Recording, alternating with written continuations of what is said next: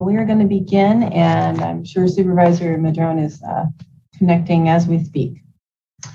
All righty, so welcome to the Humboldt County Board of Supervisors meeting of July 20th. In accordance with Executive Order N-08-21, the Humboldt County Board of Supervisors meetings are being held virtually. You can participate via the Zoom call-in phone number, which is located on your screen and on the front of the agenda. So at this time, Tracy, would you please do roll call? Yes, good morning. Supervisor Bohn? Yeah. Supervisor Bushnell? Yes. Supervisor Bass? Yes. Supervisor Wilson? Here. Supervisor Madrone? I think he's a yes. Great, thank you. Thank you, Tracy. All right, so now Tracy's going to pull up the flag, and we can do the Pledge of Allegiance. Thank you, Tracy. First time. Great. All right. Pledge allegiance to the flag of the United States of America and to the republic for which it stands, one nation, under God, indivisible, with liberty and justice for all.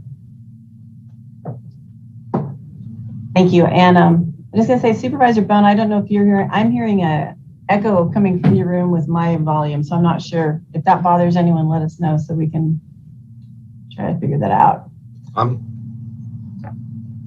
fine. Okay, no, I just kept hearing it, which is unusual.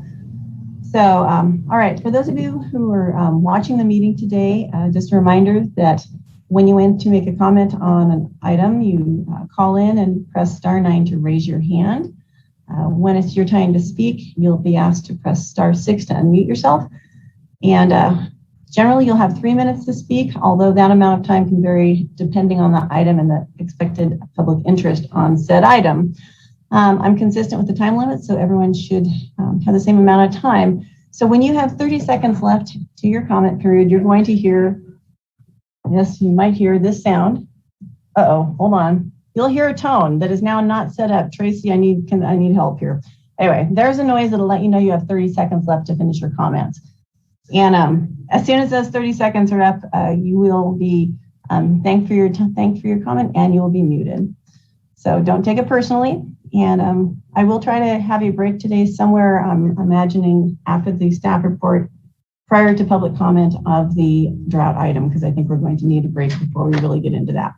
So at this time, thank you, Britt. Can you just figure out how to plug this in? Sorry, I love staff. We have wonderful staff that helps us with every technical aspect that happens to go wrong at the last minute, even if it's a simple cord that needs to be plugged in. All right, so I'd like to ask, are there any modifications to the agenda, Alicia? Good morning, Chair Bass. There are no modifications to the agenda this morning. All right, thank you very much. Well, then we'll move on to the consent calendar. And since there's nothing pulled, is there a motion to approve? I move consent. Do we have a second? Second. All right, we have a motion and a second. We'll go out to public comment. And we have one attendee with a hand up. So thank you, perfect. All right, so 7454, you now have 3 minutes to speak, and welcome. Virginia, Kent Sawatsky. I hope you can hear me now. Yes, I can. Thank you.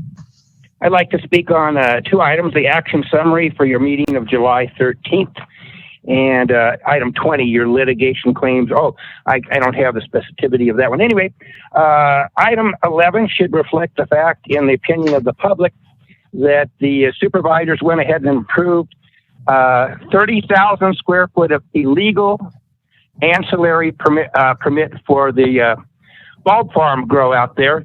And the public perception also is that Supervisor Rex Bohn wanted that to be 8 acres to make his Emerson 255 project not be the largest one in Humboldt County.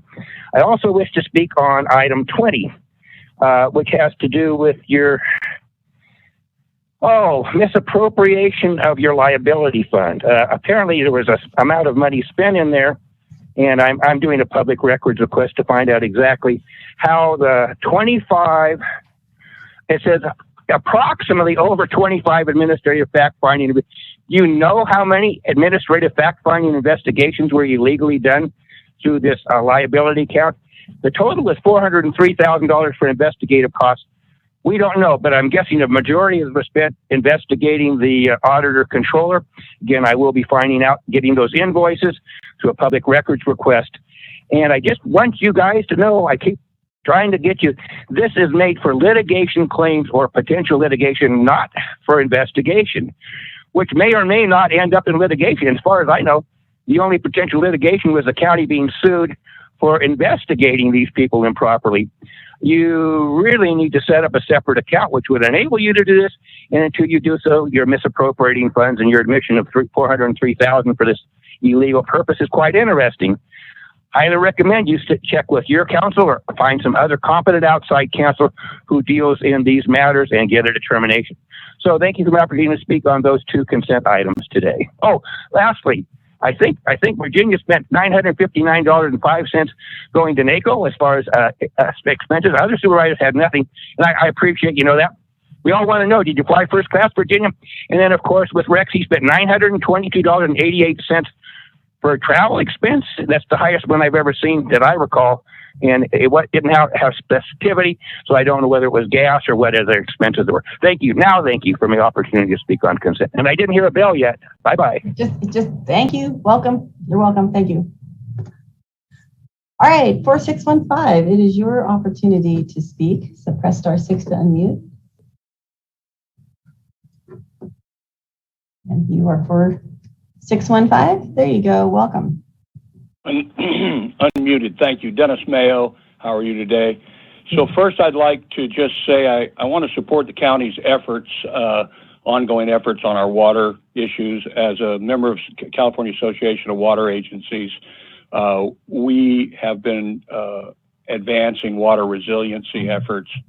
We've worked tirelessly to successfully advance regional flexibility. Yes? Hold on just a second. I'm stopping the timer. Are you wanting to speak on items on the consent? We have a lot of items. No, I'm just going to real quickly want to just voice my.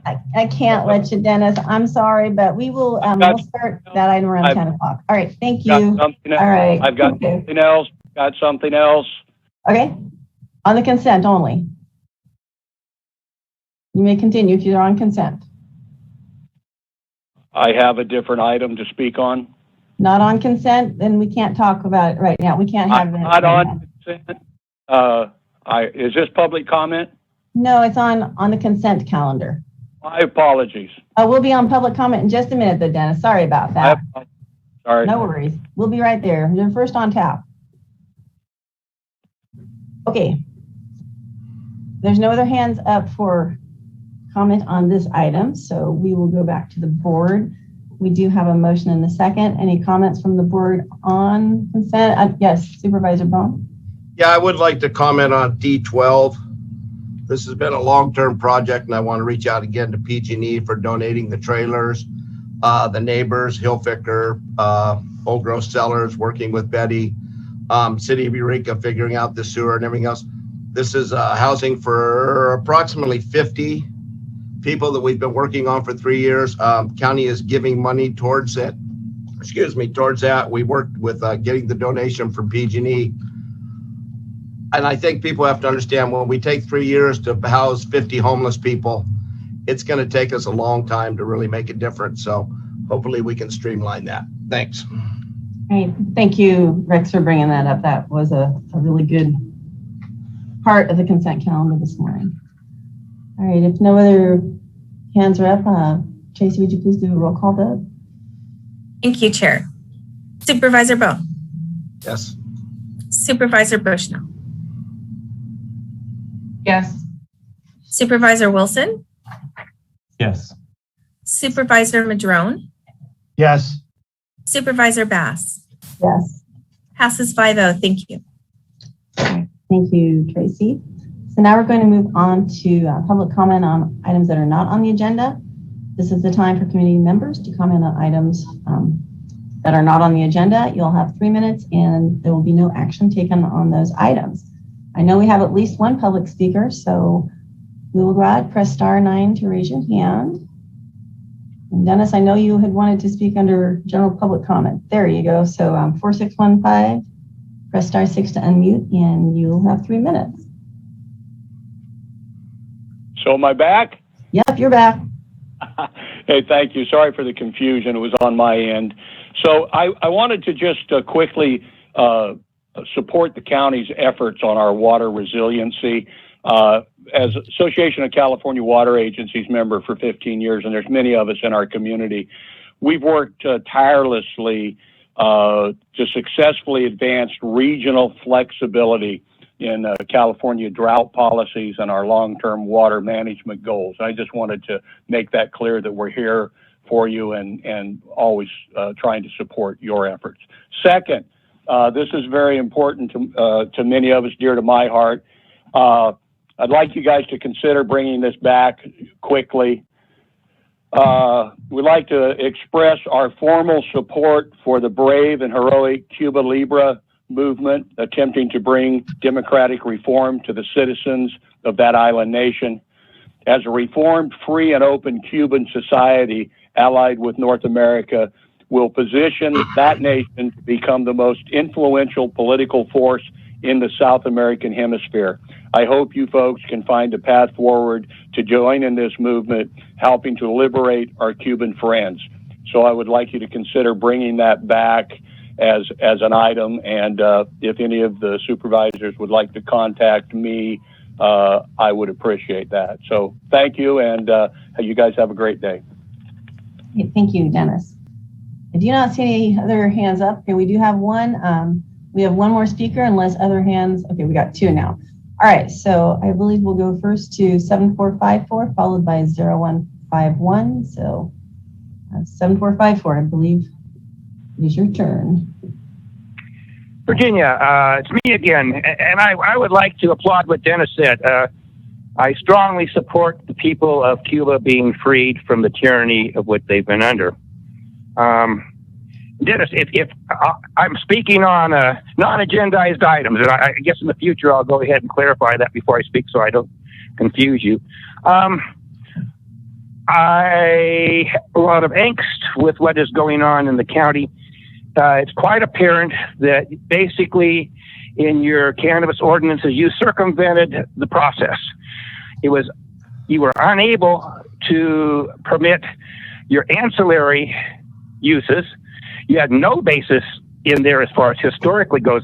Historically, most people during these periods were either in a small little 8x12 shed or greenhouse doing their seeds, seminized or not, putting them out and growing them either in the greenhouses or whatever. These large-scale ancillary uses, and I've got a definition for ancillary. Rex Bohn told me to go up his, and I'm going to use the term ancillary, and that's just what it is. So we will be going up the county's ancillary here with major litigation, probably cost the county tens of millions of dollars because the county committed fraud by permitting these ancillary uses without any CEQA basis, without any review.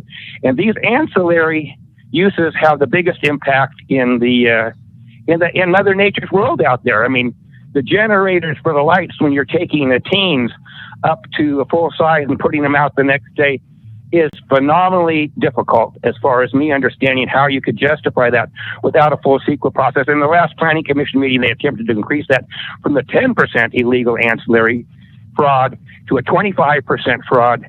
And that was not well received by your Planning Commission. I did watch that particular meeting. So the county is in a really rough position. I hate to have to be the one who's willing to fund these lawsuits. And there will be some very large environmental groups, hopefully, which will benefit. I don't want a penny for me. If I put in $2,500 to filing fees, I'd like to see that back in Mother Nature's account. But I want that money to go to such exemplary protectors of the environment, such as Larry Glass's NEC, the Autobahn, HumMap, and I don't, there's all kinds of other great organizations out there that will benefit from the county's fraud here. And those who were involved and complicit to this fraud, such as prior supervisors that were here, I think 3 of you were not here at that time, I hope we'll go to jail for this, what they've done to the environment. If Mother Nature has her ways, that will happen. So there's my angst for the day, and off we go. Thank you for my opportunity to speak.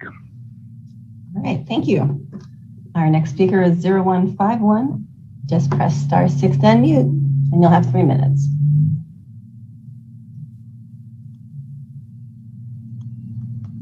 Good morning. Back to the Southern Humboldt resources that are available or soon to be available.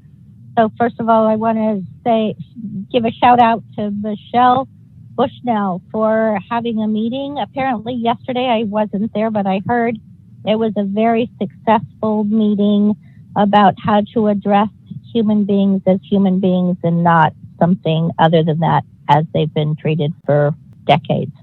So I'm really happy to hear that there's some meeting of the minds and coming to find some positive solutions for them. There is this thought about having a campground or a place to park the cars.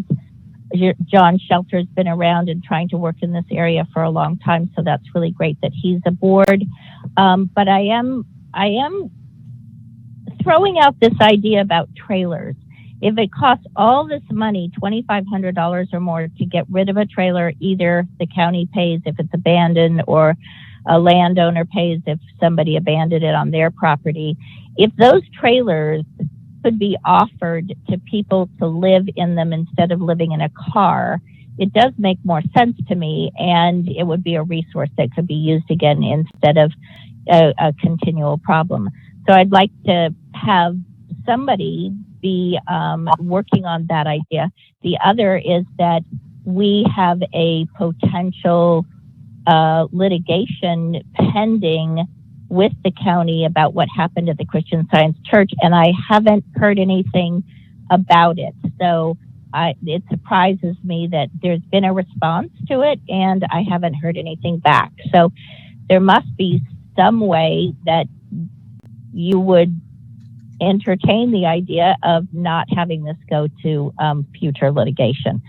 So I hope that somebody might be listening to this so that they can be in touch with us. Everybody knows how to reach us.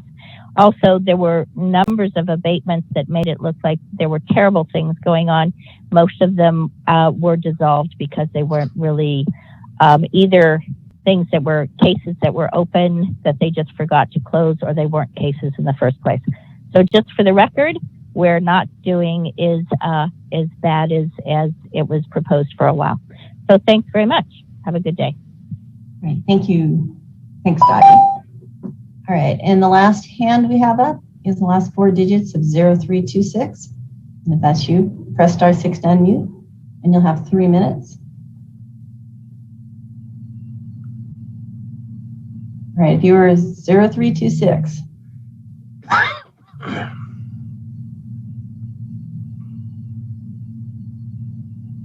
All right, and just a heads up for people who are watching this, if you plan to call in, you need to turn your volume down on your video because you'll be delayed in hearing what's actually happening. So that might be what's happening with this person.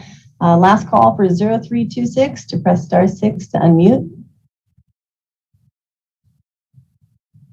All right, we'll go back to the board. So really sorry about that. Move on to our next item, which is our 9:15 time set. We're not totally on time, but pretty close. This comes to us from the CIO's office, and it's regarding the Redistricting Advisory Commission. And at this time, I'd like to turn this over to Ms. Hayes, and she'll direct it to wherever else she wants it to go. Thank you, Chair Bass. Today we come before your board following an item that was previously heard on June 13th, where your board opted to create a redistricting advisory committee. So this item today appoints those delegates and finalizes that action. And with that, I will pass it over to Neftali, who will give a formal presentation. All right, thank you. And I did want to specify, I did not take over the 3rd district. I think this is where I was listed as the 3rd district supervisor. So I just wanted to let Supervisor Wilson know that. I did take over the 4th district, so it's a it's like, All right, just didn't want you to. Our apologies for those typos. Also, one other point of clarification in the resolution that is attached, item number 4 under the Redistricting Advisory Commission rules and procedures, we would like to change out the word supervisor for staff in that particular section. Minor change. Thank you. Naftali, go ahead. Good morning, Chair Bass and members of the board. My name is Naftali Miller-Rubio, and I'm the Senior Administrative Analyst with the County Administrative Office. I'm returning today following a presentation made last week on the 2021 redistricting effort. Per your board's direction to form an advisory commission, staff is recommending the adoption of a resolution to establish the Humboldt County Redistricting Advisory Commission, known as the RAC. Adoption of the resolution will also establish rules and procedures for governance of the RAC.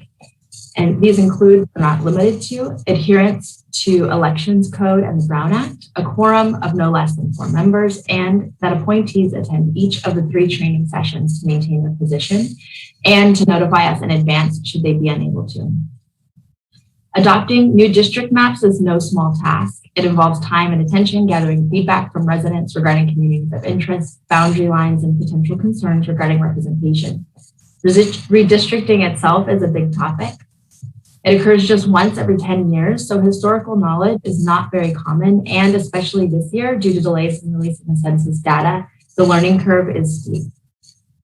The RAC will meet 3 times in August for training, then weekly or bi-weekly until the anticipated release of census data at the end of September. Their goal will be to bring draft maps to your board for review by the end of October, and then again for final adoption by early December. To pair with the resolution, staff has worked to identify your board's 5 appointees to the RAC, 1 selected by each supervisor and drawn from the county as a whole.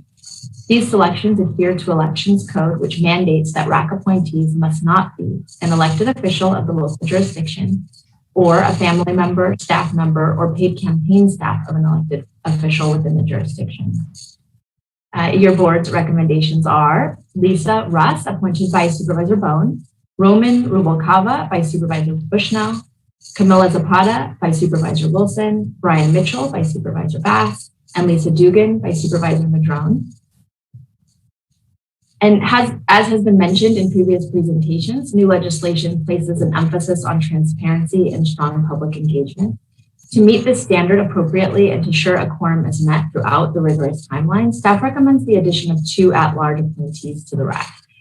The at-large appointees could be identified immediately and brought up to speed within training dates and officially appointed to the RAC when your board returns on August 10th. And then finally, as Acting CAO Hayes noted, staff requests a modification to item number 4 in the above mentioned rules and procedures to read staff instead of supervisor, just to ensure appropriate action is taken upon receipt of the notification, should an appointee be unable to participate in the required meetings. Today, we again have our consultant with us from Redistricting Partners, and they're available to answer questions as well. So with that, I'll turn the floor over to you for discussion. Thank you.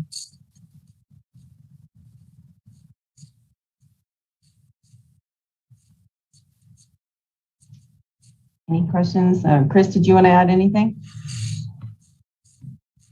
No, I think Naftali covered everything really well, but I'm here to answer any questions if there's any of them. All right. Anyone have Rex, then Supervisor Wilson? Well, then I had this question last time, Chris. What do we do if the population didn't change much, and then, I know this would never happen, but if you have those public meetings, and we've seen them before at budget hearings, and the meeting gets stacked one way or another, is that still what we take that guidance from? Because a lot of people probably don't find redistricting, whoa, big deal. But some people I notice are really jumping all over it. So how much do we hopscotch this if we have less than a 2%, 1%? I mean, I'm hearing less than 300 or 400 people changed throughout, and it's going to be hard to tell because, I mean, case in point, places like Trinidad, I heard because of the COVID and everything else, they did an estimation on growth, and some of these places, not just Trinidad, Ferndale, a lot of places have gone to Airbnbs and don't really have residents living in those houses anymore. So I'm always concerned about that. So, because obviously they do, because they're always trying to do a moratorium or something. I mean, a lot of our small towns are. No, so I think just to answer your question, your first question about if there's no, if the deviations of the 5 districts are within like the 10% kind of safe harbor provisions, you still would have to go through a redistricting process because of the Fair Maps Act. So you would still have to have the outreach meetings and have community input. And I think really because of the way you've structured it with the redistricting advisory committee, they're just an advisory committee. That's very, very important. They bring voices right from the residents to discuss a draft map that they're going to recommend to you at the end of the process. And then it'll come back to the board, and you guys can balance the public input and the draft maps, and it won't, and before you make your final decision on the final plan. And you'll also have the opportunity to take the recommended map, or they could also recommend 2 maps if there's, kind of a split in the public testimony. And then you guys could go down the path of changing them, basically going over them and approving them, or something in between. Perfect. Thank you very much. Sure.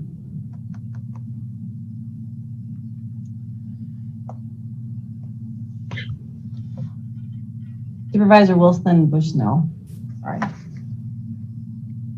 Thank you. I think this is, I understand what we're doing in this process. I just, with regards to the suggestion of 2 more at-larges, it would be my preference if the board chooses to move in that direction, that the at-larges be actually alternates. If the idea is to actually try and preserve a quorum, because if we add them actually to the roster, then the quorum goes from 3 to 4, and so it actually it makes it even more difficult. So if they are alternates, it would be a lot more flexible. And I think from my preference, I would say like we could bring back alternates at the next meeting and discuss those at that time. That would be my preference. Thanks. And Supervisor Bushnell. Thank you. I just wanted to, when I chose my appointment, I had a discussion with him to make sure that he would be in attendance to all meetings, that it was a very short amount of time. I am not in favor of adding 2 alternates or 2 more members. And also when we come back, it won't be until the 10th of August. And so if we need to add, that's cutting the window pretty tight. And I just would like to know maybe from the board, if you had that discussion with your choices, that you have to attend these meetings for it to be successful with only 5. So I just am not in favor of adding the additional. Thank you, Supervisor Bushnell. And I'd like to follow up with that as well, because my appointment is very busy and on a multitude of committees, and has not always been able to be at some of those specific meetings. And I've made it very clear that for this, it's not an option. They must be there. So I would hope that anyone who's listening to this and is one of our chosen members, that they then get to us very quickly and say, maybe I can't really do that. But I also did, short of signing a contract saying, yeah, you've got to be there because it's important. Any other, Supervisor Wilson? Yeah, I think that's, those are reasonable requests, but I would, also mention that as much as we want and ask for those kinds of commitments from our citizens to be parts of these efforts, we do have to understand that if we want working people who have schedules, families, and all those other things, we have to have at least some understanding in that.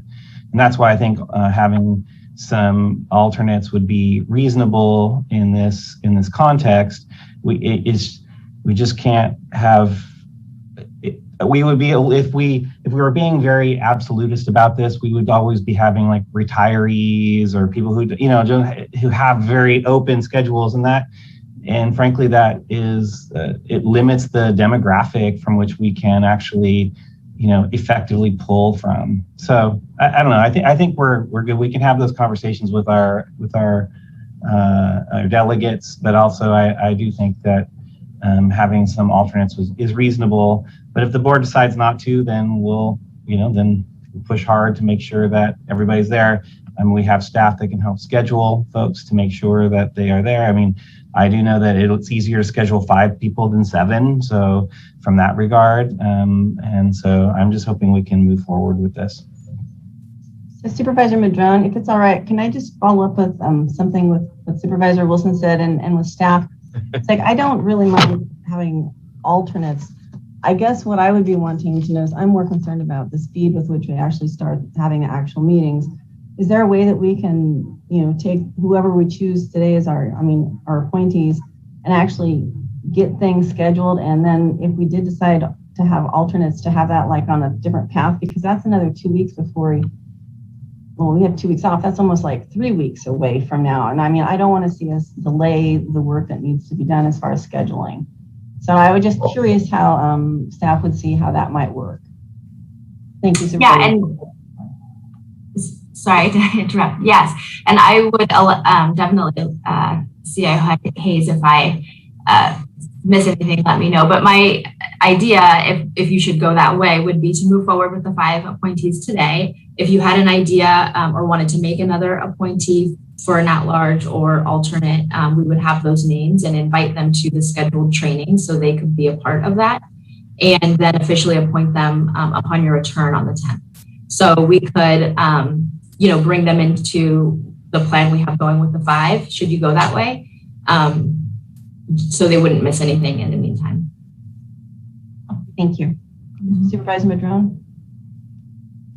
Thanks, Madam Chair. Well, without appointing alternates today, it's impossible for us to know who those people are without the board kind of weighing in. I do appreciate your comments, Naphtali, but I don't see that the alternates or at-large, whatever we want to call them, would be able to be involved because they're not on the list today in front of the public, right? It hasn't been noticed. So I don't know how you do that. But, I'm fine with whatever we work out, but I really want to make sure that we're efficient and we get our work done timely. And having a quorum is how you get that done. So I like the idea of 2 alternates so that we don't increase the number of the quorum, but we maintain the ability to have a quorum. And so I guess what we're going to need to do, if we choose that route, would be to bring some names forward for consideration at the August 10th meeting. Otherwise, I don't know how we get them involved any sooner.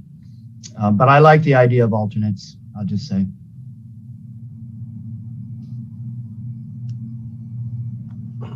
Supervisor Bohn.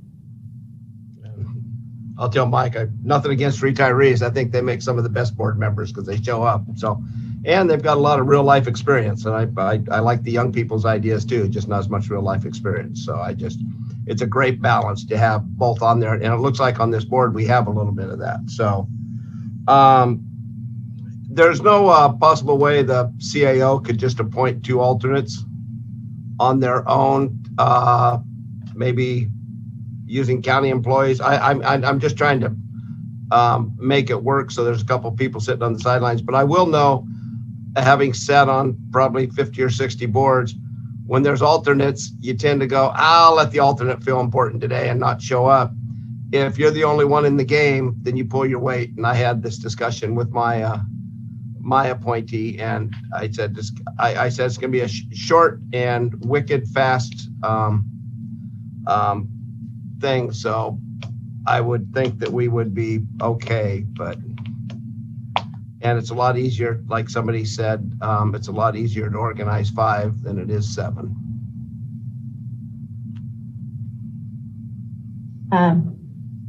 Ms. Hayes, you look like your hand. I didn't know if you were wanting to say something. You're close to. Yeah, I just wanted to point out that your staff, the clerk of the board staff, would have to create an application and post the vacancy should your board choose alternates to be appointed. So it definitely would stall the process out until the August 10th meeting date.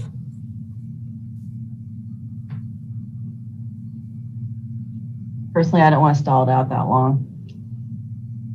Sorry to say, Not enough time as there is. Any other supervisors want to weigh in on that before we see what the public might have like to add? None right now. Okay, well, we will go to public comment then, and then we'll come back to the board. We have one hand up. If you want to comment on this item, press *9 now so that we know you are interested in speaking. And we have 3053 with a hand up, so we will go for you and you'll have 3 minutes. And anyone else who's interested, please do press *9 to raise your hand. Welcome, 3053. Hello, Thomas Smolder here. Just confirming you can hear me? Yes. Hi. I don't support the idea of alternate, just because this is something you guys need to get through in a timely manner. I would hope that you would have had that conversation, as I've heard multiple supervisors state, with your pick. If anything, to protect the integrity of what each district representative believes should be the type of person that should be sitting on this committee. Maybe they have a number 1 pick and they have a number 2 pick, so that way if their number 1 pick can't make it, then their number 2 pick is an alternate. That's the only way I would see fair and impartial opinions, or whatever word you want to utilize there. But just having 2 at large, it could get dicey, and district boundaries are kind of important, and proper representation of the whole county is super important. So thank you for the opportunity to speak. Thank you, Thomas. All right, so the only other hand up, unless you're wanting to talk, please do press *9. But we have 7454 and press *6 to unmute. Welcome, Kent.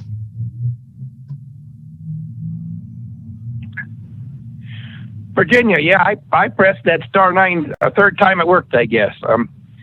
Anyway, this is really interesting. I support Thomas Mulder's concept as far as alternates go. I think that's totally appropriate that on the 10th, each of you have on the agenda. Rex, you continually think you can go out of process without the public knowing what you're doing and just have the CAO or someone do it. This lack of understanding of public process is, how long have you been in that chair? Anyway, Virginia, I was really happy for a minute there. I thought you were going to be my representative, 3rd District there. It was a hell of an upgrade. I probably wouldn't have somebody supervisor getting confrontational in front of the logger bar and that kind of stuff going on. I would really look forward to you representing me. It was very short-lived.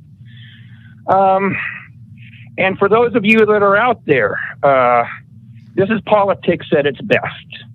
Participate in this process. It is not uncommon. Here would be an example to go ahead and redistrict Supervisor Bohn into Virginia Bass's district. Therefore, he would not be able to serve because he wouldn't represent the right district. That happens all the time. And I guess if we get a 9-to-1 thing, that's kind of probably what Rex was afraid of happening there. 9-to-1 thing to do that out there would be pretty hard for any other supervisors not to take the advice of the public, even if their hand-picked staff didn't agree with that technique. So I did want the public to be aware of that quite common political process. Not that I will going to say that it's the most proper way, but it is what actually happens. That's America. That's how these things are done. So this will be an interesting one. We'll see how it all plays out. Thank you for the opportunity to speak on that one. Are you sure you don't want to represent the 3rd District, Virginia? Come on. Catch you later. Bye. All right, thank you. We do have one more hand up, and that's 0151. And if anyone else is interested, try to press *9 now, please. All right, 0151, I think that's you, Dottie. Hi, just wanted to say that we have proven over the last several months that Zoom is very effective at these meetings. So I'm not saying that we should have Zoom only. I think we should have in-person, and in-person, it should be set up that we have Zoom wait, Dottie, I think are you talking about, we're on the item on the redistricting committee. Are you trying to speak on the next item, I think?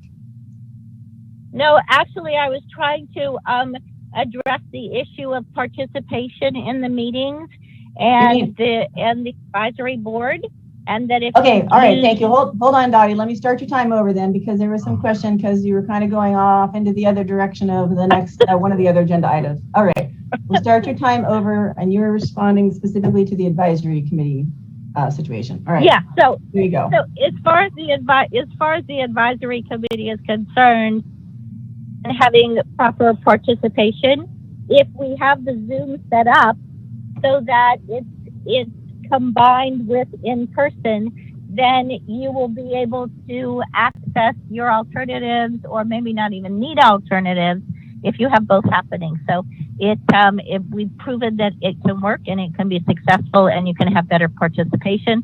So I hope that you're working in that direction to have both happening once you open up again to in person.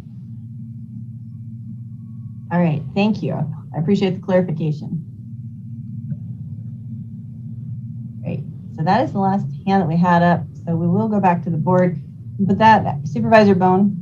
Yeah, excuse me. Yeah, Chris, just a question, and I know this was in the past, and this is a moving target and everything else.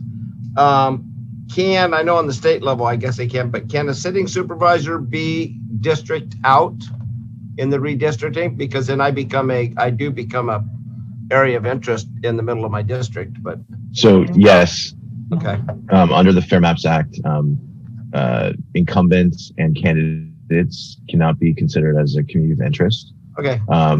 However, if we change the district lines, it doesn't change your election. So you would still serve as a supervisor, even if you're drawn out of your district lines, depending on when your next election is. So you have to think about the supervisor maps as operative over 2 election cycles. So this map will be operative. The new map will be operative in 2022 for the districts that are up for election in that cycle. And then it'll be operative again in 2024 when the remaining districts are up for re-election or up for election, if that makes sense. So you're basically saying the supervisor that's sitting can still run for his district even though he doesn't live in it, just like. No. What I'm saying is that you would stay, you're not kicked off the board. I understand that. Yeah. But you would have to move under California's residency rules if you're not placed in the district you're currently representing to run for it down the road. Oh. In other words, I think he's saying that someone in your position would be still the representative until the next election. And if you wanted to run, then you'd have to. Yeah. Thank you. Right, Chris? Thank you, Madam Chair. No, I mean, I'm very aware of the 2022 being the first one. And I've seen how these lines work. So very fluid time. Okay, so we have, what do we need to move forward with this? I mean, it sounds like we have our folks, a decision on alternates. I mean, I'm not hearing an appetite to put off this entire process until we come back in 3 weeks. So is the will of the board then to move forward with the 5 that we have? And I mean, I'm okay with that. Supervisor Wilson? Yeah, I don't have strong opinions on this other than moving forward. So I think it would be done better if we had some alternates for today. That would be awesome. But it doesn't sound like we do. There was another person I was talking to that I could throw a name out for that, but I haven't been able to contact them to confirm that they want to move forward with this. So it would be a little bit awkward for me to do so. So I'm okay with whatever direction the board wants to go. And thank you. And I had someone that was interested as well. And I think what I would do at this point is just ask them to please attend the meetings still and make sure that they hear what's going on and I think there's still a chance to be as much of the process, however it works. I am curious if we'll be videotaping these and doing them as Zoom, because then if one of our members actually does have an emergency where they can't necessarily go to the meeting, is there a way for participation for that person to either review it, since we're talking about the community members bringing ideas forward, or what is the plan there? And I don't know, Naftali, is that one you can answer?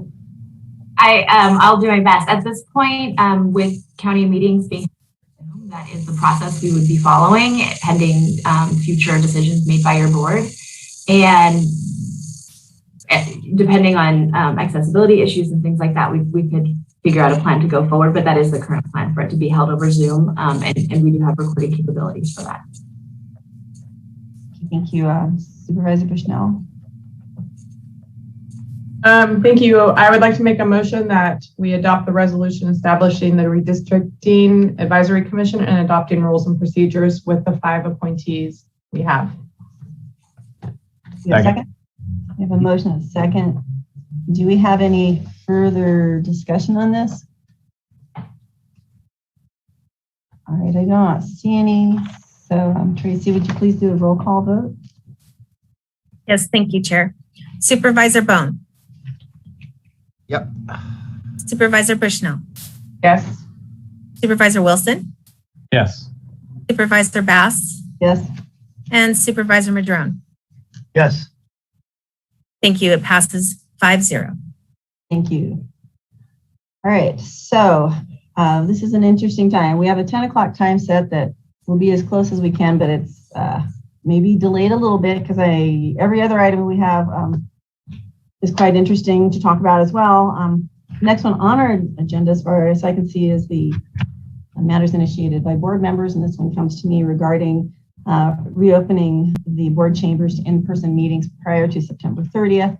And I think what I would preface it by saying is when we had this conversation a few weeks ago, I think there was a little misunderstanding in how this how it came through. It's like we weren't going back till September 30th, and my desire was to bring it back and discuss much sooner than that. So that is why we are here today.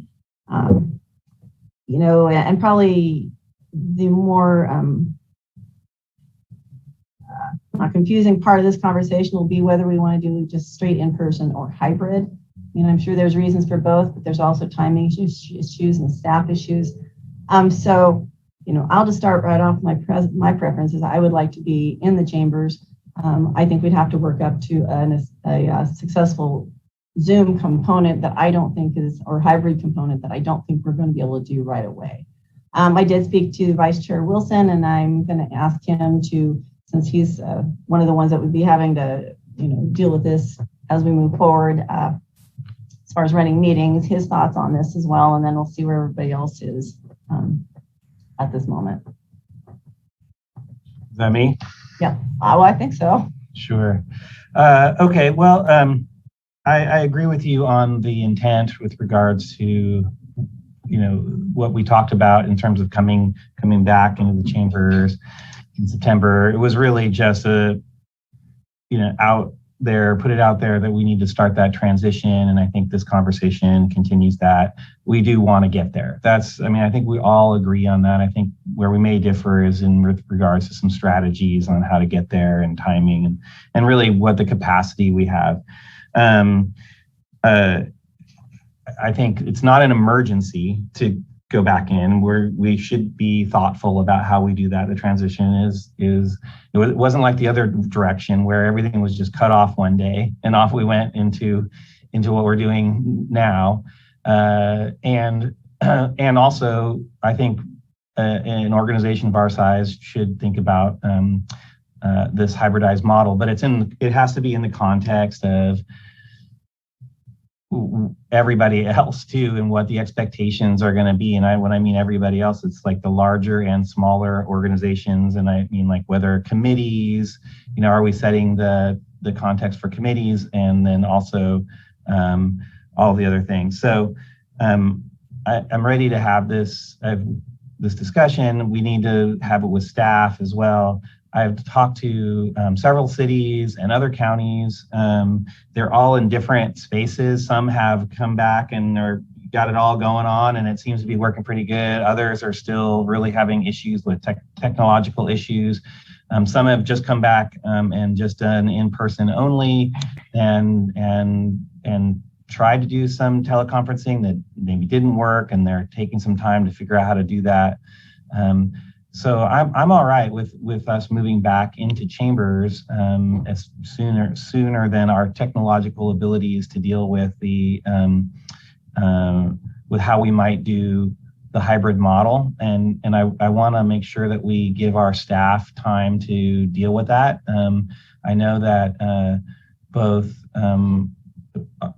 our staff is the clerk staff. We're just down one person. We are, when our technological person that we leaned on the most, I suppose, has moved on to another position. And so, we just want to be cognizant of that. So I'm happy to further this conversation forward, but I think the intent is to move in that direction. I think we're all there.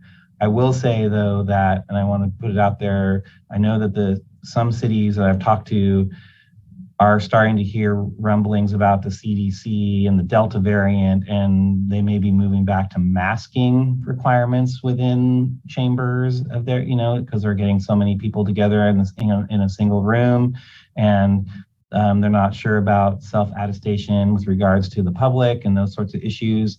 So just be cognizant, and I think the main thing is I think we all need to be flexible and understanding and have some humility in this, because it's not going to be easy and there's going to be bumps in this road for sure. Okay. Alicia, I saw your picture popped up. Did you want to add some to this conversation? No. Supervisor Wilson did mention staff, and I don't see supervisors with their hands up yet, but Supervisor Bohn, and then if anyone from our staff or even directors for department heads, it'd be nice to hear from you as well, because it's not just our meetings, it's people that have to come and take part in our meetings as well. Supervisor Bohn? I've been keeping most of my conversations on the rural side, basically with people that have comparable staffs. I can see LA, San Francisco, I can see the big counties. They're not having a problem because they have an IT of 50 and some of those supervisors have a staff of 10. So, but when you start getting down to us, we don't have that. I know what I've been doing is I've been going on different sites and looking how people are doing their board meetings rather than talking to them. Go to a site and see how they're doing it. The most successful ones I see are the ones that are just they're doing it, but they are allowing they're transitioning into allowing phone calls in, and then they stay away from the Zoom, because the Zoom seems to be the issue. And so they're using, and we've always been able to use the telephone. It's kind of upgraded to that. And so they're allowing that. They're having to call in and they're being or what they do is they're allowing people to call in, give their message or email their message, and somebody on the staff reads it when that item comes up. Those are a little bit easier. It puts a lot of effort on our clerk. But whatever decision we make, we have to get full buy-in from the staff, because it's the idea. We've got visions like, hey, we can do that. And then all reality sets in and goes, no, you can't, unless you're going to come off the dais and help us. So I think, well, 2 weeks ago, I was all in favor, and I would have voted with you guys 2 weeks ago if I'd known we were bringing this back in 2 weeks. I heard September 30th and says, whoa, I didn't catch the part where we were going to come back in 2 weeks. So I'm glad it's here. I think the people want to have that one-on-one, and I think if they can't do the one-on-one for whatever reason, then we can do the phone message. But I think if we put too much into it, I don't know if we're ready for that. And then are we putting expectations into all our, as it was mentioned earlier, into all of our commissions and everything else, which are volunteer commissions, which now we're going to have to put staff in there to handle that. That part kind of bothers me. I think they can still actually handle the phone call, even with a cell phone, with the call-ins, I think. So I'm not sure. So if we can do a little follow-up from staff, how that will work. But let's just make sure we're saying, hey, I want to do stuff we can actually do. And thank you. And I know we do have staff on, and actually our staff are amazing, and we know that they would do whatever we ask them to, but we also have to be cognizant of there's many things they are doing. So while we could say shoot for the moon, we want that, I'm sure they could make it happen, but it would make it very difficult and not something I think we should pursue right off the bat for sure. But I like the phone option. A supervisor, Tracy, did you want to ask staff? Would you like to? No, you just showing your smiling face. Okay. Supervisor Wilson and then Bushnell. I'll actually let or not, whatever it means. Supervisor Bushnell can go first since I've already spoken, and so. Okay, Supervisor Bushnell. Thank you. Through the chair, I am just want to put out there that I am in favor of going back into the chambers. However, because of my rural district, I would like the option for call in for public comment. I think that it's really important that we allow, as we have done for the last year and a half, not me being here the whole time, we see this works. It's a long distance from a lot of my district. And the Zoom, while the Zoom, I guess, would be good, you can listen to the meeting on through Access Humboldt, I believe, right? That's always an option. And then if you could be able to call in to make your public comment, I think it would make more accessible for my rural communities. Thank you. Now that makes perfect sense. Supervisor Wilson, did you want to? Yeah, I think doing this stepwise is reasonable. I think, asking our staff to move in that direction, if not at the next meeting, maybe a meeting or two after that, with regards to having our meetings in session, but having some sort of teleconferencing capability.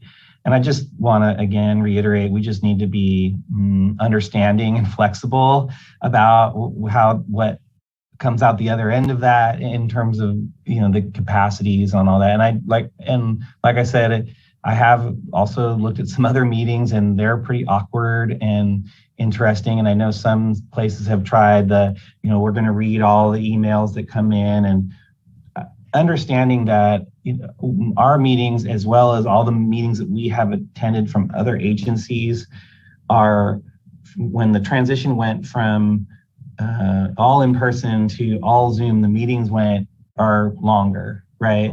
And combining the two, it's quite possible that all those meetings will be even longer. And in aggregate, all of the meetings that we attend for all the other things, it could take a lot of time, and it's good to get all the input, and that's really important, and that is part of our job. But it's also part of our job to do the customer service end of what we do, in terms of, and all of the other things that we're trying to get done, as well as staff time. So I just want to make sure that we get as much quality input as we can without going beyond exhaustive in terms of impacting the ability to actually do the things that people are wanting us to do. So I think we can get there. I think that we just have to have it in our minds to do that. The way I look at it, it took us a while to figure out going to Zoom, and it's going to take a while to figure out how to successfully go back in person. I wanted to ask staff, and I know Supervisor Bushnell has her hands up.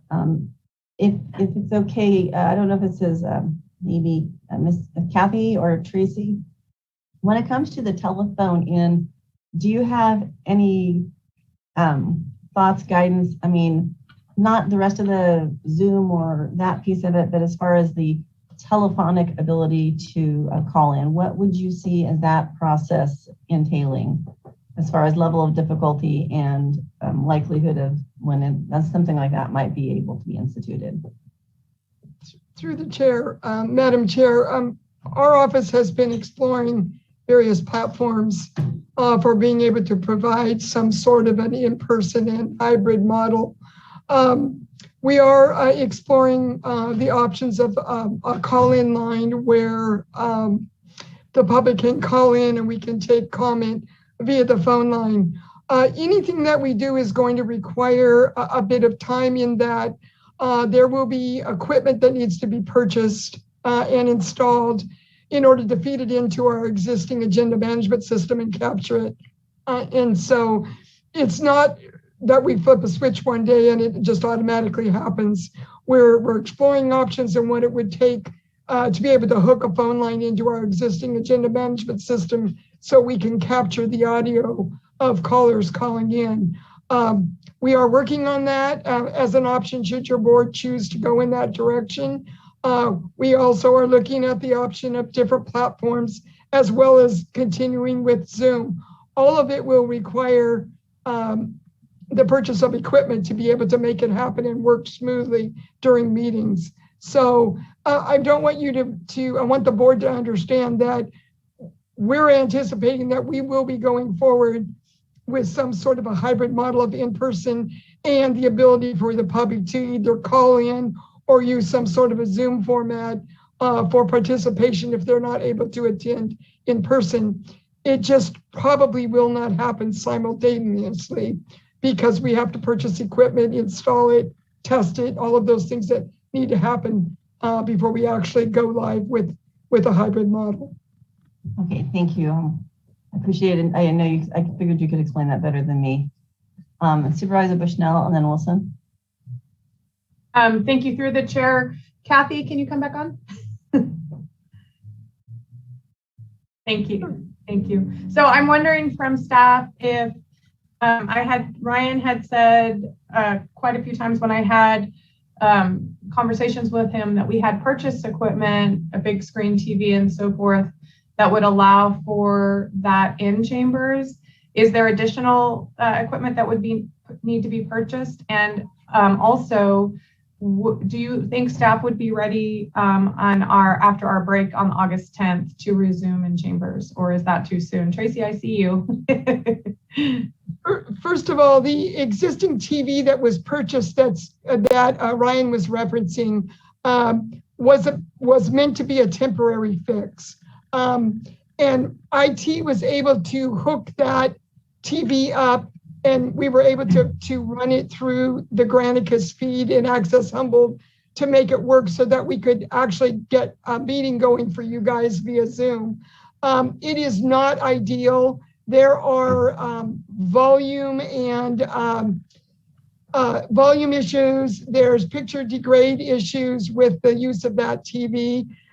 We have had Access Humboldt come out and give us an assessment of what we would need to do to come up with a quality product so that when we go forward with the hybrid model, we don't have sound issues, we don't have image issues, so that if people chose to Zoom in, including any members of your board, we're not having the same problems that we had with the use of that TV.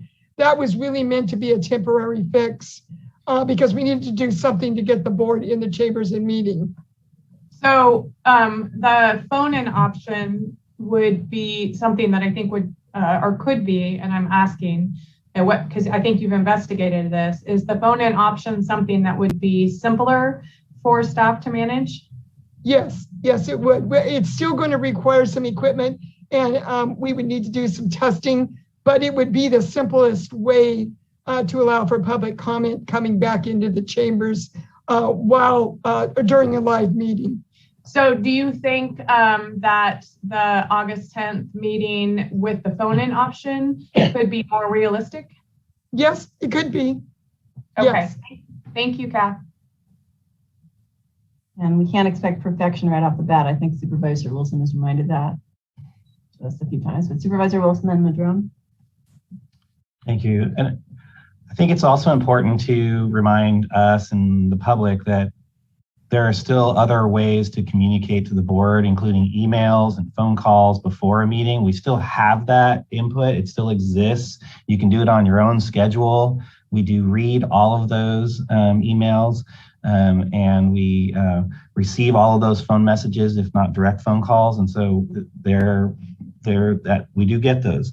The other part is also some places have gone to scheduling, and I don't know, some places have had signups for call-ins in order to manage expectations of what that is, especially on controversial items. I just want to put that out there where people have scheduled, you sign up by 5 p.m. the day before, because as a chair or whoever's managing the meeting, if there's 50, 100, even 20, whatever it is, it's hard to manage that many folks coming in and not knowing how many there are, because typically we know how many there are when they're in the room. And when it's not in the room, it can be an interesting way to manage, and we have, in terms of time and in terms of getting everybody available. I will say we did right, there was the screen purchase, there was some modifications made in the board chambers. All of those things were in efforts to alleviate some anxiety about when we're going to come back into this space. And it sort of reminds me of the first few weeks of vaccination and all the anxiety of people wanting to be first and get there and do it all at once. But we're at a place now where anyone who wants to get vaccinated can get vaccinated. And so I just want to make sure that we're being methodical, and if other places want to hurry and be very fast and we can learn from their mistakes, that's fine. If it means 1 or 2 meetings where we can actually adjust, I'm happy to do that.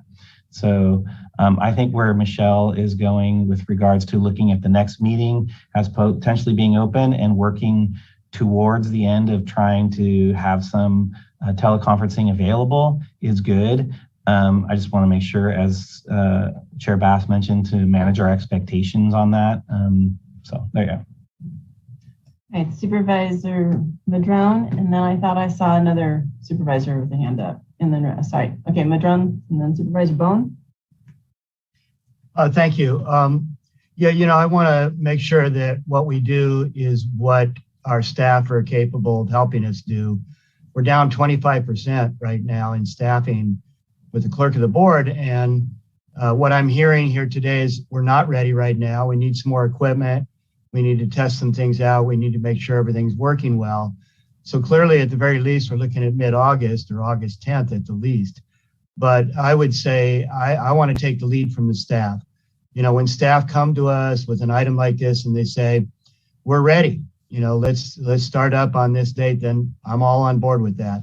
So I really want to take direction from staff on this. Normally we direct staff, but I want to take direction from staff when we're ready. So there's that part. And then I have to say that I would be more comfortable if we had a masking for all policy when people come back into the chambers. We had this discussion last month about all this as we changed our masking requirements along with the state requirements changing. And I don't know about you all, but when I'm out and about, whether it's at the store, the gas station, going to a conference, or any number of other places, 99% of the people are unmasked. And, I'm sorry, but if you do the math, 55% of our population is still unvaccinated. So you would imagine that on average, when you go out and about, you might see about half the people masked when you're going into stores and when you're going into places. But that's simply not the case. So it's quite obvious to me that there are a lot of unmasked, unvaccinated individuals circulating in the community, and we're seeing a major spread or a surge in the unvaccinated population. So just to be safe and careful and protective of everybody, I would certainly feel more comfortable if we had a masking requirement for all when we do reopen, at least for a while we watch and see what happens with this variant and other things. So that's my 2 cents. Thank you. Supervisor Bohn. I'd like to make a motion that we go back to in-person meetings on August 10th with our staff trying to achieve teleconferencing like we've been doing, but that not being the mandate, because as we know, it may be hard to get equipment or whatever else they need. But I think if we go back on the 10th, and I don't think we're rushing anything, because we've been out for 15 months and we've been thinking about this for a while. Another county, we have a lot of other places to go. So I don't think we put the edict that we have to call in, but I think if we can work it through as Kathy said, she thinks she can get it done by then. So I'd be willing to go with that, but I'd like to go back to meeting in public. Basically what I'd like to do is my motion is go to pre-pandemic state with the option for teleconferencing if possible. Okay, so the motion is go back in chambers on the 10th. Pre-pandemic with the only thing I'm adding is staff seeing if they can do teleconferencing, and they're going to know, and they will be able to put that on the agenda when they print it on August 7th. And if not, they will say teleconferencing will not be available this meeting, and it will be posted in plenty of time. Is there a second?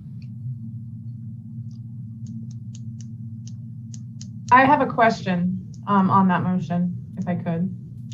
Okay, yes, please. So Supervisor Bohn, does that motion mean that we will get the teleconferencing up, but it just may not be on the 10th meeting, but would be the meeting after? It will be at a subsequent meeting as soon as all equipment and the bugs are worked out. I mean, I know there's still going to be bugs, but yeah, with the idea of moving forward a teleconferencing, aspect to it. I mean, Okay. no, if we don't have it the 10th, we don't have it. No, we're gonna work towards that, but I want it to be at the staff's discretion that it's up and running and we can do it, feasibly. If the staff may say, hey, we need to get another body in here because it's a 2-person thing. And I mean, when you take 50% of the staff to run our meetings, it leaves the backside little. Thank you. Second. Is that okay with the Yes, staff? we have a second. We have a motion and a second. All right. Supervisor Madrone, I see, it looks like you had a hand up first and then Supervisor Wilson, or your hand just wasn't down, Supervisor Madrone. Okay, Supervisor Wilson. Well, I do share some of the concerns with regards to, and I mentioned it before, the CDC is mentioning, and other counties have started mandating masks again in indoor public places, and there are some counties that people are doing that. And we have a self-attestation policy that as employees we sign, but we don't really require any self-attestation. It's very passive from the public that comes into that space.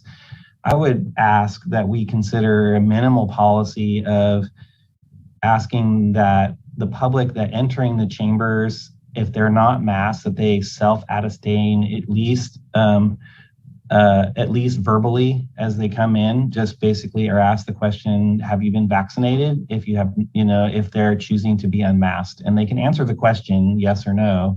I think it's not unreasonable when you're considering the staff that we have in that space, in that enclosed space, are us in those enclosed spaces, because what we're seeing now is even vaccinated people are, there are more and more breakthroughs, and those staff that has vulnerable people at home or in their communities, I think we owe it to everybody to be as safe as possible, and I think that's reasonable request, and I think people will asking that question will make it easier for everyone to feel safer. All right, so I have Supervisor Bushnell with her hand up, but then Supervisor Bohn has his hand up, not by the yellow hand. So, Supervisor Bohn? I think we have that posted, and we could repost it at the chamber's door, but it is posted at the front of the courthouse. If you are unvaccinated, you must wear a mask to enter this facility. And we could put that in bigger letters as coming in, unless you want to put somebody at the door asking people, because I think they've already answered that question when they've read that and walked in. So I guess we could reaffirm this. So we have no basis. I'm just wondering, I mean, we could post it in bigger letters and with everybody's safety concerns, number one. But we're posting the heck of that throughout our whole our whole building. But I don't know. How would we do that? Have a staff member asking everybody, or I am fine with this Chair Bass asking at the beginning of every meeting, all unmasked people, verbally saying all masked people, all unvaccinated people need to be masked. She can make that declaration. Everybody's been told verbally in case we don't have it, written enough ways for people to see it. And then we would do that kind of like just before the Pledge of Allegiance. I don't know. That and, there was times that we'd have sign sheets at the back when people came in. It's crazy, but sometimes it could be unwieldy, but, I would be fine with what Supervisor Bohn suggested. I would just like to think, will people always tell the truth? I really wish they would, and they won't, but that's just life. We're not going to be able to there's not a lot of certainty in everything. Supervisor Bushnell? Thank you. Through the chair, so it is posted already, and then I was wondering, with HIPAA law, are we allowed to ask that question? I know that they can't, I'm just wondering if that's something we can ask.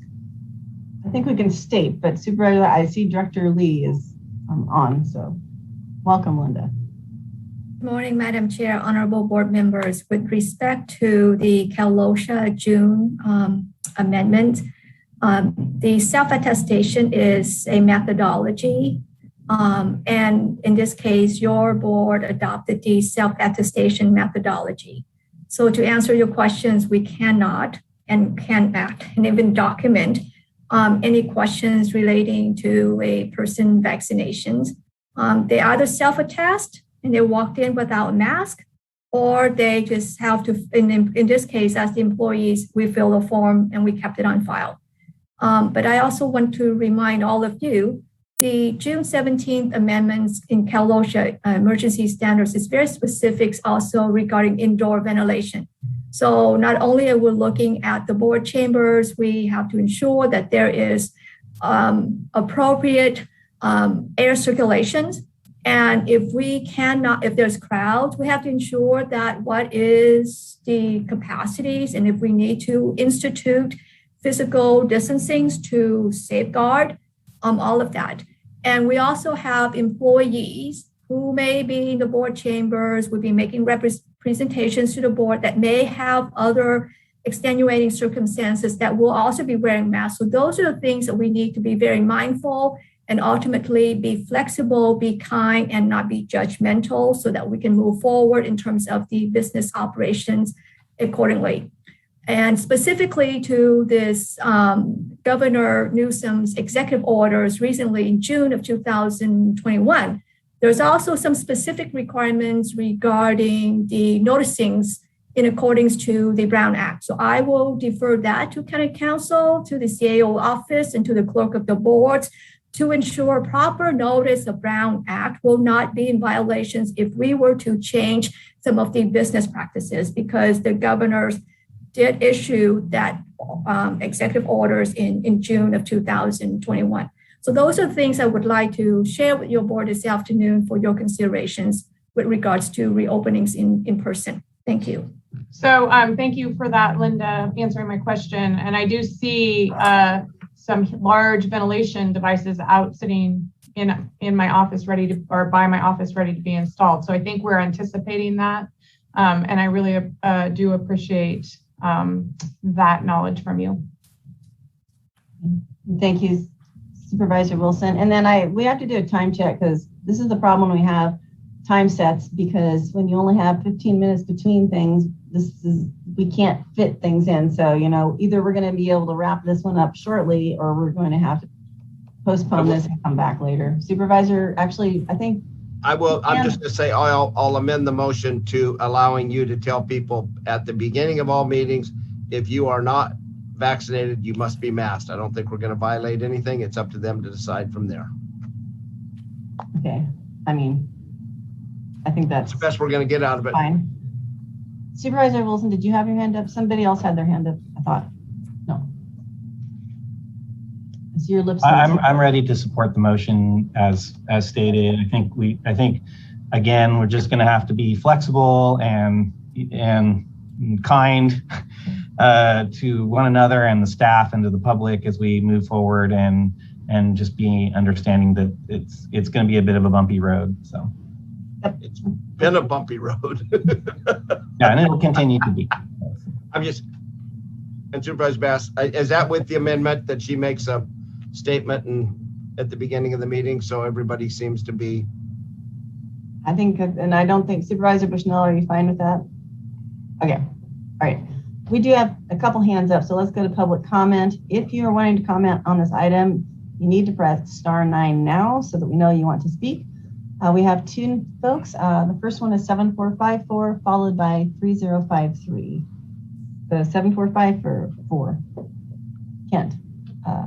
Well, this motion, it seems to be extremely flawed. You've gotten people used to calling in on Zoom. If I understood it correctly, you should get clarity on that motion. If on August 10th you cannot continue the Zoom, we will be discontinued from being able to do that. Maybe I misunderstood. The opposite should be true. If you cannot get at a live meeting, then the Zoom meeting should be the one that continues. Maybe I misunderstood. Anybody who has any knowledge of anything out there knows you cannot ask us whether we've had a vaccine. I wear mine around my neck when I'm out in public, a little piece of plastic. I think that's a consideration. I see nobody else doing that, and sometimes people laugh at me or mock me for doing so. But that's fine. I don't mind being laughed at and mocked when I'm right, like when I was wearing a mask in Costco and nobody else was. The HIPAA rule prevents you, I believe, you may find very difficult, and you might be challenged on that, cannot require anybody to wear a mask in that chamber. It's your discretion whether to open the chamber, but I do not believe that's a requirement you can make. You can request things till the cows come in. There's no problem with requesting that happen, but it's like a whole bunch of other things. That's about all you can do, regarding that topic. I highly recommend before you move forward this, you ask those questions and have the county council clarify those. If it cannot be clarified, then I highly recommend you hold off until such time as they can be. The public would be very angry if we missed out on that meeting, and we were all you're going to notify everybody who speaks that maybe on August 10th we can't Zoom anymore. That's a ridiculous motion if that's what was intended. So those are my basic comments, and as you folks know, I concentrate on public participation and transparency, and strongly support coming back with the hybrid of the Zoom when you can do it, but not discontinuing it in the meantime. And I also strongly support you coming back with the hybrid that shows, as I've been very nice, I've not done litigation, shows all 5 of you supervisors as a standard Zoom out there these days in the chamber, so that we know you will actually be in the meeting. I think that will be facilitated through Channel 10. But on the other hand, when people are Zooming, you need to have that go out also where they can see all 5 of you participating or not in the meeting. That's, I believe, a request and common sense requirement. Thank you for my opportunity to speak on this topic today. Great, thank you. So the next speaker is 0326, followed by 3053. So if you're 0326, we're gonna have you unmute yourself by pressing *6. 0326.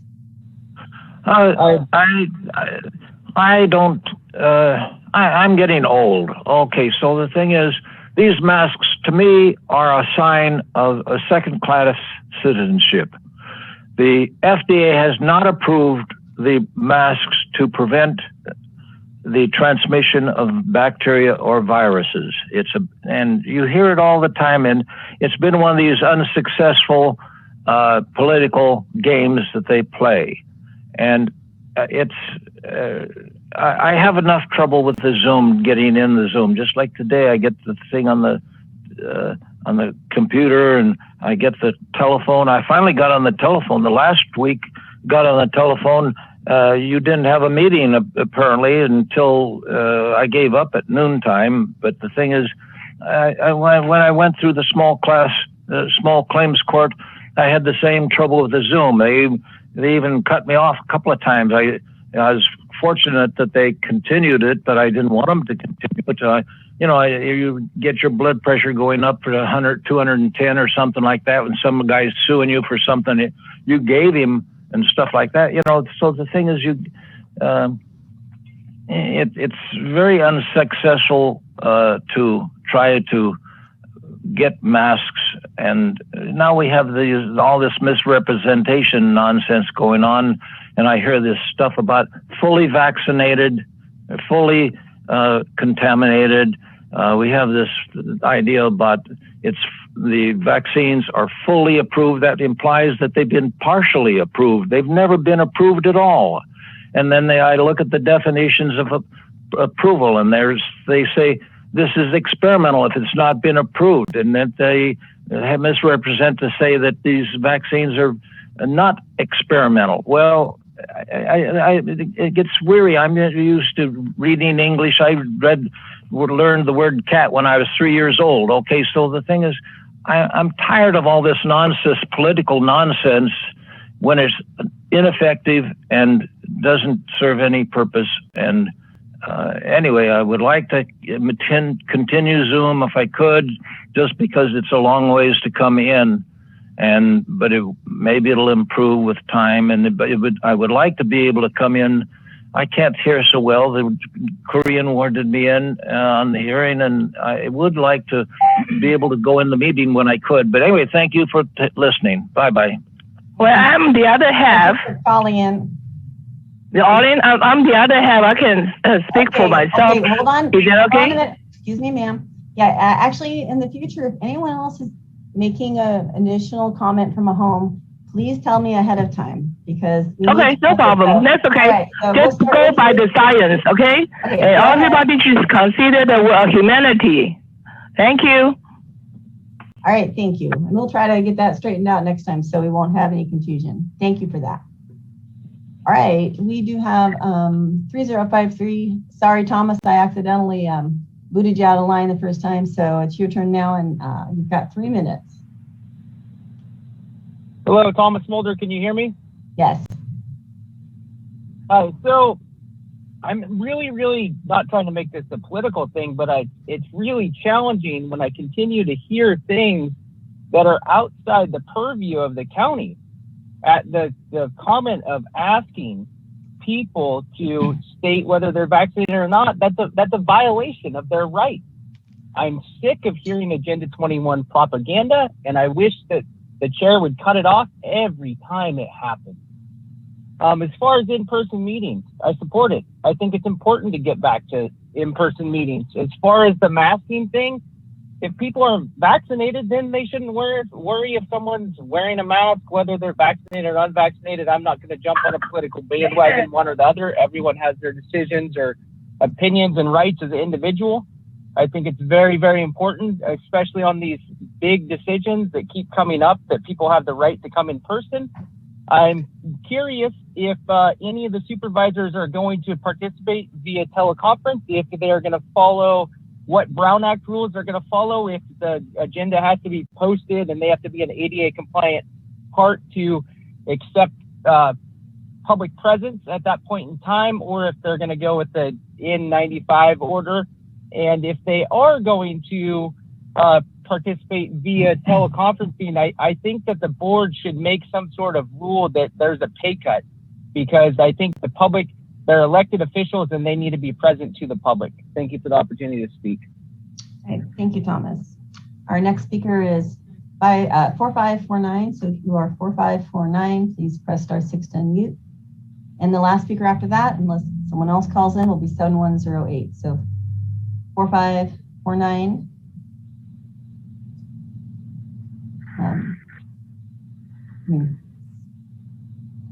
Tracy, help me out here. Tracy, I may have gotten a mistaken hand because I see someone else unmuted. Can you tell me who actually we are on right now? Sorry, my numbers are on a different screen here. Tracy. Yes, Chair Bass, I'm showing 3053 is unmuted. No, but he already spoke. That was Thomas. And I thought 0326 spoke also. So 7108. Okay, so 0326 should be muted then, is what you're saying. Correct. Because it shows that they're not. I'm sorry, I'm just looking at the little thing here. So we will go to 7108. Tracy, if you believe that is the correct one right now. Correct. So if you were 7108, please press *6 to unmute, and then we will hopefully get to the last speaker after that.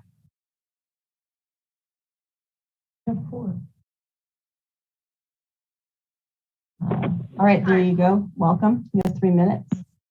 This is Bonnie Blackberry. I want to talk about the public participation in the meetings. I was a member of the public participation working group who worked on the general plan, getting the 1,500 back into the general plan, which dealt with public participation in the planning process. And just move it. Hello? Yes, go ahead. Oh. Okay. And I want to say that having the ability for people to participate through Zoom, through the phone, is super important. And I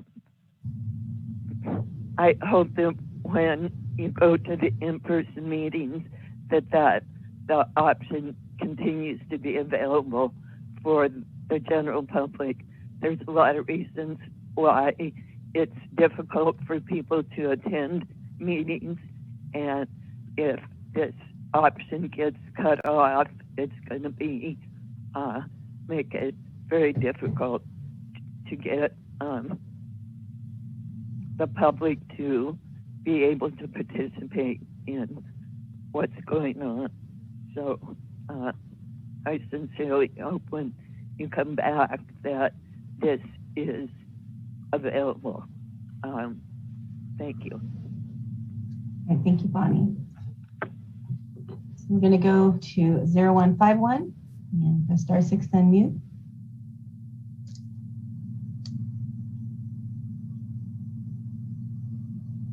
Hi, Dottie Russell again. I think that it's great for us to pay attention to what Kent said about wearing something around his neck. I think he was saying that says that he's vaccinated. It never occurred to me to do that, but sounds like a really good idea to let people know that that they perhaps could feel more safe. Feeling fearful is definitely something that aggravates the situation if somebody were to get sick. So it's good for us to all be less fearful.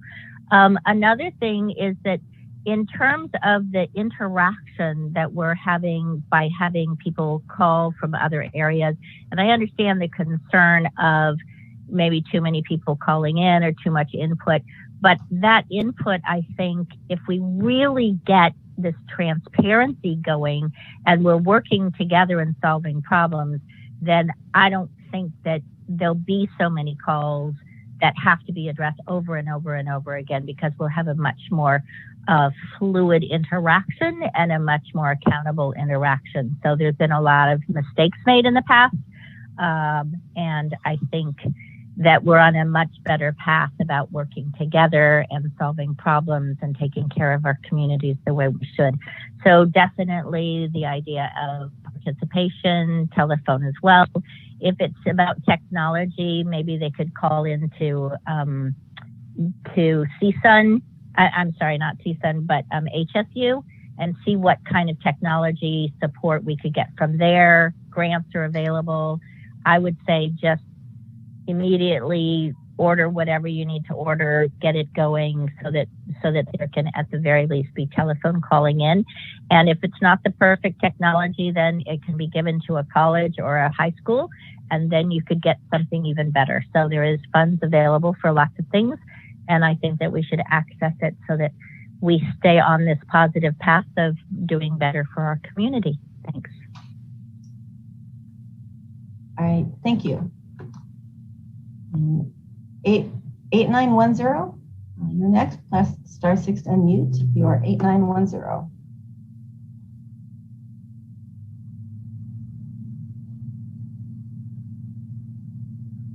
right, 8910, are you there?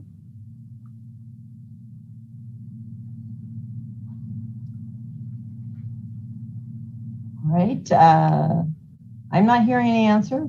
8910. All right. Well, we do have, I feel like we've been here before. Okay, 8910. Virginia, I was asked to unmute, but I'm not in line here, so maybe you need to mute me back up since I was asked to unmute. Most definitely. Thank you very much, Kim. So we've got 8910 that still has not unmuted. Technical difficulties today. 8910 looks like you are unmuted now. Are you there?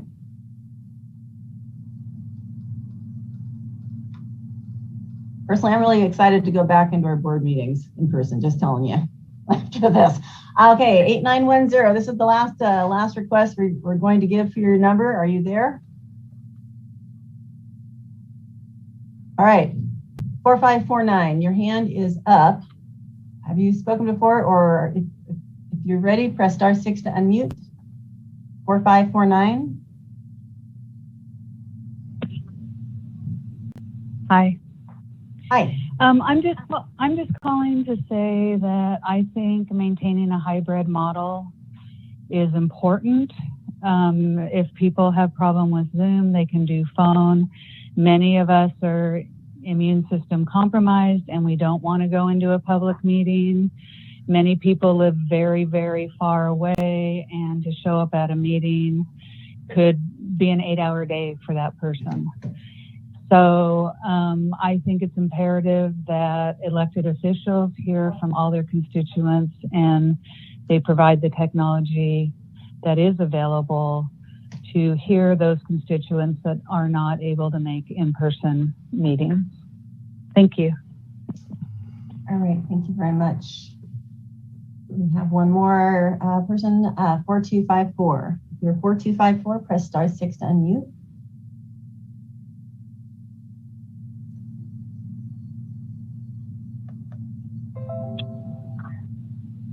Welcome. Hi, board. Can you hear me? Yes, welcome. Thank you. Thank you, Supervisor Chair Bass. This is Lelania Dubois. And, you know, from growing up in this community, accessibility and connectivity are like two key components to how we have successfully built our community. And what I've seen in the transition by using the new technologies that, you know, we didn't have even 10 years ago has allowed so much more understanding and accountability and participation from our rural community. You know, we have people so far, it can take 3 hours to get to one house in this community. And even myself, I have a spinal cord injury. Having accessibility to these meetings, I think, is only going to make all of you as Board of Supervisors, your job easier once we get used to this, because you're going to hear your community more. Thank you. Thank you, Lele. And final try at 8910. Press *6 to unmute.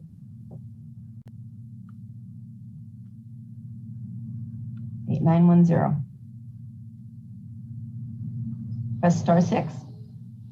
Can you hear me? Yes, welcome. Oh, thank goodness. Well, there's an example of the challenges of working through Zoom, because I was told by the Zoom that I was unmuted 4 different times while you were trying to get me to speak. This is Brian Mitchell, by the way. Appreciate you allowing me to comment on this item.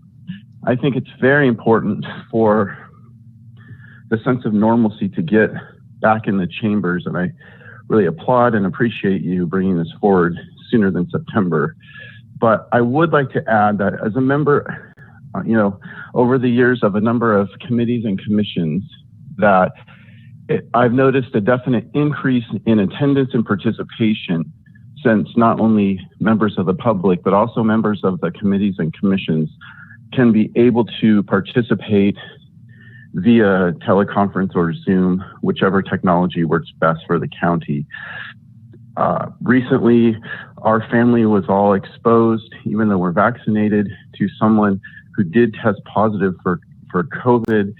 And I still believe that the appropriate protocol was for us to self-isolate and stay away from public meetings. As these numbers continue to rise, at least as long as they are, as high as they are, I think having the ability to still participate, you know, in commission and committee meetings as a member through Zoom is essential to have a full complement of members and having quorums. There's a lot of important business going on with the commissions that I'm a part of, and I would hate to have to miss any meetings just because of contact with COVID positive people. Thanks again for the opportunity to speak. Right. Thank you, Brian, and sorry for any, it's one of the challenges with Zoom is we have had today seems to be a little bit more challenging than some others. All right, so we are, let me look one more time. Any hands left up? All right, we have one last speaker, 22. This is the other thing. It's nice when everyone's in the room. We can see who actually wants to speak. 2223 plus *6 to unmute.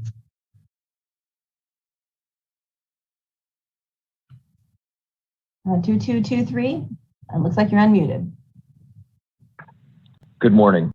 This is Craig Johnson, and I'm in favor of a hybrid model with supervisors in the chamber so we can see all of you in place. And I think this will only help our process for decision making and show community support from all the rural corners of our county. Thank you. Thank you, Craig. All right. All right, 9357, your hand is up, 9357. Press *6 to unmute.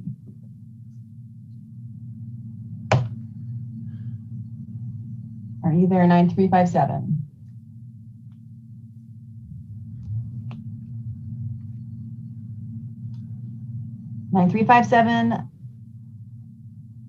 All right, sorry, there's not unmuted yourself one more time. *6 to unmute.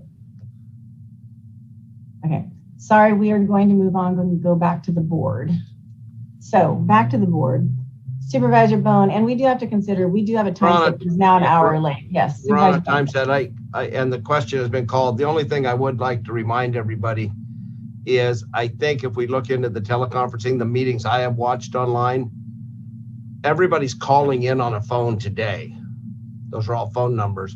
And what this does, I think what we're going to do is bypass the Zoom relay and go through a dedicated phone line. So we'll be able to control our own destiny. So we won't have that. Could you please unmute *9, *6, *9, 8142? Hello, car 54, where are you? I think we'd be able to move forward a little bit easier with our own system. And we can call it Zoom if you'd like, but I think it'd be a little bit easier. And with Access Humboldt, everybody's going to be able to see our smiling faces. So the question's been called and seconded.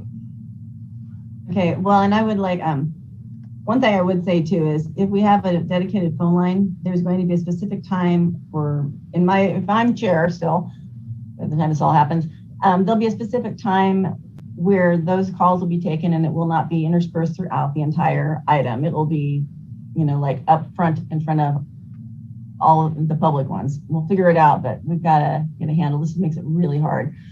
Okay, so Tracy, would you please read the motion as you understand it, and so we can make sure we've got an agreement, and then we can see if we can move on from there. And if not, if we have to come back, we will do this a little later in the afternoon. Sure. So the motion was made by Supervisor Bohn, seconded by Supervisor Bushnell, to go back into the chambers on August 10th, pre-COVID style, with the possibility of a teleconferencing public call-in on that date or as soon thereafter, pending equipment and installation, and that the chair restate the masking policy at the beginning of each meeting.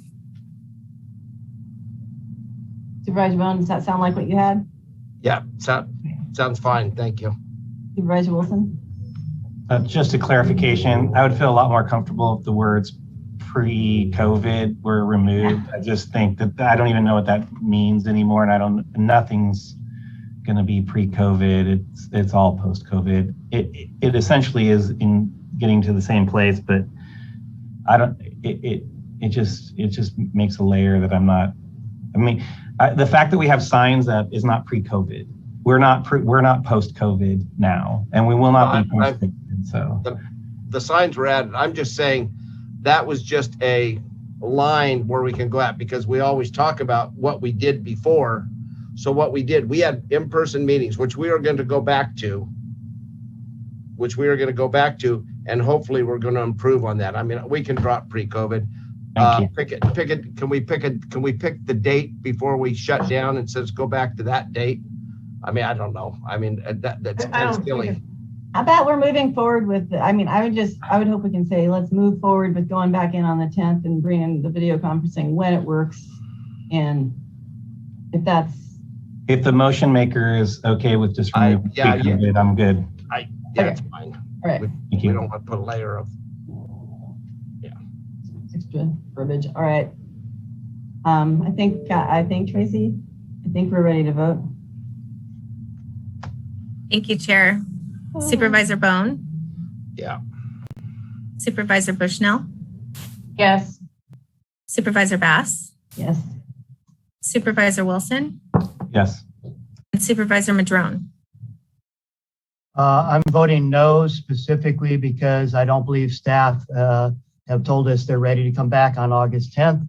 And I know that they already have a lot on their plate. So that's my reason for voting no.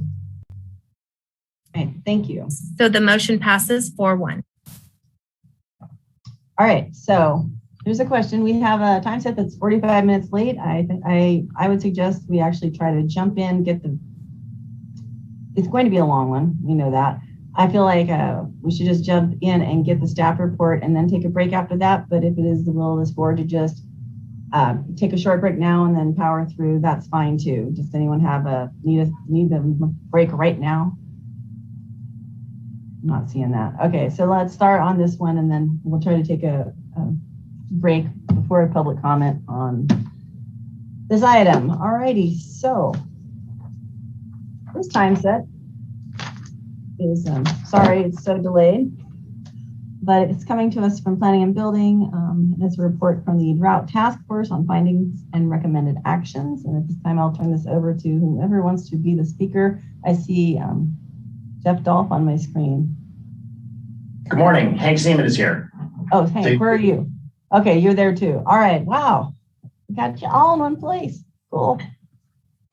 So good morning. Morning.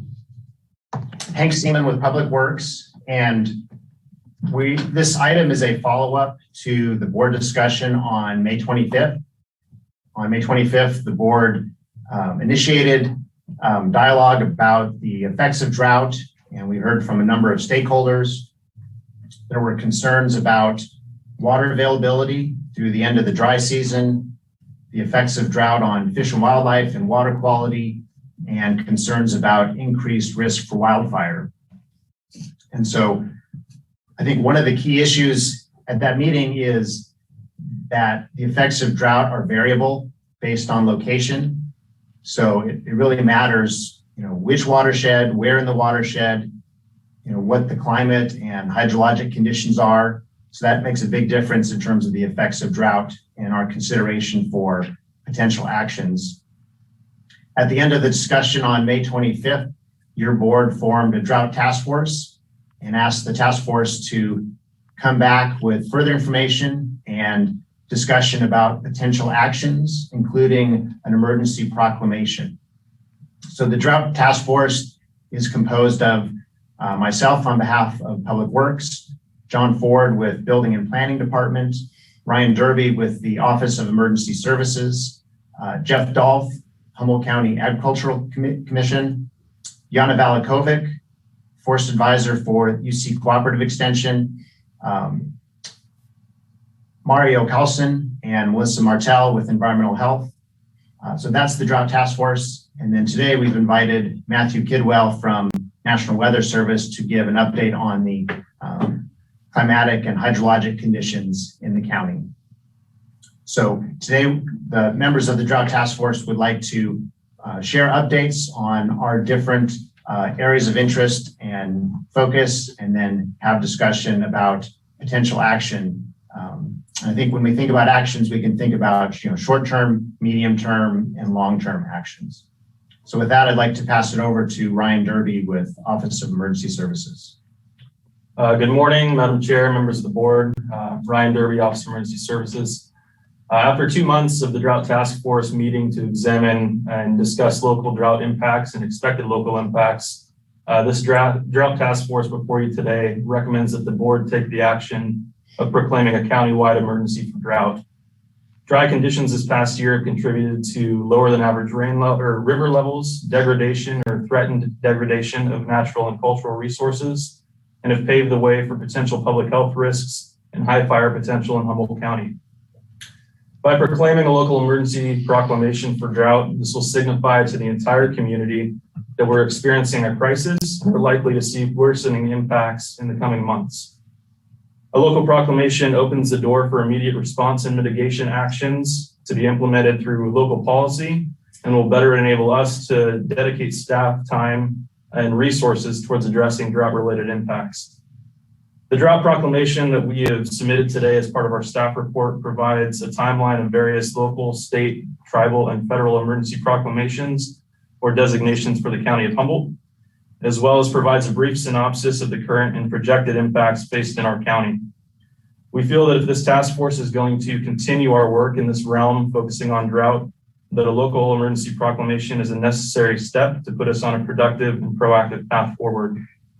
So with that, I'm going to go ahead and pass it off to Jana Valikovic to discuss some fire and fuel conditions, as well as some education and outreach. Good morning, Madam Chair, members of the board. It's a pleasure to be with you today.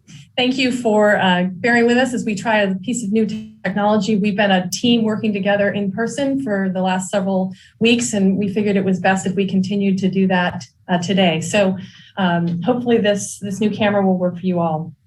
I'm here to talk a bit about wildfire and just to express that as a team, we all understand that drought has a relationship with fuel, and fuel is at critically low moisture levels, both in the dead fuels and the live fuels. And so we're quite worried about what this season may bring us. We've already had a pretty active fire season throughout the West, as we're all quite aware. In May, you received a presentation from Unit Chief Kurt McCrae, who came to express the level of preparedness and readiness. And as you kicked off the Drought Task Force, you also encouraged the county to be proactive in educational messages. So I'm here to report that the team has been working with a whole number of folks, including the Humboldt County Fire Safe Council and others, and including KMUD Radio. And we've been starting a series of informational public service announcements, both in recorded audio announcements as well as in newspaper announcements. And so those are starting to go into circulation, helping constituents understand what the range of preparedness actions should be.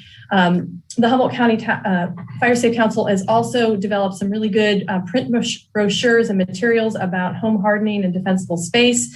And so I thought I'd highlight just a little bit of the kinds of issues that we're trying to get people to be aware of. It's more than just preparing for flames that directly run to the home. We're also trying to get people to understand embers, which are long distance transport of burning materials that can create ignitions on the home or in the home, as well as radiant heat. And so these kinds of issues you'll start to see play forward in our educational messages, along with home hardening, which is to identify the critical weaknesses in individual buildings and help people understand what easy to achieve low cost retrofits might include to make small efforts to make buildings more able to resist wildfire exposure. One of those three types, either direct flame contact, embers, or radiant heat. And of course, within all of this, we talk about defensible space so that there is a defendable space for our fire officials to be able to respond. And for folks to understand how to achieve that and to work with our FLASH program and other assistance programs to help landowners through these issues. Back to you. Great, thank you.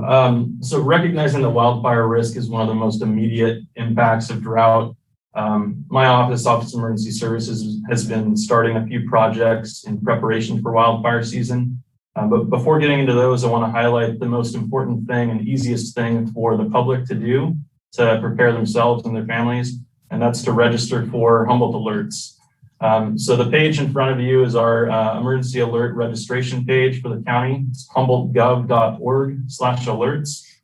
This is our way of notifying residents of critical and life-threatening emergencies in their area, either by phone, text, or email. It's a free service and you can register for it. We keep your information private and we only use it to notify you when you're in danger. So I highly encourage all the members of the board and the members of the public who are listening to this today to register for those alerts.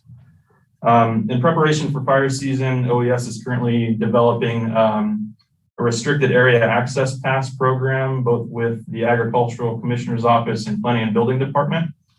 This program will allow both traditional agriculture and cannabis cultivators, licensed cannabis cultivators, to pre-register to access their property in the event of an active evacuation order. Depending on safe conditions, if it's safe to do so, weather conditions are permitting, and fire activity is low, this will be a way for people to tend to their crops, tend to their animals, and will solve a huge problem that we encountered last year during the August complex. Another significant project that we're working on is the establishment of countywide evacuation profiles and zones. During the June 21st budget hearing, your board authorized an expenditure for us to partner with Zone Haven to create this countywide evacuation zone or evacuation management platform. We're currently in the contract process with that, but should be rolling it out in the next few weeks and have that in preparation for events that we're hoping don't take place this year. We're recognizing that with the dry conditions and high fire risk, that our fire preparedness efforts are a very high priority for us. So these projects, kind of in tandem with the work that the Drought Task Force is doing, are going to be our priorities for the forthcoming months, and hopefully will lead to some better results for future fire activity in Humboldt County. That concludes my report on wildfire. I'm going to go ahead and turn it over to Matthew Kidwell with the National Weather Service. All right. Good morning, Madam Chair and Supervisors. I'm here to just talk a little bit about the rainfall we had or lack thereof.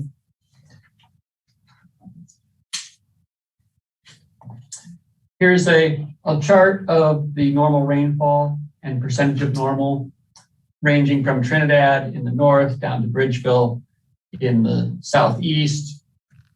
Up in the north, they got a little bit more rain, closer to normal, 75% since October 1st of their normal amount. But the interior is lower, with down to only more like 57%, 55 to 60%. And to put this into some historical context, we have received more rainfall than in either the 2013-2014 drought or the 1976-1977 drought. And that's generally true for a lot of the county, but areas out of the county, farther south and farther east, it's much lower. And in some cases, it's lower than the 2013-2014 drought. This is just talking about the stream flow and how low the stream flow is compared to normal. Most of the rivers, like the Klamath River, the Eel River, are in their lowest 10th percentile of rainfall. And these sites all have more than 45 or 50 years of data. And so in some cases, it's the lowest flow that's ever been recorded. And so one thing to keep in mind when you're thinking about these rivers, the headwaters of the Eel, for example, starts way down in Mendocino County. So the precipitation's been much lower down there. Otter Valley, for example, is significantly drier than it was in the 2013-2014 drought. So moving on to look at the drought monitor, there have been some questions about the strip of more severe drought up along the Klamath River. And that is due to the extremely low flow and all the problems that's causing for the fisheries along the river. This drought monitor is a combination of vegetation and rainfall observations, as well as impacts from the drought. So it's kind of a combination of those two. And finally, where do we go from here? Well, it's not looking great. There's no big signal in August. This is the forecast from the Climate Prediction Center. And you may have seen these before, but they're a little bit different than a regular weather forecast. It's more a tilt in the odds. So for this winter, there's a tilt in the odds that favoring above normal precipitation in the Pacific Northwest and below normal in the Southwest. We're kind of in that tough transition zone like we were last year, where we could go either way. So that's pretty much all I have. I will pass it on.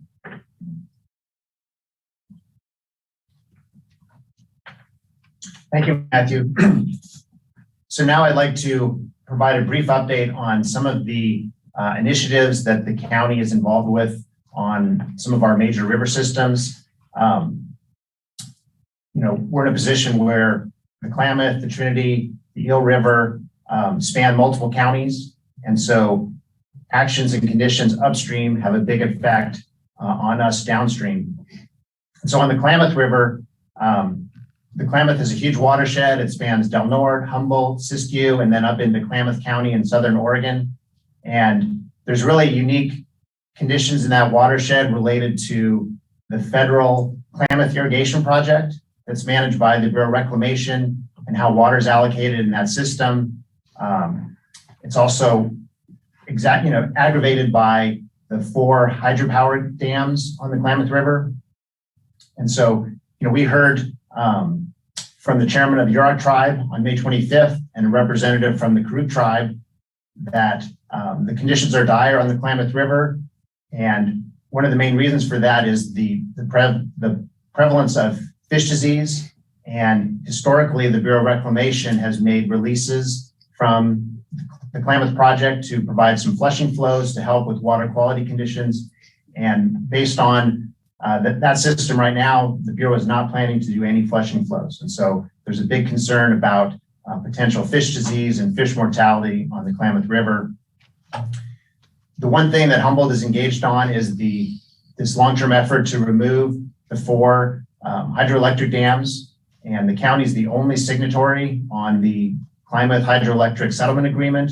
So we've been a supporter of that for over 15 years. And that piece is moving forward. And there's prospects that dam removal could begin as early as 2023. And so that's not going to solve the issues on the Klamath, but it's going to make a big difference for water quality and access to fish habitat. On the Trinity River, I just wanted to provide a quick update. So Humboldt County has a historic water contract for releases from Trinity Reservoir. And it's been a priority for the county the last few years to work with our partners in the Bureau of Reclamation to make that permit operational.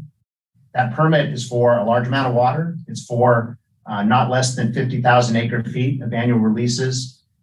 We still have some technical and compliance steps to make that water contract operational. We just received a grant from Wildlife Conservation Board to do that work. And so this is a midterm or medium-term initiative, but in future years, as we work through this, that water contract should be a tool that will help us respond to future droughts. So that'll continue to be a priority. And then I wanted to highlight 2 issues on the Eel River. So Matthew mentioned that at the headwaters of the Eel River is PG&E's Potter Valley project. And so that diverts water from the Eel River to the Russian River watershed to produce electricity. And then that water also flows into their system and is used downstream. Just 2 years ago, PG&E announced that they did not intend to relicense that facility. And so that has prompted regional discussions, in part facilitated by Congressman Huffman. And so Humboldt County is one of the 5 parties who are actively trying to negotiate what the future conditions would look like for the Potter Valley project. And no matter what, that project will be fundamentally altered. And so we're part of that discussion to make sure that conditions are more favorable for Eel River fish and downstream river flows. So that's a work in progress. And I expect to report back to the board probably in a month or 2. We do have an important crossroads decision that's coming up related to those negotiations. And then finally, at the lower end of the Eel River flows through the Eel River Valley, and that groundwater basin, the Eel River Valley groundwater basin, is subject to a state law called the Sustainable Groundwater Management Act. That act was passed in 2014, and that groundwater basin encompasses Ferndale, Lolita, Fortuna, Carlotta and Hydesville, and then up to Rio Dell and Scotia. And so that law, the Sustainable Groundwater Management Act, requires the development of a groundwater sustainability plan. And so the due date for that plan is January of 2022. And the county has taken the lead on developing that plan. We have a state grant. That law, it's one of its main provisions is that groundwater is best managed locally for multiple beneficial uses. And in the Eagle River Valley, groundwater is a really critical resource for agricultural irrigation, for public water supply, and then it also has ecological benefits. That groundwater basin is really unique. It's large and wide and deep, has tremendous storage capacity and also favorable conditions for recharge. The data we have indicates that groundwater basin has been resilient to past droughts where water levels have not fallen significantly during droughts and they've recovered quickly. We're doing technical studies right now to address the outstanding question of whether groundwater pumping during the summer has a significant effect on interconnected surface waters. And so that's a question that we need to meet the bar of the legislation and the regulations to understand our system and to understand whether groundwater is having a significant effect. So that's a work in progress. We're just about to start releasing technical memos, and we're working towards completing that plan by January of 2022. So with that, maybe what I'll do, we reordered the agenda. I wanted to roll into one other topic. So on May 25th, we heard from representative from Humboldt Bay Municipal Water District. And the good news is that the Municipal Water District is in good shape, that Ruth Reservoir filled this winter. It's really well positioned to fill. And so the Municipal Water District and its urban customers, which include City of Eureka, City of Arcata, McKinleyville Community Services District, the Glendale Fieldbrook Community Services District, and the City of Blue Lake. All of those water suppliers are in good condition for having secure water supply through this year. But the county also has on the order of 35 to 40 small to medium-sized water suppliers who rely on other water sources. And so one of the things that the Drought Task Force did is we initiated outreach to those water suppliers to request information on kind of the condition of their water source and what issues they face, and if they have suggestions for how the county can support them in working through this drought and then building resiliency for future droughts. And so that was a survey that's done. It's still a work in progress. We've received a few responses. Some of the common themes that we're hearing are that there's one concern is the effects of development in the upper watershed and how that affects downstream water sources. So that is a concern. There's a concern about potential water theft happening through the summer. Water theft can happen through either water tanks or fire hydrants or even illegal diversions from surface water. So that is a concern. One concern that was also raised is about the risk of having state mandates that are one size fits all and don't account for local and regional variability. That's been an issue in the past, and water suppliers have voiced that that continues to be a concern. And then also just the importance of making infrastructure improvements, and that can include increasing storage tank capacity, addressing leaks in their system, and also trying to secure backup water sources, which can include groundwater. And so, on that note about water infrastructure, the county is not directly involved with either water or wastewater, but one of our key roles is that we are the regional grant administrator for the North Coast Resource Partnership. And that is a 7-county collaborative with 7 counties and the tribes in that region.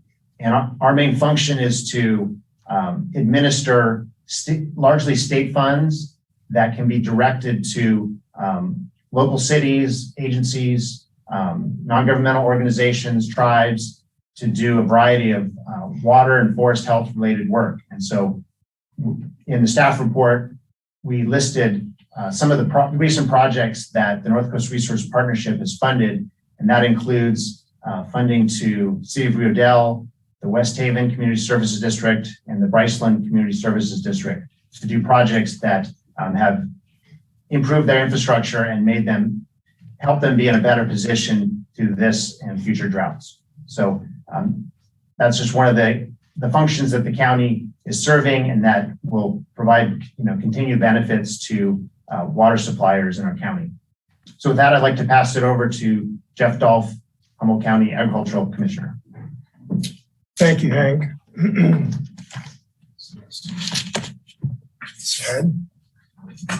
There we go. Chair Bass, members of the board, Jeff Dolph, County Agricultural Commissioner, Sealer of Weights and Measures. Thank you for the opportunity to address your board this morning. One of the important groups that's disproportionately affected by drought and drought conditions in the county are agricultural producers, specifically livestock producers. When livestock producers become aware that drought conditions are occurring, it becomes incumbent upon them to start evaluating and considering ways that they should respond to the drought conditions. The ways that they typically will respond is that they will begin pasture management, they'll begin water management, they may consider supplemental feeding, although there is an old adage that says you can't feed your way out of a drought. And so oftentimes what actually happens is that producers will sell their livestock before they reach ideal weight. And that's because of the rangeland grasses that are dependent upon the seasonal rains to support those herds in through June, which is typically when it's normal for producers to sell those animals. I think it's also important for your board and the public to understand that this drought is not only in California or Humboldt County, but it's occurring over the Western United States, meaning that a lot of producers in all of these areas are experiencing the same and making the same consideration, selling animals, which means a lot more animals on the market, which means a lowering in the beef commodity prices. As of June of 2021, the Farm Service Agency, which provides drought assistance to producers, they have received 67 notices of loss from producers. Those notices of loss cover 287,000 acres in Humboldt County. Some of the things that producers report doing in response to the drought conditions are reducing stocking rates, selling animals, supplemental feed and minerals, and also careful stock rotations to take pressure off of impacted pastures and rangeland. A lot of these impacts are typically seen upland in areas that are drier. In contrast to that, you have the producers who are in the Eel River Valley. In the Rio River Valley, conditions are not as severe. Given the location of the Eel River Valley and its influence by the coastal marine climate. There's subsurface irrigation that occurs in the Eel River Valley, which also improves conditions. And then, of course, we have what data is beginning to show, a very healthy Eel River basin from which producers can irrigate and provide water to their pastures, rangeland, and livestock. Another thing that's happened in recent years is an awareness by producers that they need to improve their water sources and they need to initiate water saving measures. And so through the Natural Resource Conservation Service, a program called the EQIP program has offered a cost share funding for producers to begin doing that, improving those water sources. And so more than 40 farms have utilized this program in order to make improvements. That's occurring in the Eel River Basin. It's also occurring in other parts of the county where agriculture is dependent upon groundwater and other sources of water for pasture management and livestock. Disaster designations, another thing I want to touch on. The Commissioner's Office used to play a much more active role in seeking disaster designations for the county. About 9 years ago, the federal government changed that to where now disaster designations for agriculture are based on the drought monitor. So if the drought monitor is at a D2 or a severe for 8 weeks, then the designation for agriculture and a secretarial disaster designation is automatic. The U.S. Secretary of Agriculture made that I'm looking for my, let's see, where did we do that here? Anyways, it was in March of this year when that occurred. And so now that that's an automatic process, the way that programs and assistance for agriculture are provided to producers is through the local Farm Service Agency. The Farm Service Agency is currently offering 3 programs to agriculture. There's the non-insured crop disaster assistance program. There's the livestock forage program, and then they also make emergency loans for and to producers. There is the possibility that additional programs will be made available based on conditions and based on the resources available to the agencies that would offer those. We have begun discussions with them about that. And I would suggest that any producers that have questions, they contact the Farm Service Agency. That's all I have for you. I'm available for questions. I believe Yana Valakovic would like to add some additional comments. Thank you very much. This is Yana. I think I'll more respond to questions at the end, and just to say that we're tracking these issues and really trying to do everything we can to support producers as they work through these issues. And I guess the one thing to note is that there's been significant investments in Eel River Valley producers in irrigation technologies and efficiency, and really trying to get in front of these issues. And 2014 was a good wake-up call. Been a long time since 1977, 1976, since the last significant drought. And so we've seen a lot of conservation strategies employed, and we have a really good partner with, our partner is both with the Natural Resources Conservation Services as well as with the Farm Services Agency. So we're in reasonably good shape this year going into this drought. With that, I'm going to kick it over to the public health section and to Mario Carlson. Great, thank you. Good morning, Chair Bass, members of the board, and people of Zoom. My name is Mario Carlson. I'm the Supervising Environmental Health Specialist of the Environmental Health Land Use Program. I'll be discussing public health concerns related to drought. In Humboldt County, our water is sourced from rivers, streams, and groundwater. As the drought continues, reserves are depleted and our aquifers may not recover at rates that we're used to. There's increased stagnation, elevated temperatures, reduced oxygen in the water. These conditions make our waters more susceptible to drought-related infections causing diseases, infectious disease causing organisms like Vibrio cholera, Cryptosporidium, Giardia, and some others. As well, as supplies wane, people look to water haulers to meet their needs.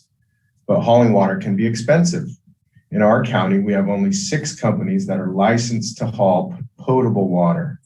Obtaining water from unlicensed haulers for domestic needs can be risky to consumers and destructive to our environment if the water is unlawfully removed from our rivers and streams.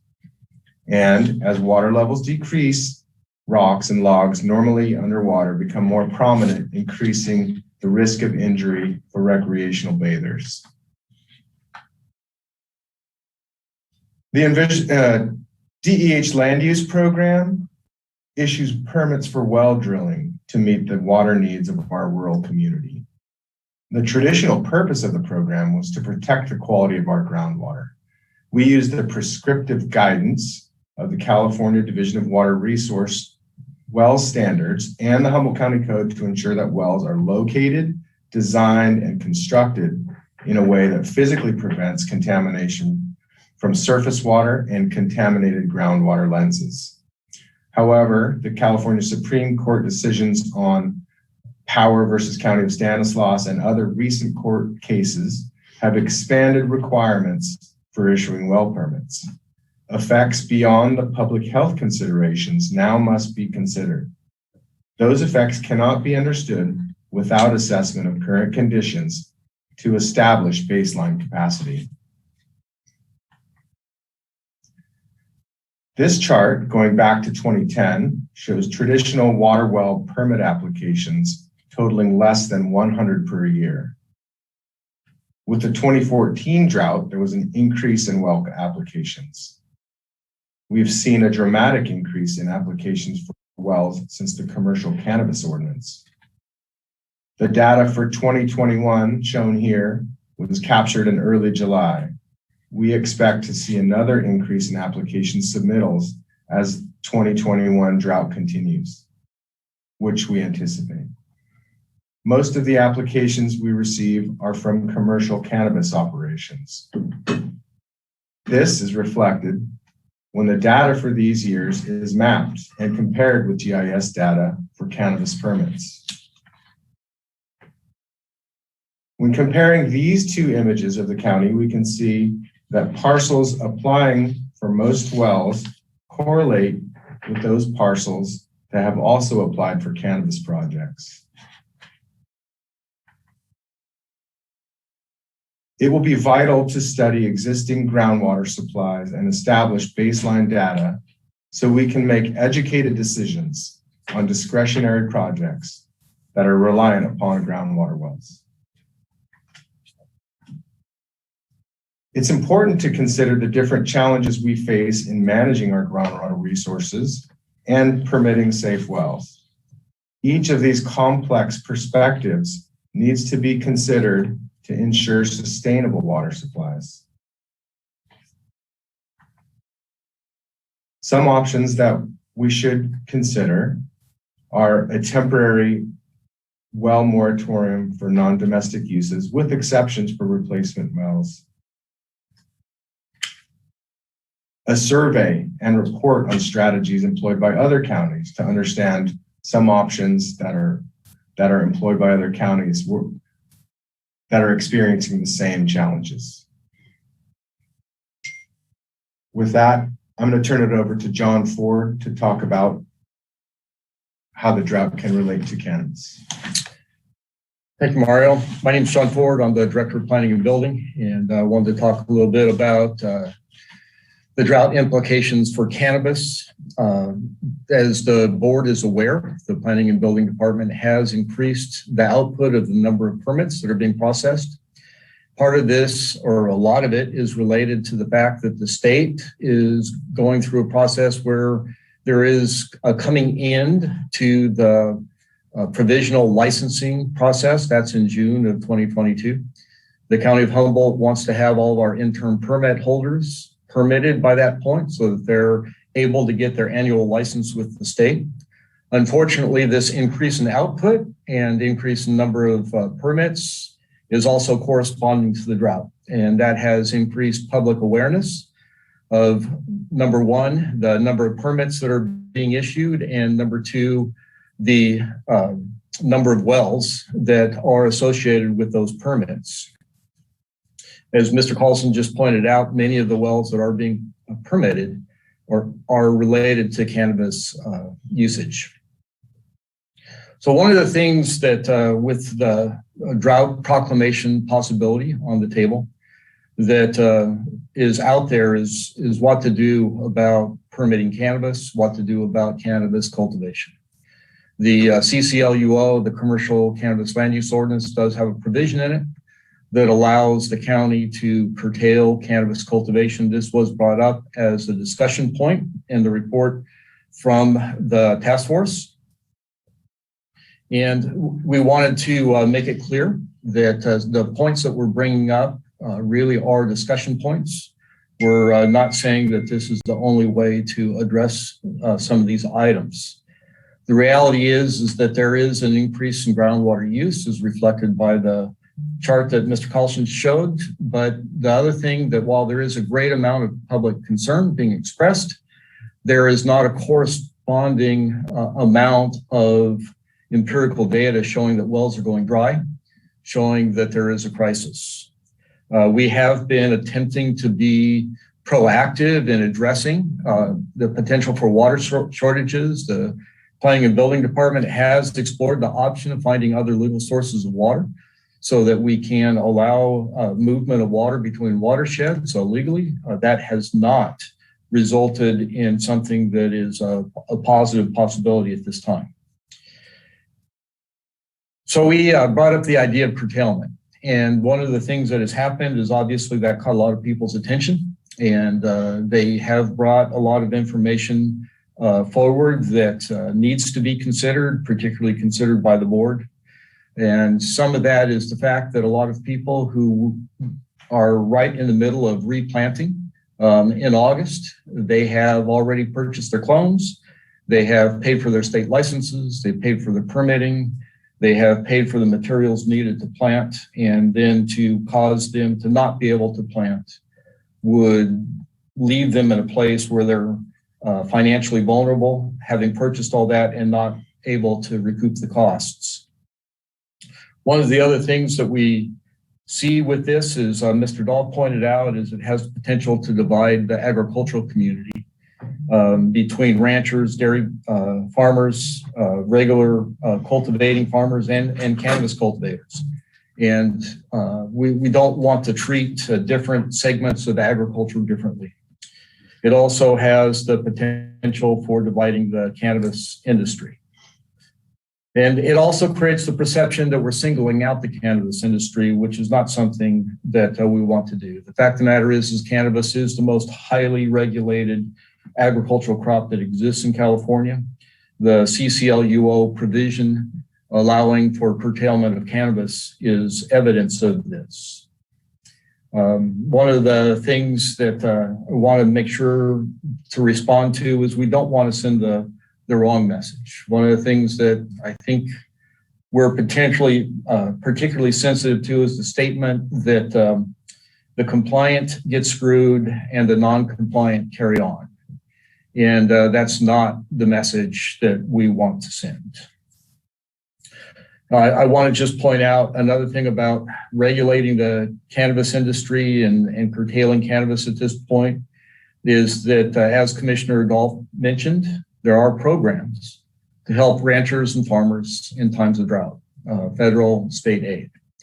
The federal aid is clearly not available to the cannabis industry.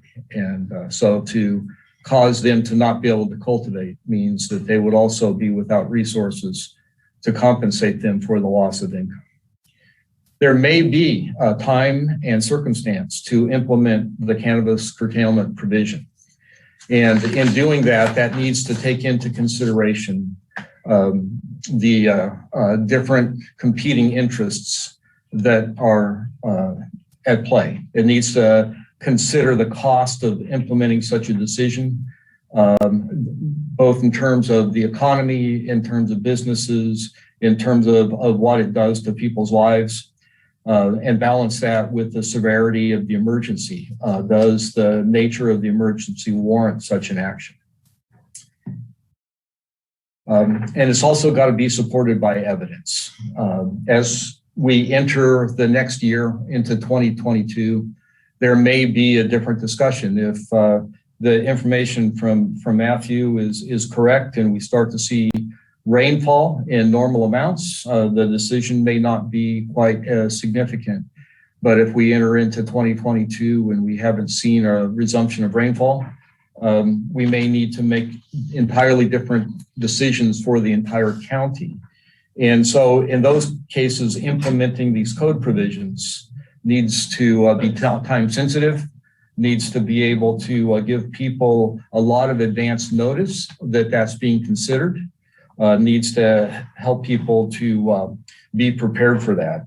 So one of the lessons learned in this is that we need to proactively think about how to implement these decisions prior to making such a decision. So with that, we would recommend that you would consider a different direction to staff, which is that you would direct staff to return to the Board of Supervisors at a future date and intentionally left undefined there with a policy and a plan to implement cannabis curtailment, to include a definition of what the emergency is, the timing of when decisions would be made, and a notice to the public and how to notice the public that such a decision is being contemplated.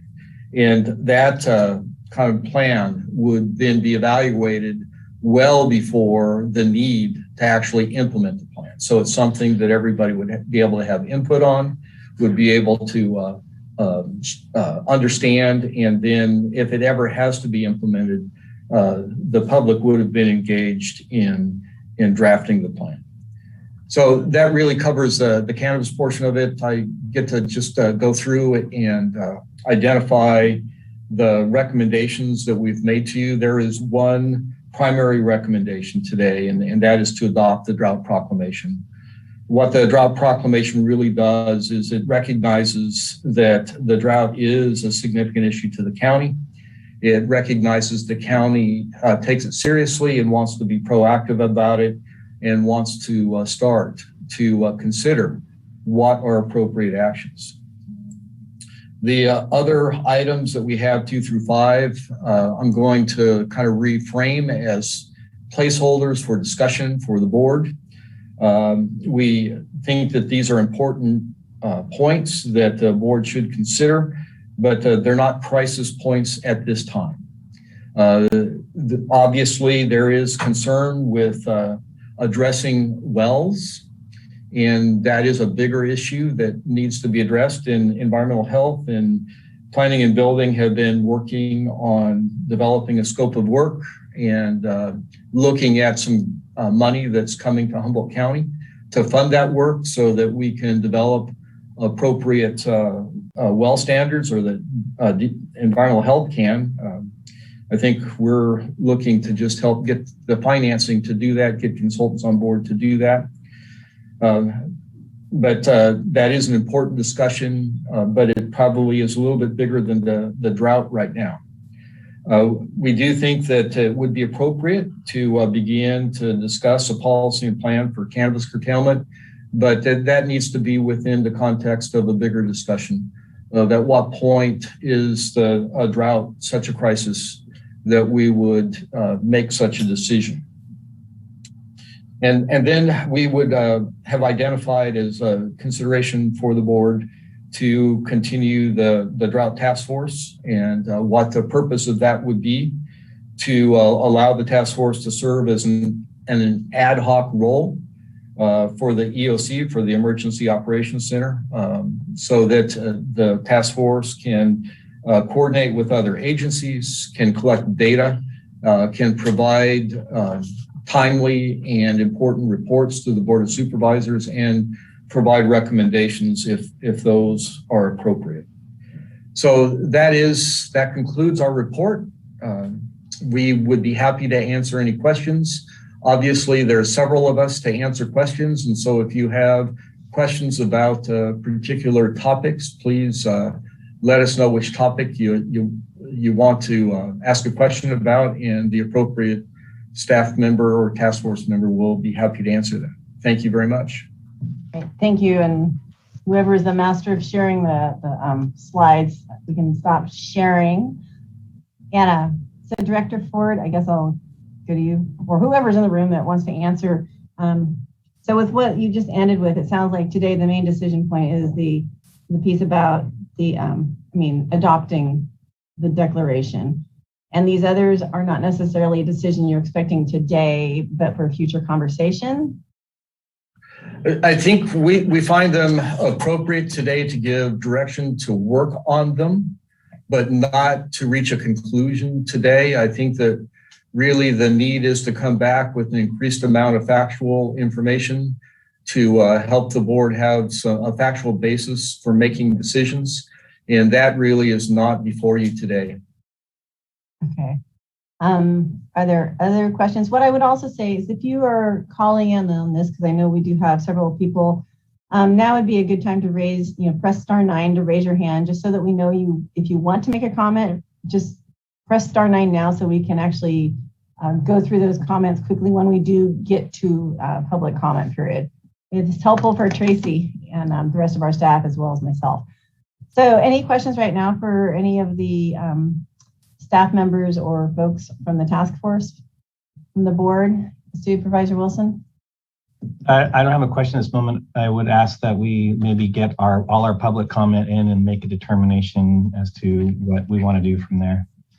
Okay, well then my next question is that since I'm expecting quite a bit of public comment, as before I said, we could take a brief break. How about like a 10-minute restroom break, even 5-minute, I don't care. I'm just looking to see if any supervisor not need a break. I would prefer to move to sometime when we actually have a lunch break. Is that planned for today? Just want to make sure. It all depends how much we talk about everything, which is hard to say. Supervisor Bushnell, you had a comment? I just said I didn't need a break. You asked. Okay. All right. Well, then that's fine. We'll go through and I don't know how long we'll get through. We'll see how long public comment goes, and then we can determine from there if there's a break needed. So right now we do have 9 people. We will go to public comment. I'm asking you now, please, if you're on, to press *9 so that we have an easy way to keep track of the speakers. And so we are going to start. Pardon me just a moment while I go down the line. And we're going to start with a person ending in the last 4 digits of 1209. If you're 1209, press *6 to unmute. And then you will have 3 minutes. Are you there?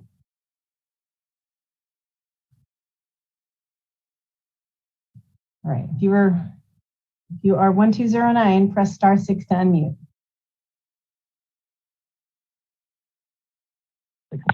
Welcome. You have 3 minutes. Hi. Thank you very much for taking my call. My name is Seth Ayers. I'm from Emerald Flower Farms. I'm also a firefighter. I live down in southern Humboldt.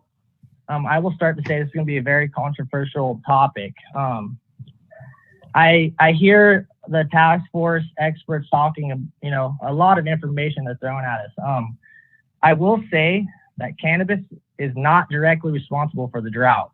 There's a lot of other factors that are going into this. I will go into this. Cannabis is a commercial farming. So does that mean that all commercial farming in Humboldt County is going to have to agree to this regulation? Or is it just cannabis farmers? I will go into this also. John Ford talked about loss, and then I heard about other farming talking about loss. Normally, if people are doing depth runs, they're going to try to get 2 runs in a year. If you cut off their well and they can't get that second run, that's a big chunk of money you're taking out of their family's mouth. And to go off further into that, if you're going to make them buy rain catchment or whatever, to get to where they need to be to have their water storage to where it needs to be, that could cost tens of thousands and thousands of dollars. So my point, I guess, in the long run is it has to be discussed further before you guys just put this into effect. And it's going to be, a long road before I think we could come to just conclusion that knows are well. We're in a market where it seems at the moment prices are going down every day. So to not be able to get a second run in could be detrimental to people's farming. That's pretty much all I got to say. I thank you all for your time, and I hope other people have good comments also. Okay. Thank you for calling in.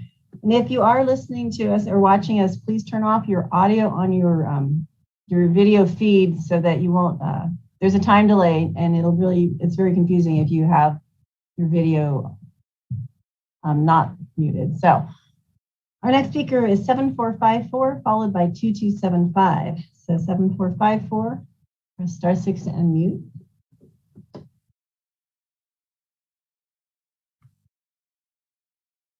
Am I unmuted now? Or you remuted me, Virginia, or somebody did? I believe me, I don't have access to the mute, but you are unmuted now. Thank you so much. I appreciate my 3 minutes. Whatever you're doing is too little, too late. This has been coming for a long time. Just to help the people out there who are in the cannabis business, there are senior water rights and junior water rights. I did a little math on your chart there between the years of 2010 and 2012. The average wells that were drilled were 59. And quite a few of those were actually done for black market grows. I believe you'll find during the years of 16 through 18, there were 283 wells on average drilled. Those are all junior. In other words, water rights, what I recommend you do is basically you retroactively go back to the time of a property right around 2016, and you ask those wells to forbear use of their wells during this time period. That just, unfortunately for that last speaker, if they have not been wise enough to go ahead and store the water, which we've been recommending in tanks or something, then so be it. I'll be honest with you, the price is dropping and you might be doing them a favor because they may be wasting their time anyway from what I've been told is happening out in the market. Last year's, I think it's $400 a pound or something like that for the field grown stuff, up to $1,500 a pound for the indoor total light and power growing, somewhere in the middle for the other. So I have a request, and I would ask you to ask John Ford something. We need to have those wells certified. So basically that they're not hydrologically connected. Is he willing to do that? Number two, please ask John Ford if someone is caught misappropriating water and it's a permitted grow, are we going to do this ridiculous, bring them in compliance, which does no good? Or are we actually going to revoke their permit with prejudice, preclude that property and that particular grower from engaging in the process? Again, that's the only stick that's going to work out there. Otherwise, bringing them into compliance, and there you go. So those are very relevant questions. I also want to let you know I witch water, and if you want to know hydrologically connectivity, well, Mike Wilson, I think you were at the Harbor District Coastal Commission meeting, first meeting. You showed up there a little bit hungover or whatever, and I took the people out there, some of the coastal commissioners, and we witched for water in the parking lot. And I showed them how to do that. Mike, that was the one where you went ahead and enabled the Sunbird people to move forward with the motel. How's that one going? Anyway, that's a water use issue right there as far as those things go. I really wish you folks would take this seriously. The ranchers have senior rights out there to answer the other speaker's question, and I doubt whether they are. All right, sorry, Ken, thank you. All right, we'll move on to the next one. 2275, if you're 2275, press *6 to unmute, followed by 9072. So 2275. Good morning. Morning. My name is Kelly O'Rourke. I'm a resident of Arcata, and I'm also the executive director of the Redwood Alternative Agriculture Fund. This year, your board awarded us $50,000 from the Project Trellis Micro Grant Program to subsidize environmental sustainability certification for licensed cannabis cultivators. Prior to my work with the nonprofit, I owned and operated a large yoga studio in Arcata, and it was a small business I lost to COVID in 2020. So I wasn't involved with cannabis prior to last year. However, I was a small business owner in the community, and I know from experience how economic fallout from cannabis market fluctuations impact our lives here in Humboldt. When I lost the business that I had put all of my blood, sweat, and tears into for nearly 4 years, I had no idea what I was going to do. As a single mom, out of work, schools closed. It was a local cannabis farmer who gave me flexible work and some hope. The businesses and neighbors that the proposed action will affect are the very people the county is trying to build a resilient, sustainable, and regulated industry with. These are the folks who have gone to great lengths to become licensed and permitted. They represent us in the state market and provide revenue for the county. On top of this, recent research shows that the market price per count of cannabis is over $900 a pound, something like that. Previous speaker said $500 a pound, fine. Regardless, the economic impact of a gallon of water spent cultivating this product is greater than any other agricultural livestock producer or product that we produce here in Humboldt. It's money well spent in terms of water. Restricting cultivation this season with short notice could severely damage the relationship between your regulated farms and the county at a time when it is critical that we all work together. Most importantly, it could cripple our community of small craft producers who are incredible examples of closed-loop, ultra-sustainable agriculture.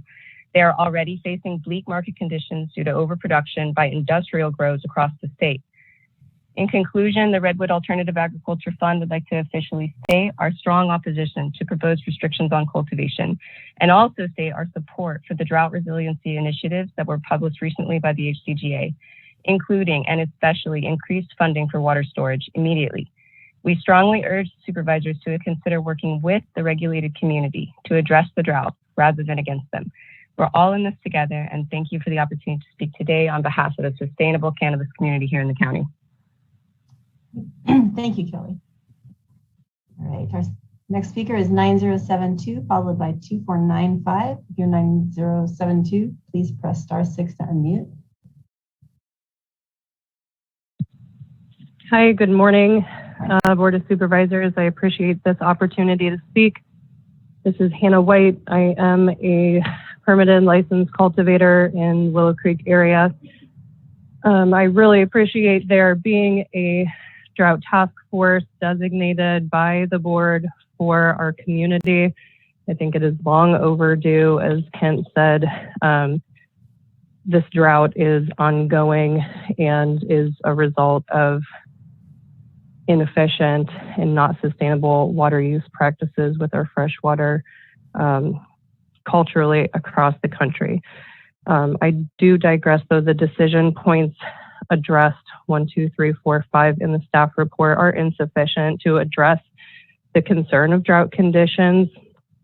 Thank you, John Ford, for recommending just taking on this drought proclamation and making sure that we have a platform to have more conversation and input into the rest of conversation of groundwater usage and cannabis cultivation and other uses and considerations of energy of the drought task force. I really do expect more of my elected officials than to pick the lowest hanging fruit of highly regulated cannabis irrigation to be the solve or the fix to the current drought and impending aridification of America's West.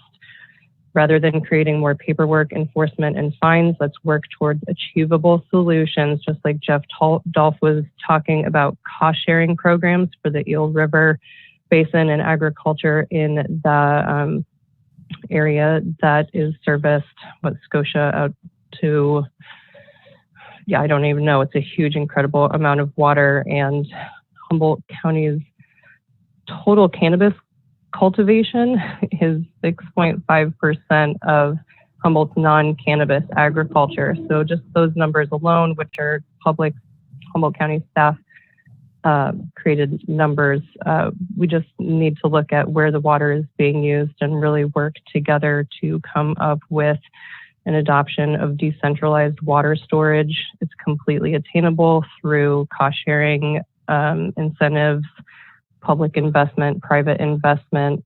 We have money coming to us from the state available for creation of opportunities for us to decentralize our water. We can come up with solutions to solve this. There's so many opportunities here rather than just cutting us off right now and creating division amongst agricultural communities. I am first a farmer before I'm a cannabis farmer. But the property that I farm on in Willow Creek has been in agricultural for production over 100 years. It had previous historical water rights that I could not use. Thank you, Hannah.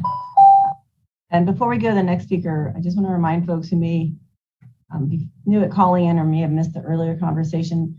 We have a 3-minute limit that is a strictly held 3-minute limit. And when you have 30 seconds left, you will hear a sound, which means you have 30 seconds to finish your comment.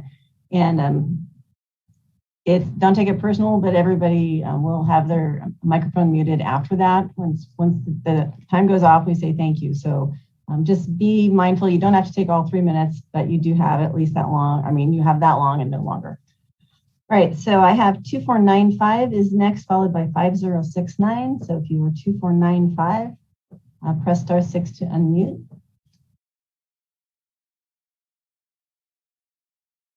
Hey, hello. Hi, welcome. it seems like an awful lot of this discussion in terms of wells revolves around data collection. And I would like to know, can't the county, declare some kind of proclamation or whatever? It's like, I would think that there would be an active effort to be collecting well data. It's like, how come all the commercial wells aren't required to report, to have a meter installed and report their water output weekly. It would make addressing all these issues much, much more efficient. So I would suggest that it's like meters on all the commercial wells for whatever they're for, and then that they would have to report in on a regular basis, and hopefully they could even attach some kind of a refresh rate assessment to that data. I don't know how they do that, but that's my suggestion. Thank you. Thank you. All right, we will go to 5069 followed by 8859. So 5069, press *6 to unmute. Good morning, supervisors and staff. Ross Gordon on behalf of Humboldt County Growers Alliance. HCGA came today prepared to comment in strong opposition to the proposed restriction on planting after August 11th. We appreciate and would like to express our thanks that staff have heard the significant concerns from the cannabis community about this proposal and have chosen to pull this recommendation.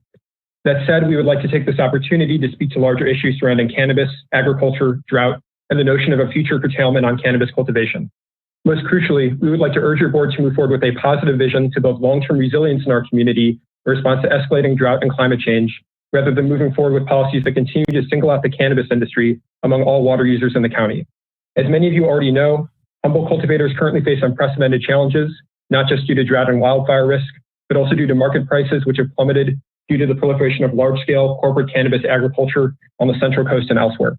The reality is that we're now likely in a 2 to 3 year critical period where statewide overproduction threatens the livelihoods of small and independent farmers, but when we do not yet have access to national and international markets where Humboldt's global reputation can truly shine. In this context, cannabis farmers need the county support, and it is disappointing that the first response proposed to these drought conditions are further restrictions on cannabis farmers, which are not applicable to any other form of agriculture in the county, nor to cannabis farmers elsewhere in California. As Director Ford mentioned, Humboldt cannabis farmers already follow by far the most stringent environmental and water use restrictions of any farmers in the state. What has not been mentioned so far, however, is that while there has been an increase in wells that have been drilled over the past several years, the overall amount of water drawn from these wells is very low. Recent research from the Water Board and others has confirmed the net water usage of Humboldt cannabis farmers is just 7% of water usage of conventional agriculture in the Eel River Valley and 3% of the water usage for a single almond farm in the Central Valley. At the same time, we see, as you all see, the climate change is rapidly accelerating and the current drought may well be the new normal. This is why on July 12th, HCGA submitted to the county a proposal for a long-term drought and climate resilience plan, which is focused on incentives for water storage infrastructure. With the same urgency that this staff report originally proposed additional restrictions on our state's most scrutinized, taxed, and burdened farmers, we ask that the county consider the urgent deployment of incentives to help farmers adopt water storage practices that will make Humboldt cannabis the most drought-resilient agricultural industry in the state and perhaps the country. As our proposal explains in detail, these incentives can be funded through existing state grant funds and measure as tax revenue, and can be leveraged to build further on cannabis farmers' already substantial existing investment in water storage. Such a program would provide parity with the federal drought assistance resources that Commissioner Dolph mentioned earlier, but which are denied to cannabis farmers. You have the tools before you today to build towards a positive vision for a resilient, sustainable industry. We ask for your support to realize that vision. Thank you. Thank you, Ross. All right, so our next speaker is 8859 followed by 9213. And 8859, just press *6 to unmute. There you are. Hi, my name is Alicia Heyman. I'm the Executive Director for Friends of the Eel River. Thanks for the opportunity to discuss this really important issue today. I start off by applauding the board for your direction in forming the Drought Task Force, and just to say that I'm really pleased to see these reasonable and prudent recommendations from the task force. While it's true that we're currently in yet another drought, it's really important to understand that extreme dry conditions like these are our new normal. And a first step in adapting to these conditions is to understand the hydrologic and geologic conditions of the different regions of our county and to regulate groundwater use accordingly. It's clear from the county's own data, specifically a technical memo from SHN Consultants in 2019, that there's a strong relationship between surface water flows and groundwater pumping in some regions.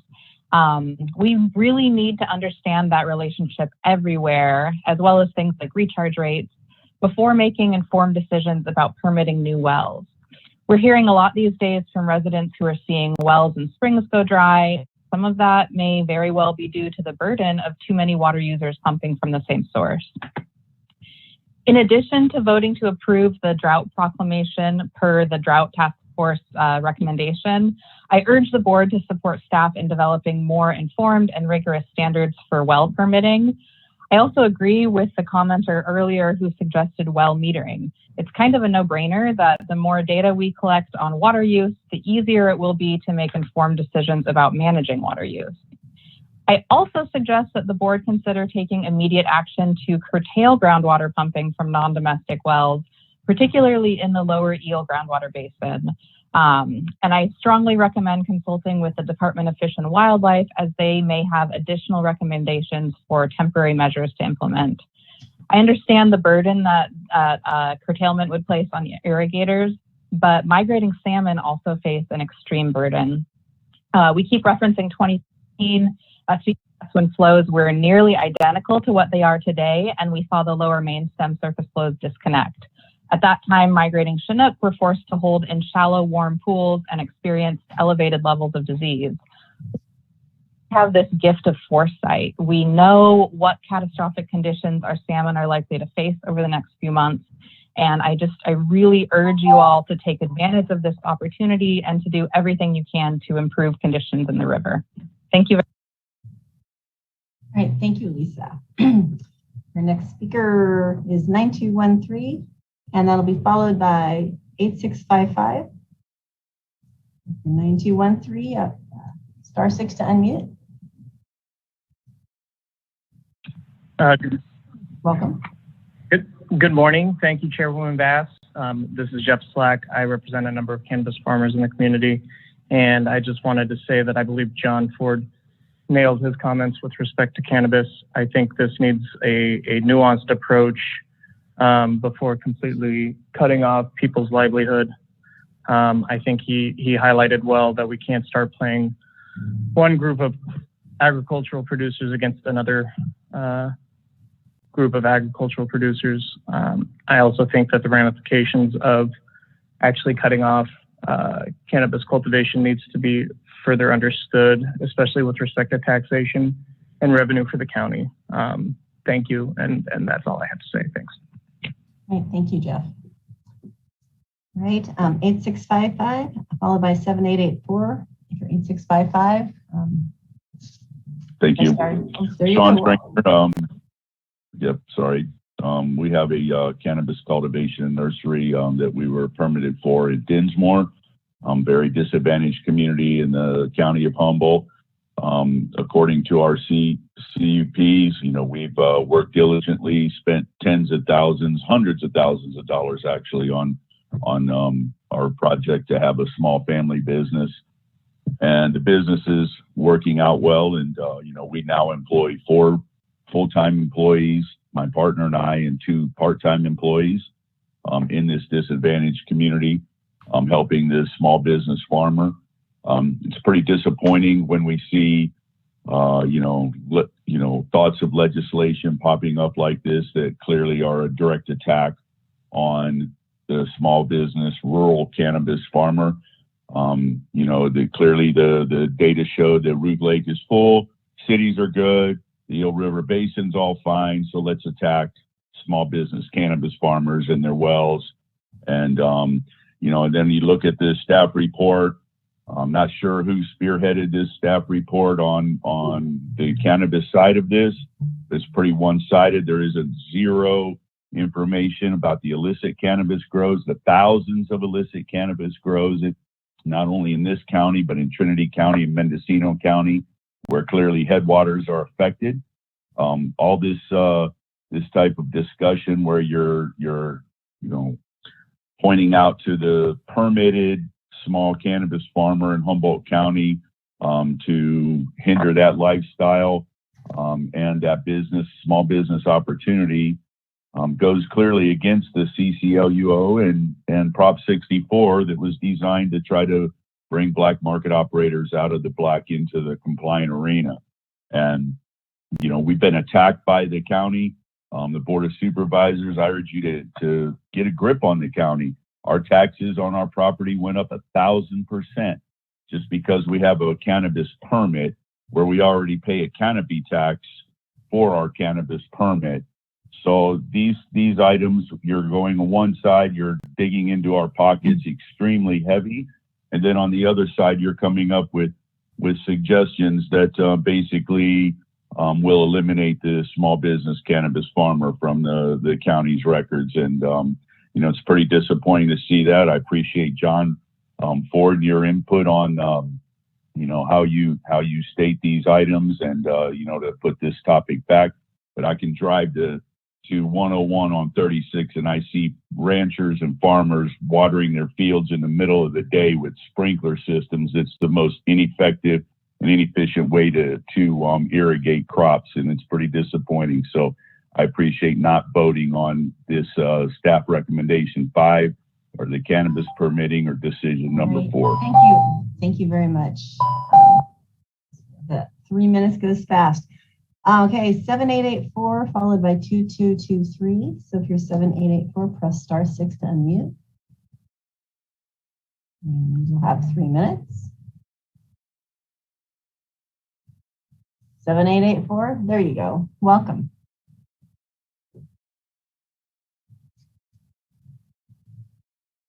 It looks like you're unmuted. Hello, can you hear me? Yes, welcome. Okay, thank you.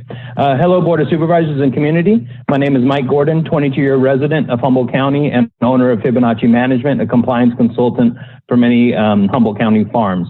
I first want to thank John Ford for explaining the dilemma that we all face so eloquently. For the future economic health of the entire planet, I encourage you to allow Humboldt's legal 2021 harvest to come in. Prohibiting new cannabis planting after August 11th will exacerbate an already growing problem, which is the reallocation of weed production to arid regions throughout the state and country, which threaten to displace our ecologically conscious producers. Humboldt County is the leader in responsible farm stewardship, water conservation, water availability, and storage. Since all irrigation for legal farms must come from either approved storage or disconnected wells, I see the cost of implementing this arbitrary planting deadline so late in the season to have unpredictable costs with very little benefit in helping impacted watersheds. Our rainy season ended basically around April 20th, and Gavin officially declared Humboldt to be in a drought emergency as of May 10th. The writing has been on the wall for over 3 months. Had our operators known on May 15th that an impending prohibition was upon us, we could have put all of our resources towards an early crop. Many millions of dollars in capital improvements and operating costs would have been spared. Water resources would have been better protected and possibly reallocated. And ultimately, the impact of our ecology and economy would not have been as severe. As well, allowing for installation of new non-connected wells is absolutely needed to help take the pressure off of existing wells to create redundancy and resiliency, as recommended by CDFW on a cannabis farm site visit less than a month ago. If this curtailment is enacted, some businesses will not be able to run their full-term harvests, but will have endured the costs preparing to do so. Millions of dollars will be extracted out of our local cannabis industry, and with those profits being transferred to less environmentally conscious producers elsewhere. The strength of our local cannabis industry will be immeasurably impacted. It will be extremely difficult for county staff to regulate this plan. Resources will be directed towards holding legal operators accountable when they should be used going after surface water diverters and environmentally violators. The drought will continue, and likely flows to sensitive watersheds will be unaffected. The California cannabis industry is in disarray. But this action by our county at this time has the potential to unravel a lot of the hard work that we have all done and gone through to come out of the shadows, getting us to this point. We must protect Humboldt County's legal cannabis industry, especially in the face of the massive expansion of ecologically destructive 50 to 100 acre farms being permitted throughout the state currently. Thank you all for all your time today in addressing these important. Great. Thank you for calling in. And we'll go to 2223 followed by 3041. So if you're 2223, press star 6 to unmute. And welcome, you have 3 minutes. Good morning. Can you hear me? Yes. Good morning. This is Craig Johnson, owner and operator of Alpenglow Farms. I appreciate what Director Ford had delivered and the insight that Commissioner Dolph delivered as well, along with the findings of the staff. I urge the supervisors to allow the cannabis cultivators to move forward with this year's late planting and fall harvest. What we really need to move at with lightning speed is regulations or a proclamation to allow rain catchment systems, whether they be above the ground or below the ground, to move forward and get those built possibly before this next rainy season so we can be more resilient going into next season. As personally going through that process over 6 years ago, we found trouble when we were dealing with CAL FIRE and building and planning. We were made to feel like we were doing something wrong when we were really trying to just plan for a resilient future. And now we have that water stored and we're able to operate. So the decision that the board was looking at really doesn't affect us, but it affects our greater community. And we need to support the entire community to be resilient. I've said this before when I was commenting last week about the approval of the 6-acre grow in Arcata. Moving forward, we need low carbon, climate resilient projects and decisions to minimize the risk to our community, planet, and lives. Thank you for all considerations around this, and I appreciate the time and effort put into the subject and bringing cannabis to be equal with other ag products in our county. Right. Thank you, Craig. Next speaker is 3041 followed by 3053. So if you're 3041, you are now unmuted, it looks like. So welcome. Greetings, supervisors. My name is Dave Fish. I'm one of those evil well guys. And I had a comment basically to the fact that I have numerous times tried to work with the county, work with other people, trying to get them to manage water versus just extract water from a well, extract water from rain catchment, extract it from a pond.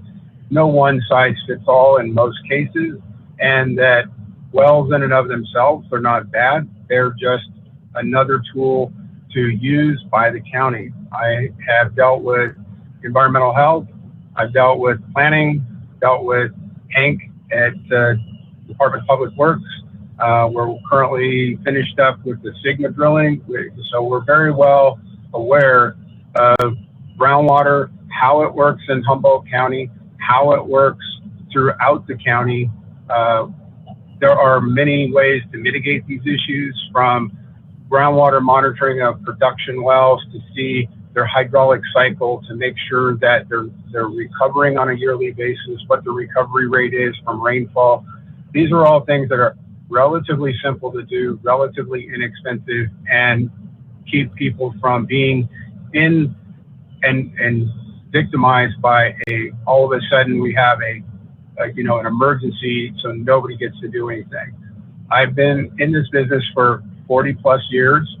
I was around for the droughts in the 70s, and I've seen it come, I've seen it go, I've seen it do good, I've seen it bad. I work in 50 different counties in California. I've seen big ag wells that pump thousands of gallons a minute to an agricultural well in the hills for cannabis that do 3 or 4 gallons a minute. There's no comparison to what each one does. But I would urge anybody who has questions on groundwater in this county, ask me, call me, talk to me. I have lots of information. My background is a hydrogeologist and 40 years in the well business. I think I have a little bit of understanding of how things work. That's it for me. Okay, thank you, Dave. Our next speaker is 3053. I believe that's Thomas, followed by 7429. So 3053, looks like you're unmuted, and welcome. You have 3 minutes. Good afternoon, Thomas Mulder here. So unfortunately with Zoom, I got kicked off and didn't hear all the presentations. I opposed the recommendations as written in the staff report, but I was able to click on and I heard the end part of Director Ford backing off those recommendations 2 through 5 and just discussing those. I think in that discussion, we need to look at all water use, not just cannabis. We need to look at promoting and incentivizing water storage and possibly helping farms design groundwater recharge plans that sort bioswales and other ways to recharge that groundwater. This one I've said numerous times. I was under the belief all new cultivation would have to forbear regardless of their water source in the development of Ordinance 2.0 or the CCLUO. At some point in time from the Planning Commission to the Board of Supervisors, that was taken out. I don't know where that happened, but I think if that was implemented or re-looked at, that would probably alleviate a lot of the concerns, as all the existing cultivators' water use and well usage was in that CEQA baseline document and properly evaluated. Another question I have is, as you're talking about this, what is the definition of cultivation or new cycle? Is that clones with roots? Is that 3.5-inch pot, gallon pot, 7-gallon pot? I think you really need to do some work there. Don't require more paperwork and reporting with meters. I think that's just undue burden. The cannabis community is really, really hard hitting. This is a lot of undue stress in uncertain times right now, and it's really unfortunate this item even came out the way it did. I feel if something like this is implemented, we need to give more time on farmers on COAs. I feel farms that are under 5,000 square feet should be exempt from this, any future plan to make them forbear from wells. And I think the county in the development of this needs to set a bar for % of amount of annual water use that they want to see stored for farmers to not even have to worry about this. Something of a goal. If the goal is to preserve and protect the environment and the community, give farmers a goal of the amount of their annual water use you would like to see stored. So that way, if this ever came forward again, or if next year we don't have the proper rainfalls, that they have something to work towards and understand and believe that they will be protected in their business. Thank you for the opportunity to speak. Thank you, Thomas. All right, 7429. Press star 6 unmute, and you will be followed by 7430. So, 7429. There you go. Welcome. Okay, good morning. My name is Roby Tenorio. I'm calling in from Southern Humboldt. I support the proclamation, and I thank you for declaring the emergency that it is. I also very much support the educational efforts outlined in the staff report. I think that would be very helpful to everybody. I support also studying the evacuation routes. That seems essential. And I sure don't want that to get lost in all this talk about wells and cannabis. So definitely really applaud the task force for bringing those things forward. As far as the Trinity River goes, I really appreciate the need to study and have technical studies to identify the needs and priorities. I also feel that Humboldt County should be more assertive in requiring the water releases from the Bureau of Reclamation into the Trinity River. The fish really require it. And I want to thank you for taking a serious look at groundwater pumping. The county really needs to collect the data to properly analyze the large rise of well use. And we do really need to understand the impacts of well use on surface waters, springs, seeps, and wetlands. I would like to suggest that requiring stored water would be the most straightforward. And I really want to caution to be careful about kicking this issue down the road and not taking action. All right, thank you very much. Okay, thank you, Roby. We've got 7430 followed by 7011. So 7430, press *6 to unmute. Hello, can you hear me? Yes, welcome. Welcome. Good afternoon. My name is Jesse Gennaro. I own Humboldt 36 Farms out here in Hydesville. I've got a 1 acre cannabis permit, and we use the well. Just a little bit of data. We do have it metered. We're using a little less than 100,000 gallons in a year. And before we took over this property, the rancher was using 80,000 gallons a day to water the one bottom field, which is less than 12 acres. So I just wanted to throw that out there. I know I heard some people wanting data. We do monitor and report off our well. So I would definitely take a look at the recommendation that's put forward. I don't think you can throw everybody under one umbrella. That and the fact that we water into native soil and we grow in native soil, so the water is going back into the ground. Doesn't seem like there would be an issue with well. Thanks for your time. Great, thank you. And 7011, you're next, and 7663, you're after that. So 7011, press *6 to unmute. Welcome, you have 3 minutes. Yeah, hello board. It's Jay Russ calling. A couple adages that I wanted to bring up is one of the old ones around here is Humboldt County won't let you down, and that refers to the resiliency of our local climate here on the North Coast. And that's a really old adage that a lot of the ranchers have used. And I mean, there's no question we're short of rainfall this year, but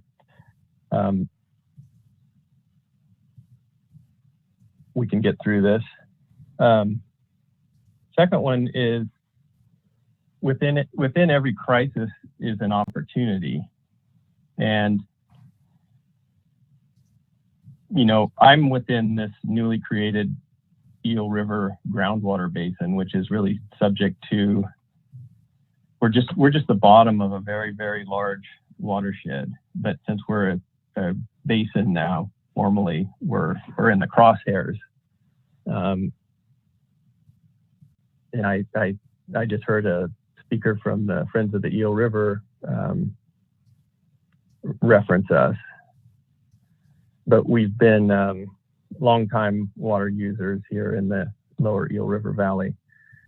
So that brings me to another point. I mean, and their concern is actually the surface waters of the eel.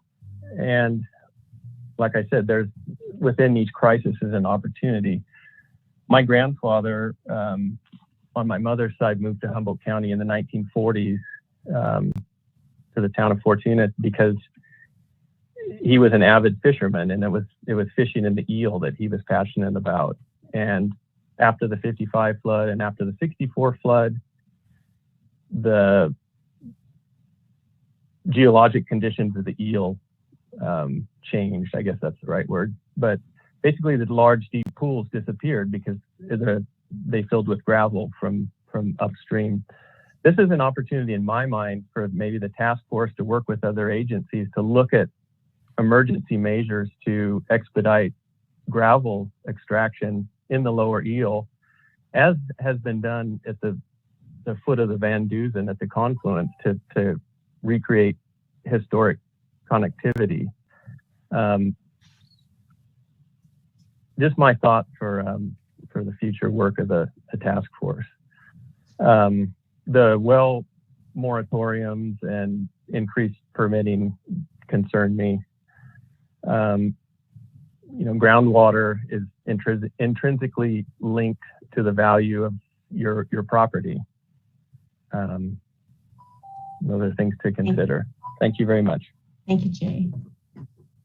All right, 7663, press star 6 to unmute, and you'll have 3 minutes, followed by 2420. So 7663, welcome. Hello, can you hear me? Yes, welcome. Hello, my name is Selena Rowan. I am an owner of a licensed cannabis farm here in Humboldt County in Southern Humboldt. And this farm I purchased this year, it's also my primary residence. And it was my first home purchase. And so, you know, this is my homestead on which I also have a small farm, 6,400 square feet. And buying this farm, I knew I needed to develop a domestic water source. And since I've been here, I've been in the process of going through all the permitting. And I've been anticipating my well permit to be approved any day so that I could get my well dug for domestic use because the water source that I rely on now is known to seasonally go dry.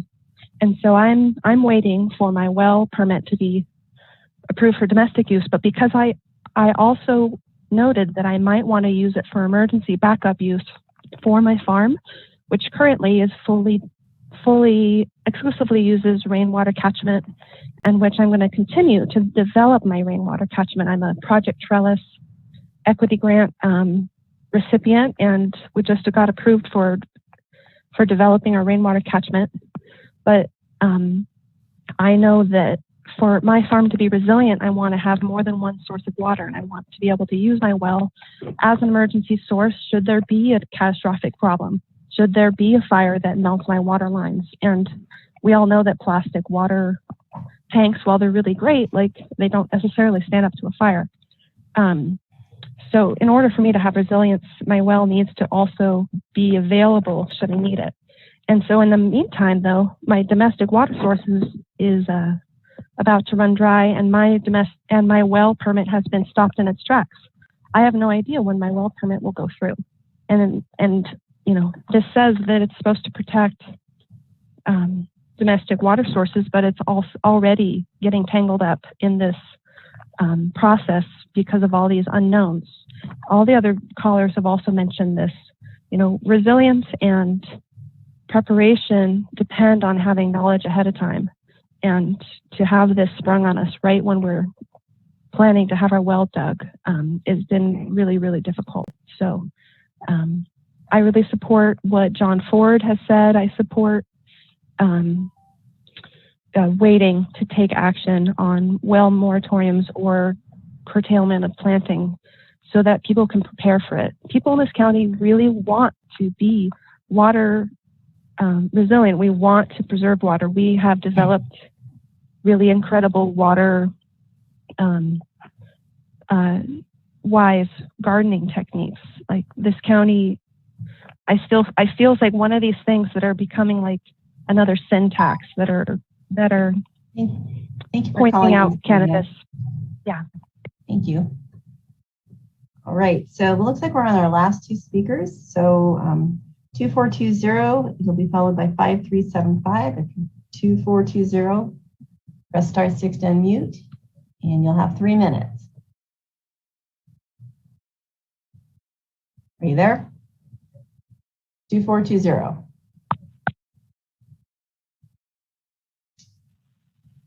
All right, 2420. Okay, it looks like you're there. Can you hear us?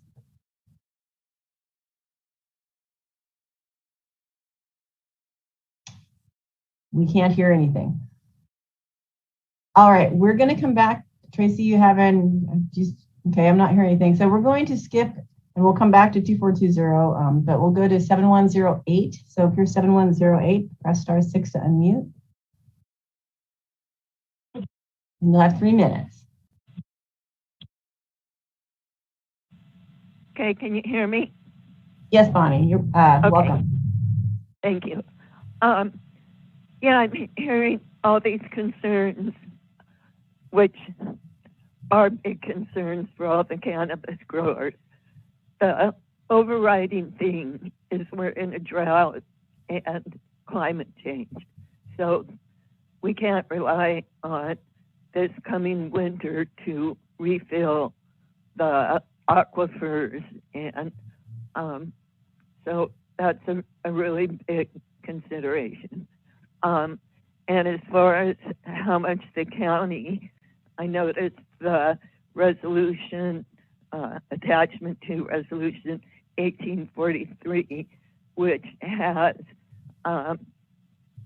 by the Board of Supervisors in 2018, says an environmental impact report was prepared and certified for commercial land use ordinance, which evaluated and addressed potential environmental impacts from ongoing regulation of commercial cannabis activities, including a limit on the number of permits and acres of cultivation, which sounds good, except the planning department has been excluding areas for nursery propagation, and how many acres, how many hundreds of acres.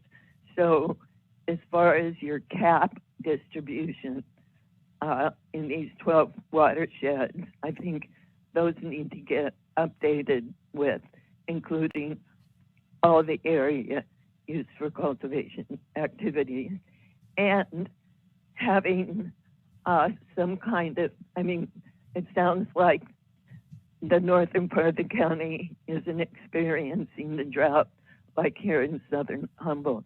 Here, our creeks are drying up in our springs, and John Ford said no evidence. Well, the public health officer, Mario, said private wells struggling and springs drying up.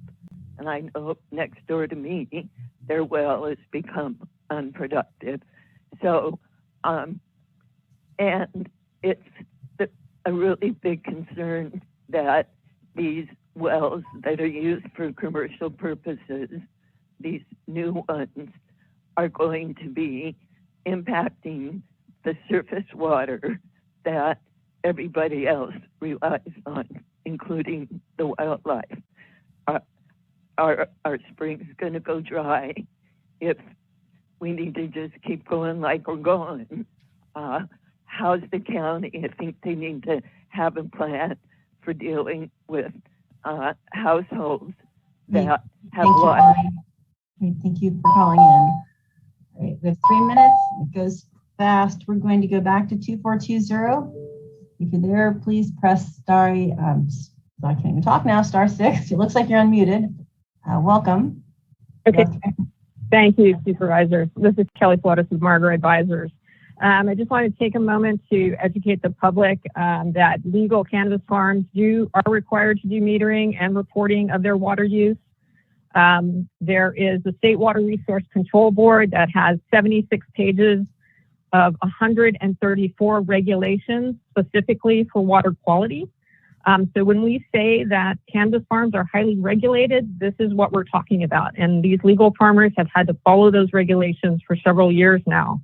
In addition, I also wanted to mention that it is a good thing that we have a task force that is looking at this issue. However, we were disappointed not to see a cannabis industry rep on that task force if decisions were going to be made with recommendations specifically to this industry. And so we owe a debt of gratitude and thank you to John Ford for properly raising the issues and challenges that would be presented by such a recommendation. We ask, as others have, that you do not discriminate against cannabis.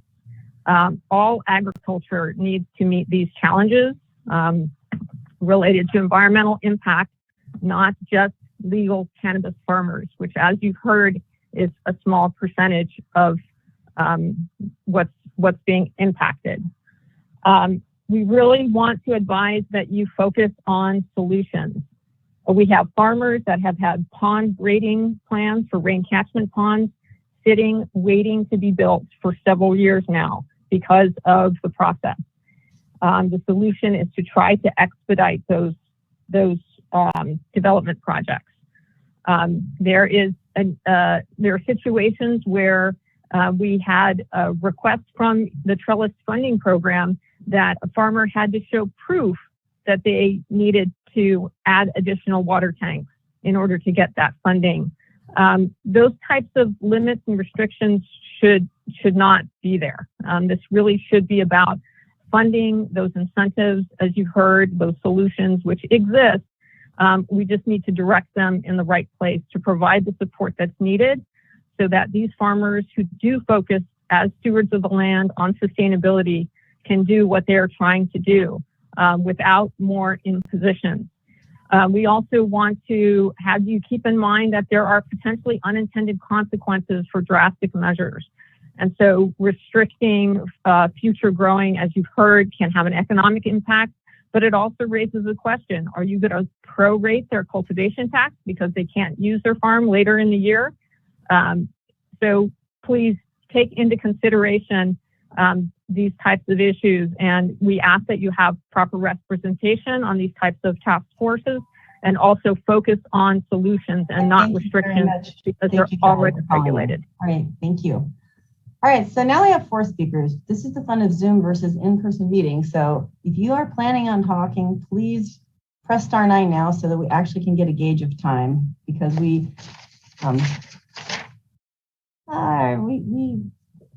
just want to make sure everyone gets a chance to speak. So we have 5375 followed by 4549. So 5375, where are you? 5375, press *6 to unmute.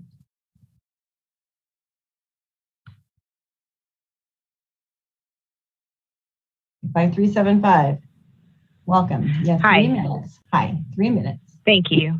Welcome. You're welcome. This is Lindsay Jones, owner and operator of Aloha Humboldt in Willow Creek. I would like to echo what the last speaker just said. We really can be focusing on solutions. This is a long-term issue. This isn't something that's going to go away, and I think that we have a really amazing opportunity as highly regulated sector of agriculture to be a great example to show other sectors that you can have sustainability with your water use. I would ask that the trellis funding that's going towards microgrants and equity, I think that it's really important that this Measure S funding be put into statute as the suggested 10%, and perhaps with the emergency, it's a higher percentage.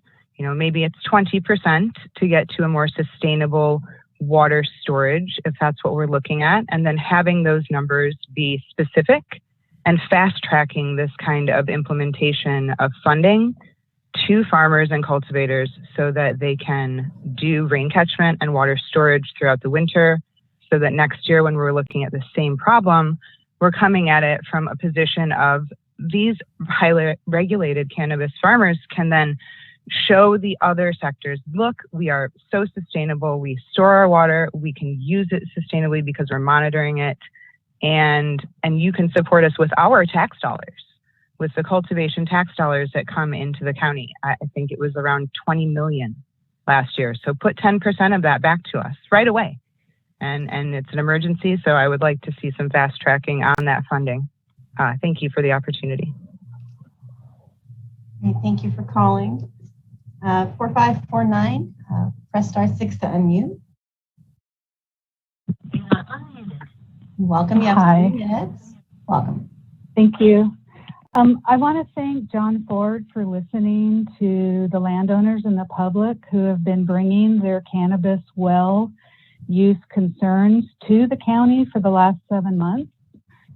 I think it's imperative that the county collects data and doesn't impact people that are already involved in the 2021 growing season. I think it's imperative that the county errs on the side of caution. So these are all steps that I would recommend to the drought committee to implement in 2022. One is an in-ground growing requirement, no pots. Pots take more water. A requirement for water conservation measures, then those would include drips, timers, shutoff valves, float switches, early morning and late evening watering. A forbearance requirement for existing commercial cannabis well use. closer monitoring of existing commercial cannabis well use, which would include, flow meter reporting mandatory on a weekly basis year round. Researching hydroconnectivity to nearby springs for existing cannabis grows. The water budgets must be developed for each watershed. Sanctuary Forest would be an excellent person on your drought committee, as they're a leading local expert in water conservation, drought, and groundwater recharge. And lastly, what I would say is that the County of Humboldt has received millions and millions of dollars in cannabis tax revenue and permitting fees, and it's imperative that now is the time that those funds are directly spent on this major cannabis water use issue, which isn't going to go away and is going to require innovation, more on-site inspections for compliance and enforcement. Thank you. Great, thank you. We will now go to 1687 followed by 9079. So 1687, press *6 to unmute.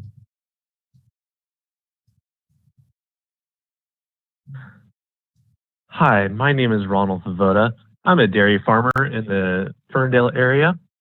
And just some points that I wanted to bring up is this is a truly historic and unprecedented drought that we are experiencing right now.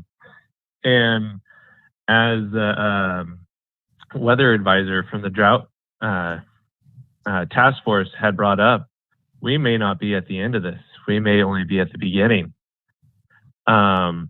There are other things that we do need to consider is that in the Eel River Basin, we have not increased any acreage here as far as what we use to irrigate. Other things that we have done is we have increased our technology on our irrigation. Some of us are using pivots here that do have huge efficiencies that with every gallon that we pump, we use majority of it. The co-benefits that we have of what we do here in this valley is sequestering carbon out of the air just to put it into the ground so we can use it at a later time as fertilizer.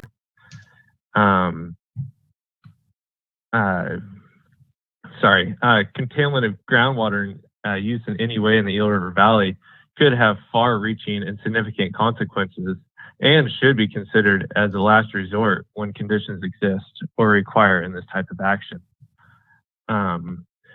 We have been here for decades, and none of us have really changed as far as what we do and how we do it.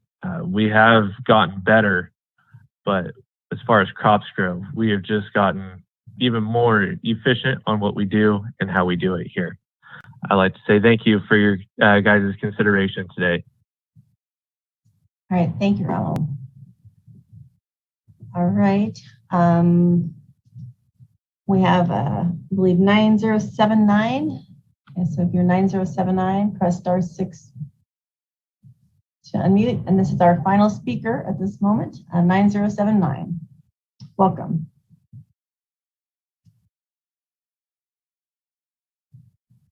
Are you there? Okay, 9079, if you're, there you go. Looks like you're unmuted, so welcome, you have 3 minutes. Or not. Tracy? Technical difficulties. All right. You're unmuted.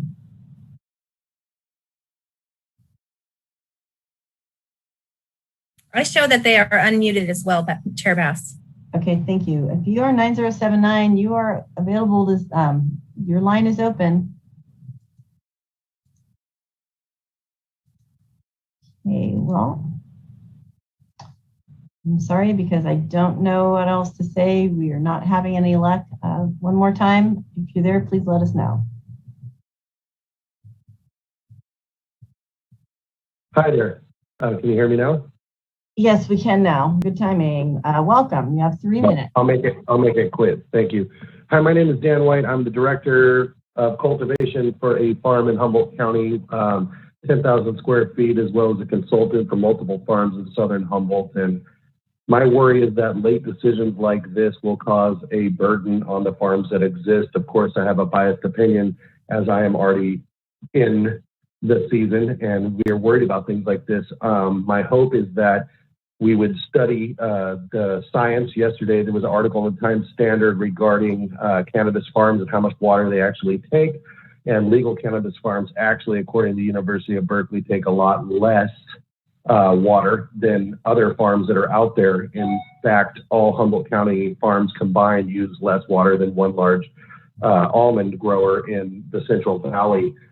So I would hope that the county would see fit to apply laws equally across the board, and so not to pull the focus from one type of agriculture to another. If we all need to tone it down, then we all need to tone it down. But so long as you got 4-inch mains going into the Eel River Valley, pumping hay until it's dry, then it's not fair to tell us who use a whole lot less overall that we can't cultivate because we use water too.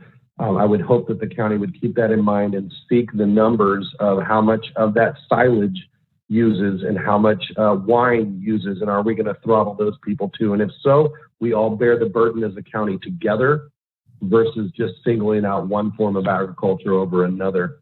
Thank you for your time. All right, thank you. So we are done with public commenters, so we'll go back to the board. So the board needs to make a decision here. I know I had heard a request for lunch. We have a time set at 1:30 that is expected to be 45 minutes. So I'd like to hear from the others how you'd like to proceed on this. If you, Supervisor Bushnell, thank you for raising your hand. Oh. We have a room full of people down the hall, and we have people waiting on the line that are waiting to hear the discussion. I know that everybody wants to go to lunch, but we do have a lot of people waiting, and I would hate to have to bring them back. Well, and I agree with you. And the challenge is going to be, we also have that 1:30 time set.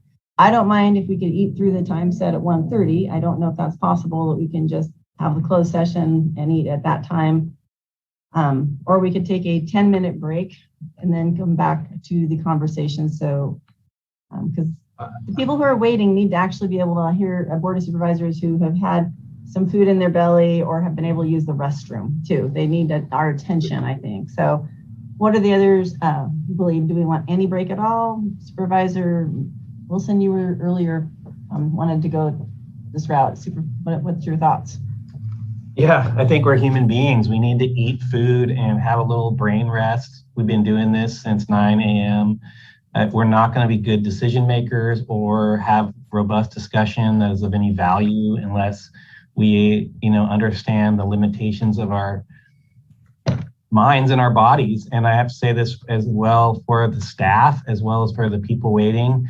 The public can watch this on it when we have it, or they can watch it later. It won't make a difference when they watch it because they're not going to be participating in that particular part. I want them to be part of it. I want to be able to have them in that in terms of availability, but I have to say we do need some time to do this. I agree we could do some eating while in closed session, I suppose.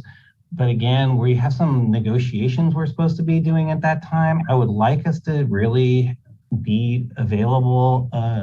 It's just, this isn't appropriate, I think, to just like drive through like a marathon. It's just, I'm not interested in it. I'm getting hangry, as you can tell. Well, and that's one of the challenges with the time sets like this. And we knew that this was going to be ugly because we can't do much to move around it. I would perhaps maybe then what we do is come back at 1 o'clock to at least get like 15 minutes. I'm trying to figure out, I understand where Supervisor Bushnell is coming from, but this is not going to be, we're not going to be done by 1:30 no matter what we do, whether we take a 15-minute break now or not, I don't think, unless I'm maybe I'm totally misreading it, but the conversation is going to go longer than that, I think. Supervisor Wilson, and then Supervisor Bohn. I just don't think we are going to be done by 1:30. So I don't know what the rush is. And I think we really need some time. And we have a room full of people. I can see them on the screen here. And I can tell you, they've been in that room a long time too. And they also need to be part of this conversation as well. So they might want to eat, you're saying? Right. Rex, yeah, Supervisor Bohn. I feel pretty good after 4 hours. I didn't realize we were supposed to, anyway, I don't care. It sounds like we got to eat and replenish our bodies and everything else, and we're going to make stupid decisions. So I guess, can we come back at 1? I mean, there's a lot of people, again, there's that room full of people actually probably have other things to do, believe it or not. And I think, I don't know if I've got a pretty good idea what's going to happen, but I hope, well, how about 15 minutes? Let's keep talking about the room full of people. Sorry, guys. But they're being very patient and with us. The other reason we have a lot of other people that are waiting, they need to go milk in a couple hours. So let's come back at 1 o'clock. So at least if someone's extremely needs a break, they can get it, and then we'll come back and we'll do as much as we can until 1:30, and then we'll be back at 1 o'clock.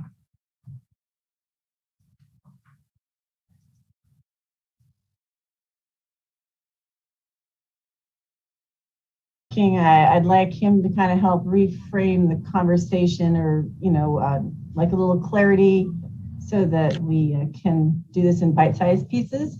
So I was hoping that the other two could be here at the time, but I suppose we could start, and they probably will be here, I would suspect, shortly. So Drought Task Force, who wants to? Director Ford, are you the one? Hi, Chair Bass. I am here. The camera, there it is. There it is. Now you. So we had 5 items that were action items on there. And as we mentioned during the primary portion of the presentation, the most important element here is really adoption of the drought proclamation. And so what staff would propose is that you take these individually and start with the adoption of the drought proclamation, and then deal with the subsequent items one at a time. I would point out that the resolution for the drought proclamation does need a minor amendment. In the third whereas, the very last sentence in that says, on July 13th, 2021, the city of Trinidad declared a drought emergency. That is not technically true. And so that just needs to be stricken. So if you are inclined to adopt the drought proclamation, we would ask that you strike that and then consider the resolution as presented with that modification. All right. So, and I do see we have Supervisor Wilson back now, and I imagine Supervisor Madrone. So basically, we could make one motion first to do that, and then we could probably, then you said, move on to the substantive conversations regarding the other issues and items. Director Ford? Yes, that would be the recommendation, is that you consider them one at a time, and we could probably group a couple of them together just for simplicity. But the one standalone really is adoption of the drought proclamation, since that is the item that's before you today. All right, thank you. I'll move that we make the proclamation. Oh, sorry. She had her hand up. Sorry. Supervisor Bushnell. I would like to make a motion that we adopt the drought, the proclamation with the stricken verbiage that Director Ford indicated about the city of Trinidad. I apologize for jumping in. I'll take a second. Okay. So we've got the motion and the second. Is there any further conversation on that? Right, Tracy, I think we can ready to do a roll call vote on that one. Thank you, Chair Bass. Supervisor Bohn. Direction to go and through together. Supervisor Bohn. Yeah, I'm hearing you. Yes. Supervisor Bushnell. Yes. Supervisor Wilson. Yep. Supervisor Bass. Yes. Supervisor Madrone. Yes. Passes 5-0. All right, so now we're going to go on. Director Ford, do you want to mention what your groupings might be so we can kind of isolate the questions and conversation to hopefully. Absolutely. Thank you, Chair Bass. So we would propose that you then consider a direction to staff to put together a scope of work to look at developing well permitting criteria and develop a funding mechanism for that for further consideration by the board. Okay, so if we're going to look at that one specifically, Supervisor Bohn? And that wouldn't be time certain, that would be as moved forward, allowing staff to work on that? Correct. All right, so Supervisor Bushnell? Thank you. So Director Ford, would it be appropriate to also possibly request like a workshop? I know myself, I would like to understand the connectivity issues more and be able to make a better educated decision when we're having these things come towards us at the board, towards myself. We can absolutely do that. Be happy to coordinate and facilitate that with between Planning and Building and Department of Environmental Health. Okay, thank you for that. Supervisor Wilson? I suppose this is when we have discussion about these items. Is that what we're doing in terms of, so I guess I'll jump in that we had one commenter comment about fish in this entire discussion about a drought, which I thought was, usually that's the driving issue. In the past, that's just been what we talk about when we talk about water issues related to quantity and quality and the impacts to also our fishing industry, as well as recreation and the fish themselves and the ecosystems. And I just found that was, from my perspective, lacking in this discussion. And so I just thought that was something I'd like to hear more about as we move into these issues. Also, the issue with relationship, and if we're talking about well permitting and the criteria, I think one of the drivers of this that we talked a lot about water volume in terms of wells, and we were equating, or there was a lot of conversation equating or trying to connect with relationship to cannabis versus other forms of agriculture, and specifically dairies and ranching and those sorts of things. And location really matters in all of this. And your mapping showed that of all of these wells being permitted, most of those wells and so many of those wells are in the upper ends of the watershed. And so there's such a much bigger impact with relationship to volume in the upper parts of our watersheds as opposed to within the basins that we're talking about in terms of fish. And that is because if you use the water in the upper ends of those basins, then it's not available for refugia for those fish. And so I think when we're talking about, as the issue of wells, it's not just as much water consumption as it is also location, and being strategic about that, and thinking about maybe some watersheds, as we did in our ordinances, are impacted watersheds, and maybe we have stratify any future discussion or any future ordinance changes based on some of that stratification in terms of location. And it's not just wells, of course, it's the forbearance and storage too, because those can have actually functional positive impacts as well. Just like our Matthews Dam has a impact on why the Mad River is flowing well. It's flowing well because it has a dam up in the upper watershed, and that is part of it's a very, you know, that's part of that situation. Although the streams going into the Mad River that provide cooler water are being impacted by wells and diversions that happen in those places. So for me, that's a really important issue in that, and not every agricultural use is the same, and not every location has the same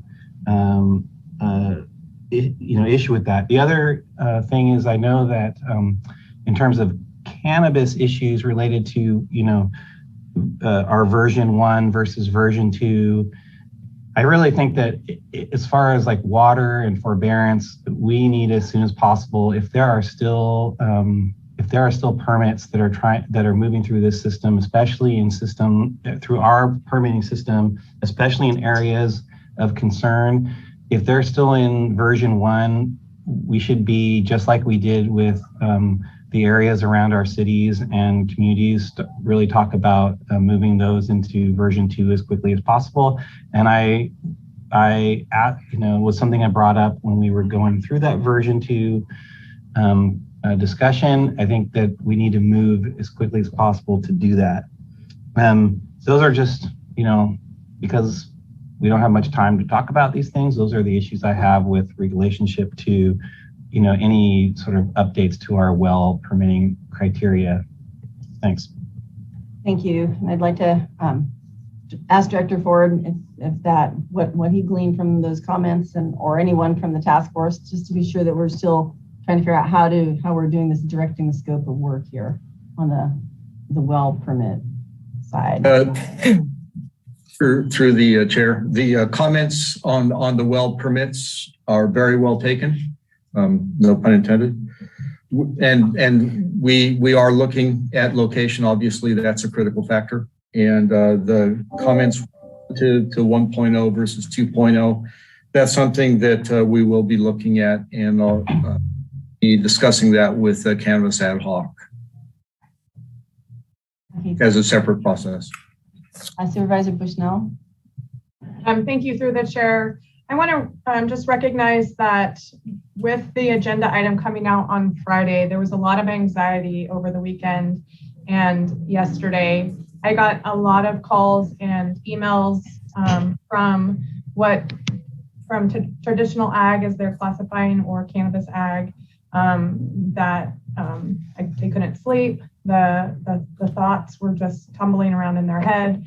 I just want to recognize that the anxiety was really high around this agenda item, and also that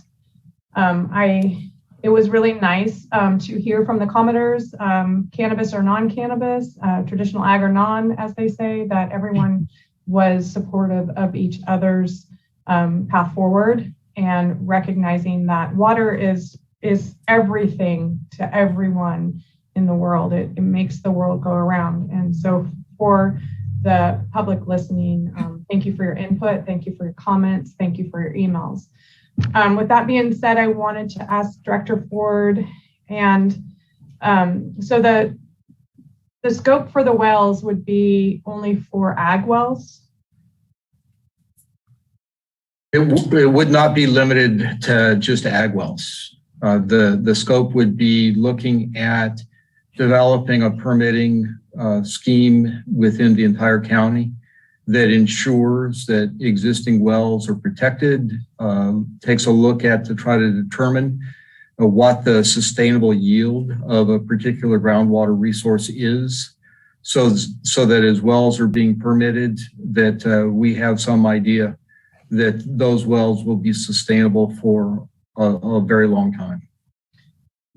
So part of that would be a monitoring process, or recognizing if it's connected or not connected, which there's a lot of different thoughts based around that connectivity, or hydrologically connected or not. How would we be setting up some criteria along with this to have a guideline for that? Yes, and part of the struggle here too is defining what is connectivity. You've heard some of public today express concern of that, groundwater ultimately drains in surface water, and that has to do with fisheries, but not all groundwater does that. So there may be groundwater resources that are isolated and are abundant, and there may be areas where that groundwater is available to be used, and not a lot of additional research needs to be done to put wells in those locations. There may be other locations where the groundwater may be somewhat connected to surface water and or to a spring. And so there would need to be additional criteria to consider when approving those types of wells in those circumstances. So thank you for that. And so the motion that you're looking for on this particular item is for your task force to come back with criteria concerning? No, just to put together a scope of work so that we can obtain a funding source to get the technical assistance that's necessary to then develop permitting criteria. So it's a very baby step here. The baby step is simply directing this group to bring back a scope of work for the board's consideration. We're not trying to take leaps and bounds. We're just trying to identify, here's what we think would need to be done. Here's the work we think a consultant would need to do. And here's the cost of it. And hopefully we will have a funding source for that to you at the same time. Okay, and thank you for that. And my final question would be that throughout the comments today and through many emails, I'm sure that other board members received, there was some concern that the cannabis community isn't represented on your task force. I'm not sure that's a true statement, but I want to ask you if that needs to be adjusted, or do you feel there's good representation? Well, the current task force is made up of staff. The one exception to that today was Matt with the National Weather Service. Thank you. And that was really to get the technical information on the drought. So one of the things that the board could choose to do is expand the size of the task force to be more than just staff. There have been requests from at least another agency, maybe agencies, to participate. We did not engage in that simply because we felt like the board gave this group direction to bring back a certain amount of information, a certain report back. But if it is entirely within the board's purview to expand or contract this task force, depending on your pleasure. Thank you. All right, so any other, Supervisor Madrone? I know we had some conversation, so I'm in. Thank you, Madam Chair. Well, this is a tough issue, right? Water is everything to everybody. And, first of all, I wanted to give my thanks to the task force and all the hard work they've been doing over the last couple of months to try and figure out how to take care of these issues. I don't hear anybody disagreeing with the fact that we do have a drought emergency. So there seems to be complete agreement that in fact exists, which is a step forward. As the staff report talked about, it really lets the public know we recognize this and we're declaring it. The trick comes in when we talk about how to implement things to try and deal with the drought, right? That's where it gets slippery. My number one preference is that we come up with programs to try and assist people. When we're working to assist people with cost shares, whether it be rainwater collection and storage or groundwater recharge projects like have been going on in the Upper Mattole for the last 10 years to restore flows in the Mattole River for fish. All of these things have been primarily grant funded, and the North Coast Resource Partnership and other entities that Hank Seaman brought up earlier are in a great position to help get a lot of these funds to bring into our community. So that's been my primary focus, is figure out where we can get resources to help people out, right? There's going to be 100% agreement on that as well. It's the curtailment issues that become really tricky. And in some cases, folks have insurance. In some cases, they don't. The fish don't have any insurance. I will tell you that, if the stream goes dry, the fish die. And you could easily lose an entire year's class population of these fish in certain tributaries. And they don't have an insurance policy, and they don't just spring back. If we lose our crops for a year or two, that can be incredible hardships for families. But we ultimately spring back, and more often than not, there are programs to assist people with that. But there is no such thing for the fish. If the creek goes dry, they die, right? So that's a really tricky thing. And you might note what's going on in Sonoma County and other places where lawsuits have been filed that are basically saying that these counties don't have the right to issue well permits ministerially because they are by nature a project under CEQA and require a discretionary permit. So that's going to flip everything on its head when we look at that vast number of well permits coming through in Humboldt, Sonoma, Mendocino, et cetera. These are all being processed ministerially in the past. And that looks to me like that's coming to an end, simply because if we don't respond to that, we're going to get sued once again. And, people could end up getting a permit, but then it goes away because we get sued and we haven't done CEQA and gone through the discretionary process. I understand that creates a lot of havoc for people that are kind of in the midstream with all this stuff. So again, my primary focus is figuring out how do we help people, but I'll just put out a plea to all of us. We all need to be figuring out how to conserve water, how to use less water. And if we're pulling it from a well or a stream or something, monitor that stream nearby. And if you see that when you're pumping from your well or your diversionary source, that the creek's going down, then that's an issue. And we really all need to voluntarily be complying and monitoring and paying attention. Otherwise, we're going to see some really serious impacts on our salmon fishery. And guess what? Those are people's jobs as well. I mean, we still have a fisheries industry, and they have every right to protect their industry as well. So again, that's where it gets really tricky when we start trying to figure out who to curtail and how do we do that and all that. And I certainly don't have any solutions, but I do know that if we can get more resources to help people, that's going to be a good thing. There's a lot of groundwater recharge we could be doing and other things, but these things all take time. So that's my thoughts at this point.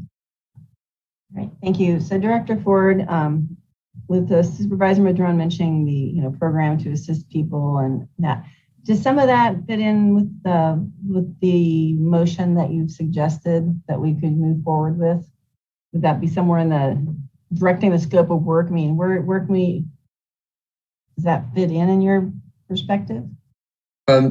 Absolutely, that fits in. I would say develop a scope of work and then probably add a line into that to explore opportunities, to find resources, to develop programs that provide incentives for water storage, for drought resiliency, and then that's something that this group can certainly take on if it is your pleasure or one of the departments represented here would carry that forward. Okay, thank you. Supervisor Bushnell, I do see Supervisor Madrone's hand is still up, and Supervisor Bohn. So, Michelle.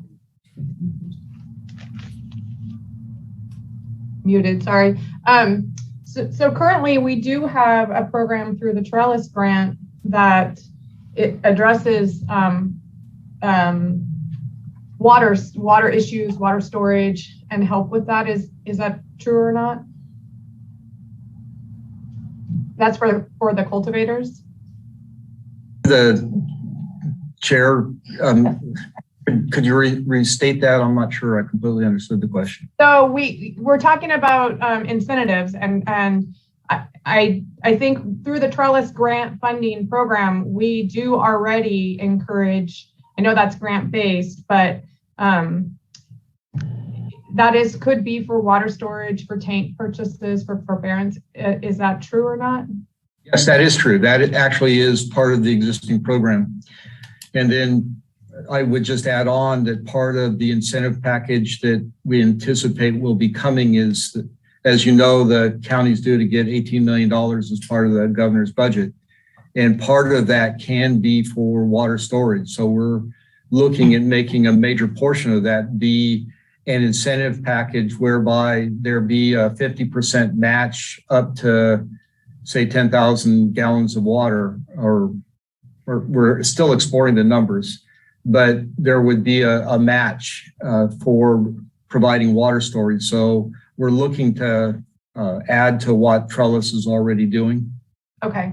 All right. Thank you for that. Supervisor Bohn? Yeah, thanks, John. I'm gonna go to John too, because we talked. I got the same amount of phone calls, if not, yeah, probably got less than Michelle, but got quite a few phone calls on this same thing. And one of the things is we do have the Trellis program, and I do like the idea of maybe having somebody, I don't know who, on this task force directly, because we just actually spent probably 70% of the time talking about 400, and how many acres do we have permitted in Humboldt County? 430? It's approximately correct, yep. Yeah, out of 2.6 million acres. And we focused on that 430, and then you got to figure out half of those have water storage or tanks, and then there's a certain element that out there dry farming. So we're getting down to 250 acres we're talking about or less.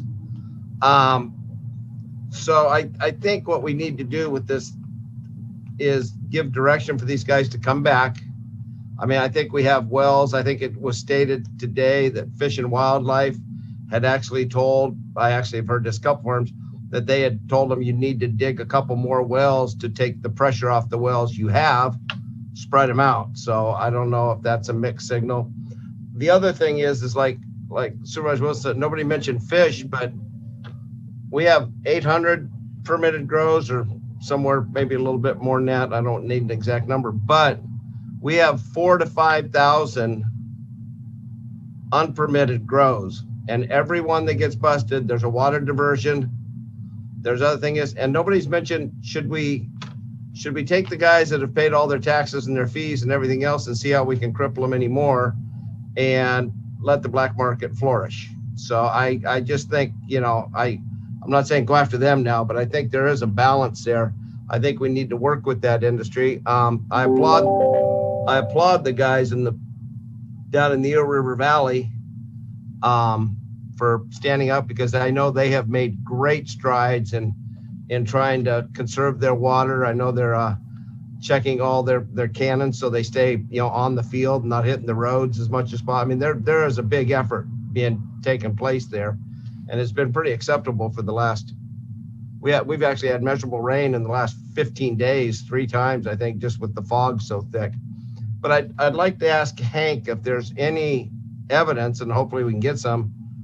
If Hank's still there? Yes. Hank, is there any evidence, or do we have any evidence at all that ground pumping in the Eel River Valley is affecting the wildlife of the Eel River? We're doing detailed data collection, computer modeling, and studies to answer that question, because that's a required question under SGMA. So today we don't have any evidence of that. And what are the SGMA wells looking like? I know, how many have we got? How many are now operational? I know they're all preliminary, but I know you're getting data. What's the preliminary data look like on the well? I know they dug a lot. Yeah, no, we put in close to 50 wells to get good data collection throughout the basin. It's still a work in progress, so I don't have results to share yet. Okay, so yeah, I think the task force is doing a great job. I really think that we need to keep them moving forward on this. I'd like it without all the moratoriums and death doom until we actually know we need them, because we are a moderately impacted drought area according to the state. So I think we can move forward I don't know where you guys want to get your food, because it's not going to come from the the valley and things like that. And I mean, if we want to cut off our ag producers, I mean, I don't care what kind of ag they're growing. If you want to cut off their ag producers, we're going to cut our nose off to spite our face. So I would love to see these guys come back and give us something and then show us what we can do without throwing moratorium and all these other words in there. So does that mean you're in support of the suggested language that Director Ford had mentioned regarding direct scope of work? He did not mention moratorium in any of that. Director Ford, would you like to kind of repeat that to see if that is something that Supervisor Bohn can feel comfortable with? And then I'll go to Supervisor Bushnell, or I guess I can go to Supervisor Bushnell first, and then I'll go to Director Ford to restate his suggestion. Thank you. Through the chair, I have a question for the room and whoever can answer it. Is there a way that I guess we could recognize if someone gets their well certified that it's not connected, that they could do that now and submit that so that we could have some basis. If people are willing to do that on their own and get it certified, maybe if we had 3 or 4 hydrologists that the county recognized, is that something that we could do to quiet the anxiety from people that are saying, my well is not connected? It's for the room, whoever can answer that. Can I talk about this one? Sure. A little bit. Thanks for that question, Supervisor Bushnell. We at Environmental Health permit the wells. We need to comply with CEQA, and part of the CEQA evaluation says we have to evaluate each individual application as a project in itself. In that evaluation, if there's a larger project, and frequently, because what we've shown today is that most of the well applications we receive are related to discretionary projects. And that evaluation, which you're referring to, which is the certification or assessment to discern whether a well is tied to surface water or isn't, would be an important component of that evaluation. Staff recommends a licensed credential, like a certified hydrologist or a civil engineer, to provide those. So are you saying that's already done? Yes, it can be done. That is something that can be done. Okay. Okay. Thank you. Thank you. Rex, and then, Rex, and then I'd like to have Director Ford actually. Going back to the applications, because I was going back historically, how many of the applications are actually followed through? I mean, I've got applications. How many are drilled? What percentage of them are drilled, actually followed through and drilled? So those statistics that we've showed go back to 2016, and I'm not sure what the totals are. I ran a report this morning, and we have 900 final well application permits. Also within our records, we have 1,600 applications. So there's a difference of 900 there, where or 700, excuse me, which folks apply for a permit but don't always get a final approval. So they may obtain the permit and we don't get a well completion report and can't hence final that permit. I'm just wondering, so what that slide you showed today, were those wells that were actually drilled, or were those applications? Those were applications. We don't know how many of those. Okay. We didn't run that and represent the completed final applications. Okay. So, but I mean, there's quite a few less wells drilled than actually applied for. Okay. Thank you. Okay, so I would like to get back to Director Ford again to once frame where he thinks we're going with this, so we can try to define and get somewhere. And then Supervisor Wilson, I'll go to you. Director Ford. I mean, because you're getting all this information, I just want to see what you pulled into this in case someone does feel comfortable making a motion. Thank you, Chair Vass. So the proposed motion would be in 2 parts. Part 1 would be to develop a scope of work, to develop permitting regulations.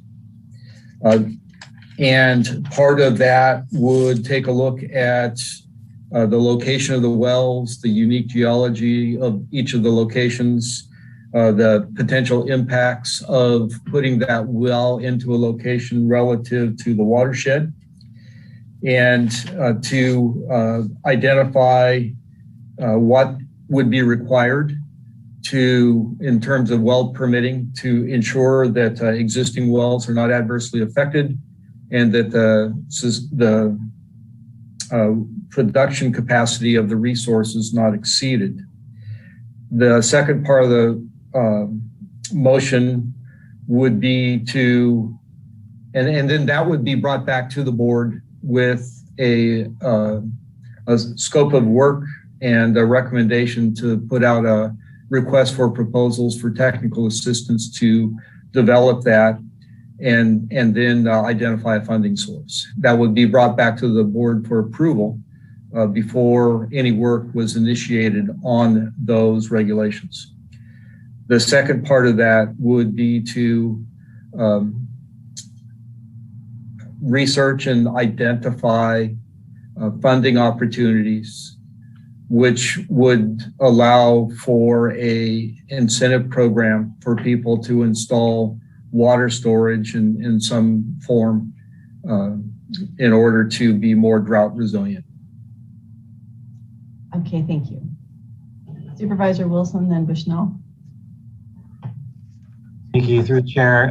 Director Ford, so there was I guess I wasn't really understanding maybe this is a question for both you and Mario. The question is related to the requirement for a stamp for a well permit. Is that going forward immediately from today? Is that what's being proposed, or is there a threshold that's going to be a new policy that's going to have to be created to do that? Yeah, I can address this. This is, again, we're permitting wells. We need to review each application as a project in itself and needs to satisfy CEQA in some manner. So there are exemptions for some proposals, replacement wells, and I think a class 3 small infrastructure that might be applicable. But the discretionary permit, if it's related to a larger project, the discretionary project permits need to describe the use of the well, and then the permitting of the well permit itself can refer to that parent CEQA approval. Okay, so I'm asking then that discretionary threshold is what? Commercial use or potential commercial use, or what is that? The easiest one is where there's a discretionary development project, whether land or cannabis or something else. And so the well needs to be considered as part of the larger analysis. The analysis of the well use would then need to determine what the impact is to the existing groundwater resource.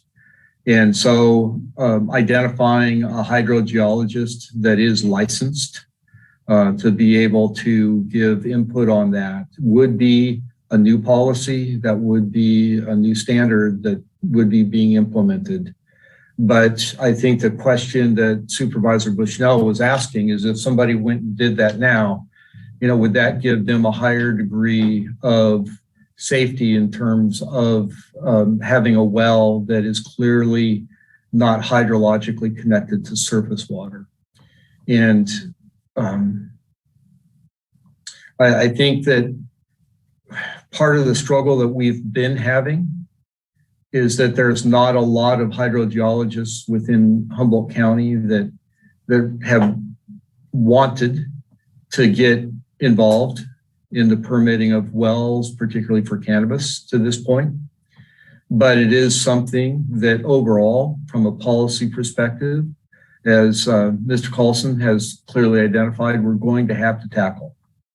The way the courts are beginning to treat the drilling of wells as discretionary projects subject to CEQA. We're going to have criteria laid out, and we're going to have to be able to identify situations in which a well would completely comply with that criteria and thus could be potentially minor or ministerial, or in other circumstances where it needs to be discretionary and a higher level of review needs to be done. I know that's a really long answer. I'm sorry. It's not a simple subject. And through the chair, I agree. It's not a simple subject. And it's just that we have received, as the county have received some pretty strong criticism that permitting of many, if not some wells, and again, I don't have the data to support this criticism or deny it, but that wells are being installed that are claiming to be not hydrogeologically connected to surface waters when they are. And as you mentioned, sometimes that well is below a spring, above a spring, below, it can be anywhere in that space. And in many of these watersheds, it's hard to imagine a well that isn't, it's significantly deep, that isn't, hydraulically connected. So I can see why you would be wanting to have a professional opinion on that. And I don't know, I guess we don't have anyone qualified on county staff necessarily to do that, do we? I would say no. Okay. Well, and I would hope that in that scope of what we're talking about right now, if we haven't made that transition, it needs to be part of that. We need to create that capability, both from a legal perspective and from an environmental perspective. I don't know how else to address it. Thanks. Supervisor Bushnell. Thank you. Through the chair. So the language that you came back with, Director Ford, seems very a lot of things for wells. And I'm wondering, with forbearance, you're allowed to, so if a well is determined to be connected, I'm asking the question, are you still allowed during the time of non-forbearing times to pump out of that well? So the criteria that you're suggesting wouldn't be that the well can't be drilled. It would be that the well would not be able to be utilized during certain months. Is that where that is going? Oh, no. I'm sorry if that's confusing. So forbearance is typically not associated with wells unless the well connects to surface water. Okay. Okay. Okay. Oh, and there are people in the public who tend to confuse that and want to see all wells forbear. And that is not a simple matter that we can say, yep, that solves the problem, because frankly, you're still going to be, even if you're storing, you're taking the same amount of water out of the resource. And then you're just pumping faster during a particular portion of the season in order to store it. And the real question is what is the sustainable yield of that resource? So I guess, and this is where I want the education, but, you got millions of gallons of dumping in the ocean during the winter as it's, sloughing off. So it kind of doesn't, I'm that common person out there. It doesn't make sense to me that you wouldn't be able to forbear out of that. Well, so the complications there, and this is where a hydrogeologist being able to explain this would be extremely helpful. But, it depends on what the infiltration rate is, what the recharge rate is. Some areas where the earth, the rock structure, the geology is extremely porous will recharge extremely fast. Other areas are impenetrable to water, and the water just runs off to, like you said, runs to the surface feature and drains to the ocean. And in other areas, there is some amount of water that gets down, but it takes a long time for the water to infiltrate into the groundwater resource. Okay. And so it's not one size fits all.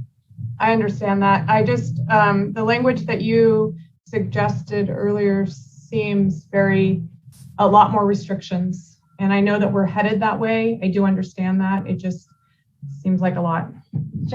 I have a question, Director Ford. Would there be any value in giving you guys we do have a time set closed session that we are shock of all shocks late for. Would there be any value in giving your team the time to kind of come back to us with whatever you think you can pull together that will kind of answer some of what you've been hearing and to try to move something forward? Because I know you have an idea, but it's still not, it's, I think, harder to grasp right now because it's just the verbal. Could I offer this?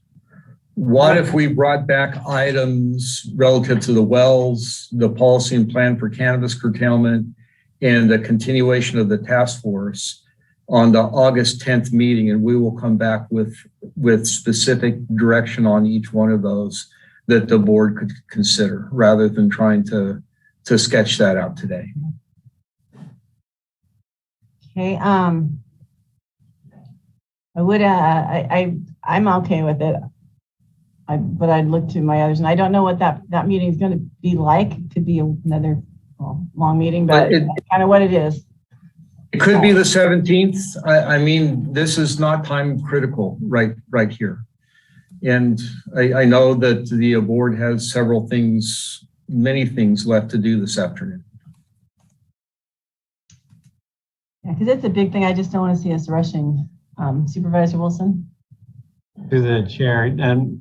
John or Director Ford, was there anything in this discussion that would amend what you had suggested in terms of the item for the well permitting criteria scope of work? And then also I would just poll my board and see if the task force status, if just keeping the task force the way it is and moving forward is also amenable.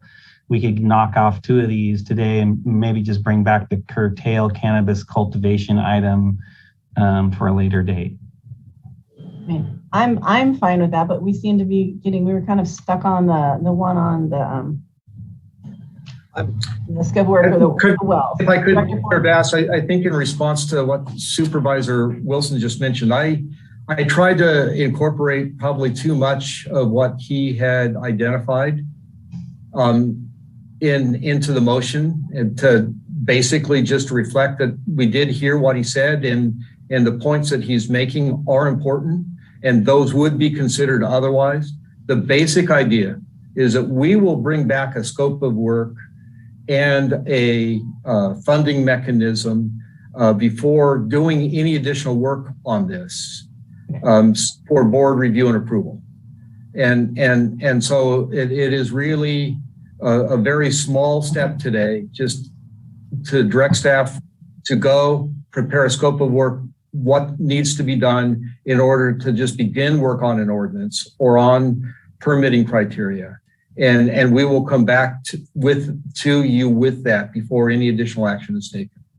So could that be made with the addition of the task force? I mean, I would think that Supervisor Wilson, is that kind of what you were trying to knock? I'll just do it right now. So I'll make a motion that we have staff move forward with a scope of work to bring back to us related to potential well permitting criteria and ordinance proposals, as well as moving forward with the current task force as it is in its current format, and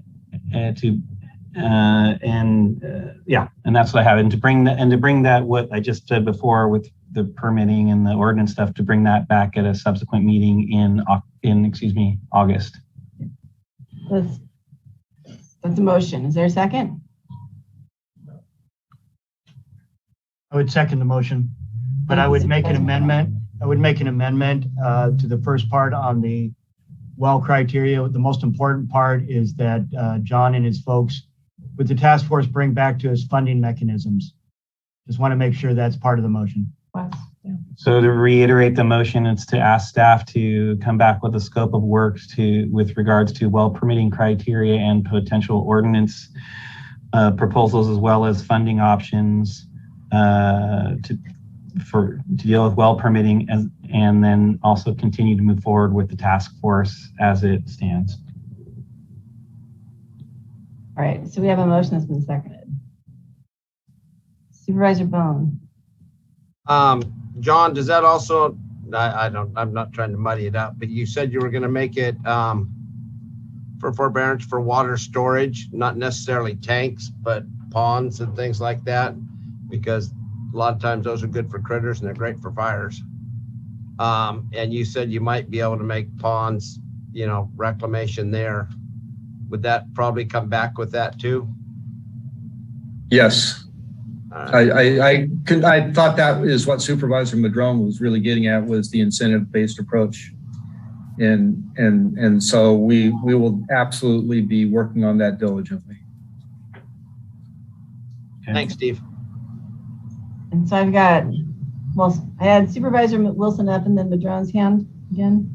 Sure, and if I may amend my motion so that we can just kind of get done with one fell swoop, which is to also bring back the curtailment of cannabis cultivation concepts at a later date, unspecified. What? Okay. Can I hear that one more time? Sure. For Supervisor Bohn, it would just be adding that it's number 4 on the list on page 10 of 10. It's basically the bring back the subject matter of curtailing cannabis cultivation at a later date and for discussion. So just keeping that on the docket for discussion related to the task force. That's all. So it'd be criteria for that, Supervisor Wilson? Well, there's a section related to the CCLUO. No, I understand that. What does the motion mean? Bring back what? Bring back for discussion. We just never really got to the discussion of it today, and so just it's for discussion purposes. And so I'll take it off the motion if it's going to cause a lot. No, but maybe if the task force is going to come back, maybe they could come back with some ideas. Yeah, that's exactly what I'm saying. Okay. That's exactly what I'm saying. Just not time specific is all. Just not time specific on that particular item. Yeah. So I'm fine with that. Thank you. Okay. Thank you, Supervisor Madrone. The seconder agrees with that modification. And just a really quick piece, hydrology is not a certified or licensed profession, believe it or not. I'm a hydrologist, but geologists, that is a licensed and certified position. And so what you have sometimes is a geologist that has tremendous hydrologic background. So then they'll call themselves a hydrogeologist, right? So just want to clarify that. The last point of clarification is that when we talk about wells as being a sustainable source of water, they frankly are not. If they're a shallow well, like out in the Ferndale Bottoms, those are really sustainable wells in the sense that the well casings will stay together over a long period of time.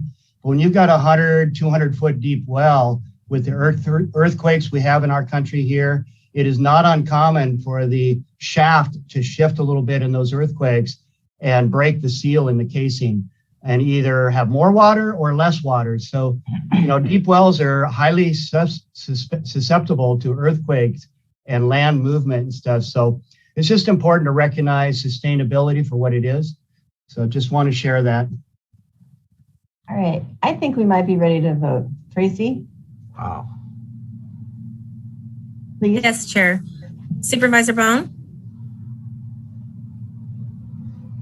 Yes. Supervisor Bushnell? Yes. Supervisor Wilson? Yeah. Supervisor Bass? Yes. And Supervisor Madrone? Yes. Passes 4-0. 5-0. Thank 5-0. you all for your efforts. Oh my goodness. All right, so we have a 1:30 time set that we're going to go back to. It is a closed session item in conference with labor negotiators. So I would like to ask our county counsel, Jefferson Billingsley, to brief us. And then, yes, please. Thank you, Chair. It's the intention of the board to meet in closed session with their labor negotiators pursuant to Government Code 54957.6 to review the county's position and instruct its designated negotiators, Kelly Barnes, Zach O'Hannon, Alicia Hayes, and Jack Hughes, for the various employee organizations listed in the agenda. All right, thank you. And we'll go to public comment.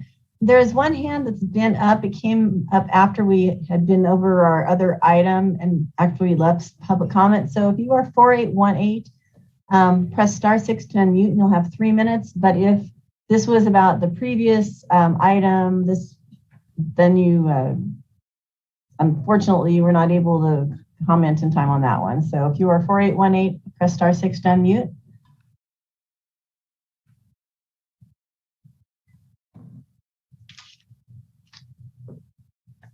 All right, we will go to 5288, press *6 to unmute. Yeah. Hello, Virginia. It's your 668 number here this time. I think you're going into labor negotiations, and one thing that I've brought forward recently when you're in negotiations is a lot of these different groups and these people are having a hard time getting housing. And that's part of the thing as far as a benefit, which I think you can help with. I was starting to work with, and that applies to all your labor groups, a project put cops' heads in beds, specifically designed for the sheriff's people, but that could apply to everybody. And in other words, if you can come up with some kind of a system where to put a landlord and a county employee together to provide affordable housing, and especially for the sheriffs, a lot of us landlords would just love to have a law enforcement on their building. It's a win-win for all of us, and we're happy to work with the county to make that a benefit. If you're willing to help put together some kind of a board where we can get put together on there, we would offer our housing to the people, or at least give them first shot at these things. And so that's a tool that I think you might wish to do in your negotiating. See if that's something of value to these people. If even special housing development was done, if we ever finish the zoning on the general plan, then those of us who would be happy to put together a thing with preferential treatment for county staff, we know we have an income source and a lot of other benefits to a landlord. So you might consider throwing that carrot into the mix, or at least see if there's any interest in that happening. Thank you for the opportunity to speak as you go into closed session with your employees there. All right, thank you. And we have 3053, press *6 to unmute. Hello, Thomas Mulder. Just after your last agenda item, I hope that you don't plan on in your negotiations giving up any measurettes money to facilitate any raises, because need to keep that money aside for incentives. So please remember that as you're doing negotiations. Thank you for the opportunity to speak. Thank you. One more time, I'll go back. 4818. If you wanted to comment on this item, press *6 to unmute. All right, I'm not seeing anyone. Oops, there you are. Are you wanting to comment on this item? Oh, good afternoon. Hi, not this particular item, but good afternoon, ladies and gentlemen of the board. Actually, and the people listening. I can't have you comment on this. Isn't for a specific item. I'm sorry about that. We are in closed session now, so it's a really specific to this item. So unfortunately, I can't have you talk. I'm sorry. For the housing? No, this is actually on conference with labor negotiator. So it's not. Say that one more time, please. This is actually for labor negotiations. Labor negotiations. My apologies. I've been waiting from before you guys took a break. If you would be so kind, if I could say a few things, I would greatly appreciate it. Actually, I can't. I'm sorry. I can't. I had a suggestion, if I may be so bold to say it. No, I'm sorry. I apologize. I can't. We'll have to mute you. I'm sorry. If there's an item that is still coming up on the agenda, because we have a very full agenda still, look online and see what it is, because we are really held to certain standards of being really consistent with allowing public comment. It's not fun when I have to tell somebody no. So I would say look further in the agenda, and the item you may want to talk about may still be on its way. So sorry about that. We think we're going to be about 45 minutes, and we will shoot for that. But if you have an item coming up, don't leave your computer alone for long, because who knows, we might get done sooner. All right, we'll see you all at closed session.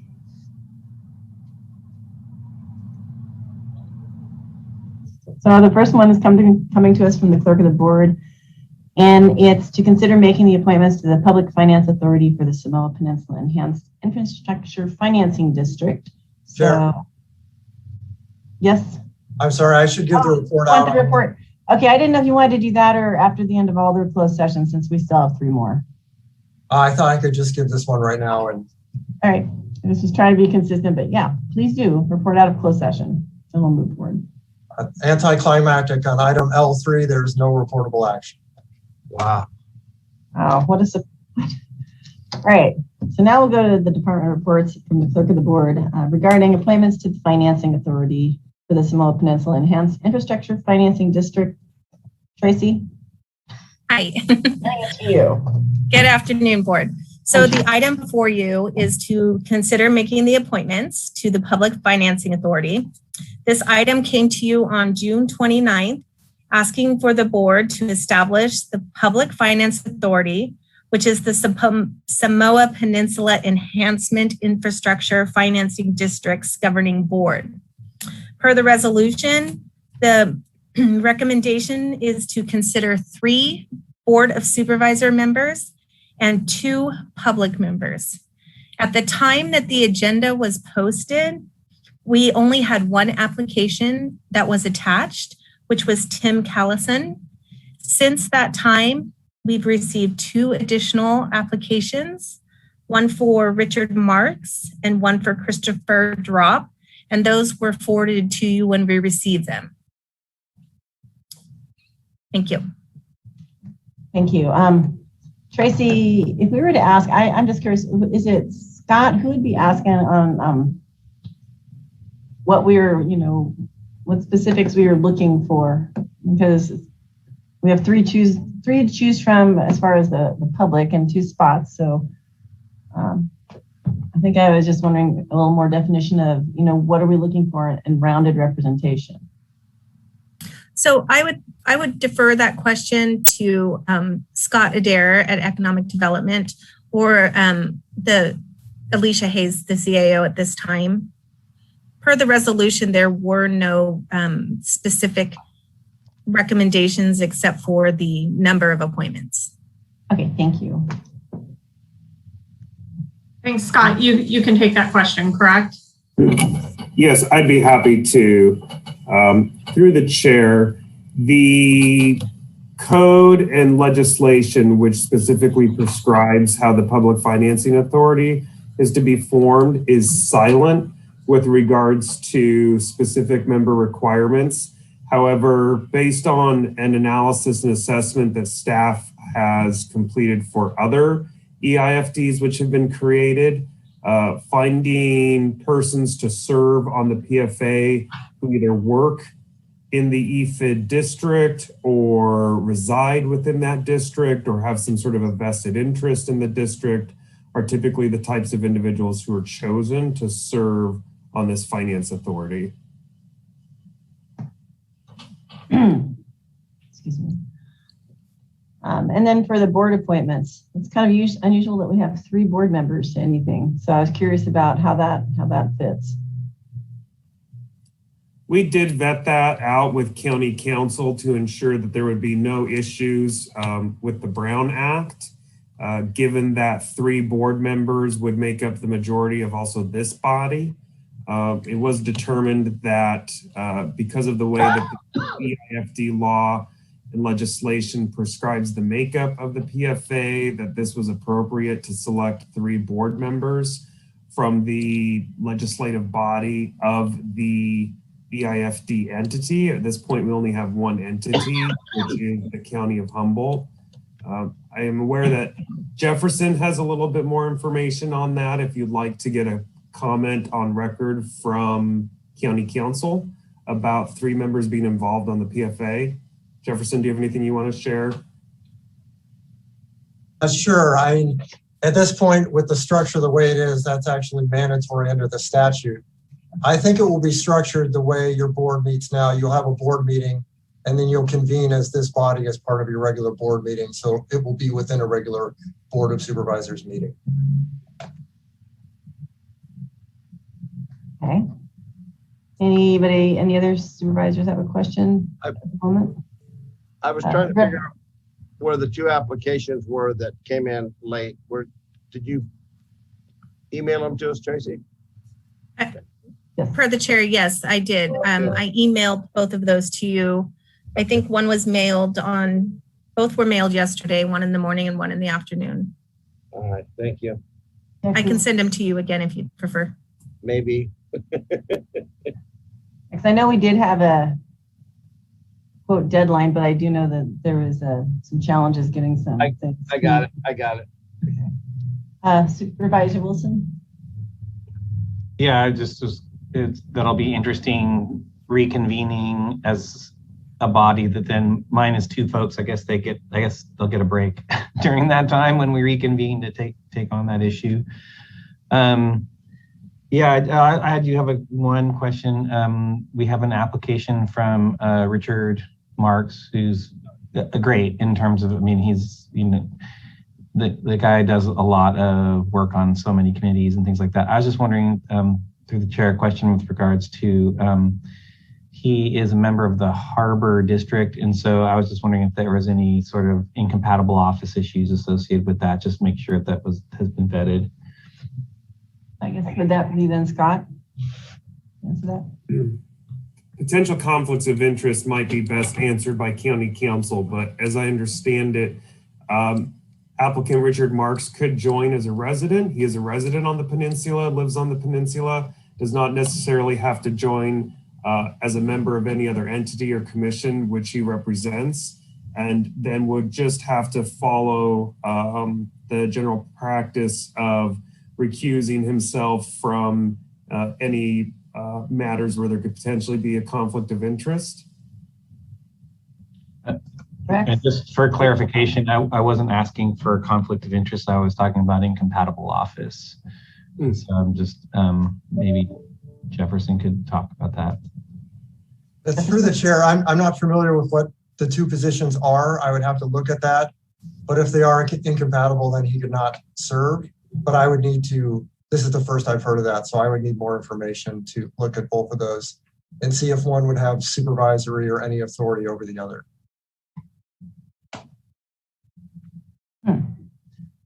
I was going to ask if we have any of the applicants on. If that's all right with everyone, I'd like to give them an opportunity to address the board if they are with us.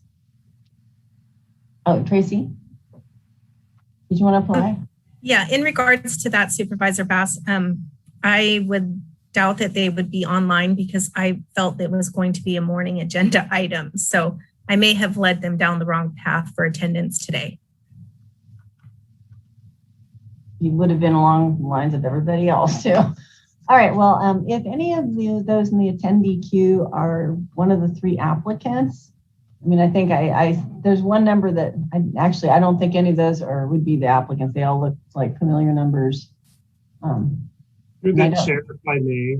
Yes, please. Since your board is considering also an application from applicant Richard Marks today, the EIFD is a separate entity, and I do not believe that it would be subordinate to the Harbor District, nor would the Harbor District be supervisory of the EIFD or the PFA.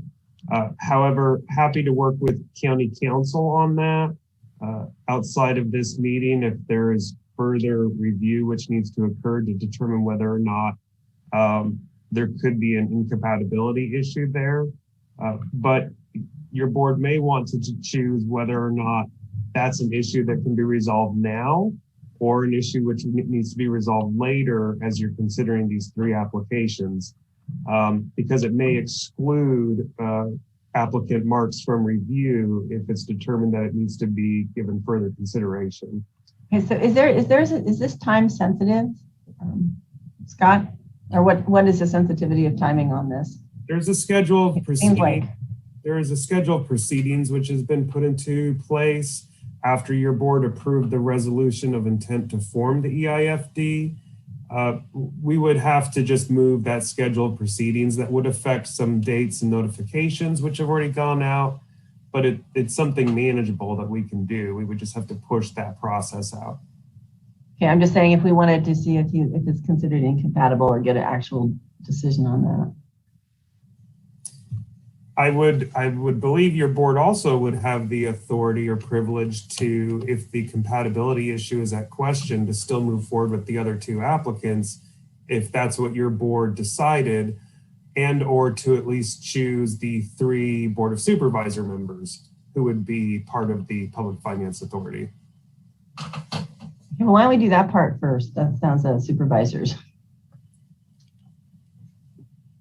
I'm thinking, to me, it makes sense to at least have potentially myself and Supervisor Wilson, because we are the peninsula there, but I don't know. I mean, I know Supervisor Bohn is very involved over on different projects there too.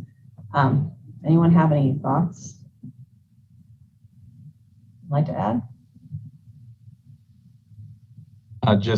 I'm perfectly willing to jump into this, so I'm happy to add another committee onto the list, but at least this one meets at the same time as our regular board meeting, so that's good. And I'm more than happy as well. So I guess we're looking for the 3rd supervisor. Rex, are you into this one? Yeah, it's fine. It should be the 3 that have the bay. Mm-hmm. Whatever happens at the north end or the south end affects the whole bay. I mean, actually, the South Bay would like to get a little more representation. So. Okay. Any problems? Everyone's good. Do we need an official motion on that? I suppose we do. Jefferson? Through the chair, at least the first meeting is not set at a regular board time, just so you're aware. I believe it's on a Friday. Oh, that's a deal breaker. It would be a special meeting. Looks like that's still okay. Is there a motion so at least we can get this piece off the table and figure out the other 2 positions? Sure, I'll make a motion that the board member representatives would be Supervisor Bass, Supervisor Wilson, Supervisor Bohn. You get a second? Okay. A couple there. All right, and I will go to public comment now also, since we do have one hand raised. All right, so we have 5288. I believe that's Kent. Welcome. Hello. Yeah, I was tracking this with the Harbor District the other day, and then Planning Commission got in my way, so I didn't hear their final decisions on that. Totally makes sense to me to have the 3 of you on there. You said, are there 3 other applicants? Because when I went to this topic for the other positions, and I didn't know if you bifurcated this so we get 3 minutes on each of those, but I only saw 1 application there, and it was, I think, Tim Callison, who has quite a bit of experience, in that particular area, having worked out there for someone who owns property out there. And I think he'd be excellent, but maybe you will announce when the next phase is, or now, who the other 2 candidates were, or maybe I misunderstood.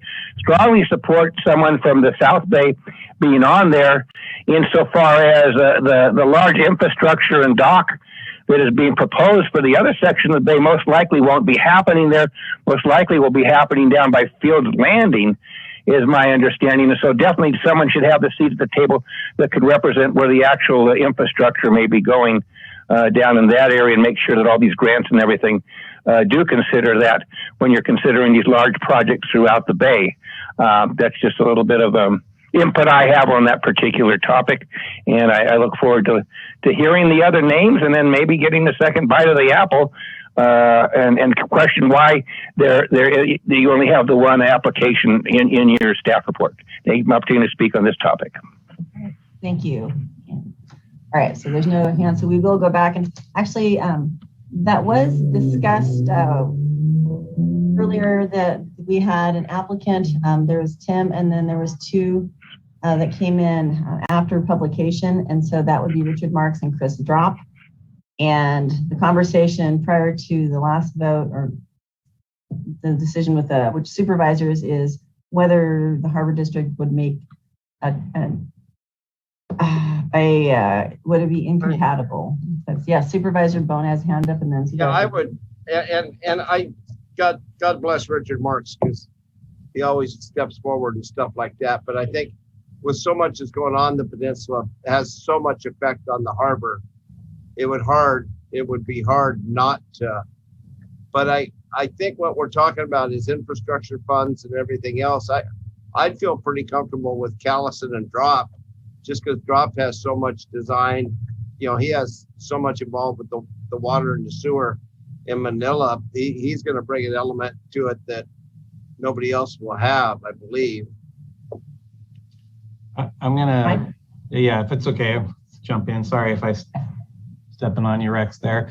I think I agree with Rex on the two names for this. I mean, there's a couple reasons. I just want to also spread out representation a little bit as well.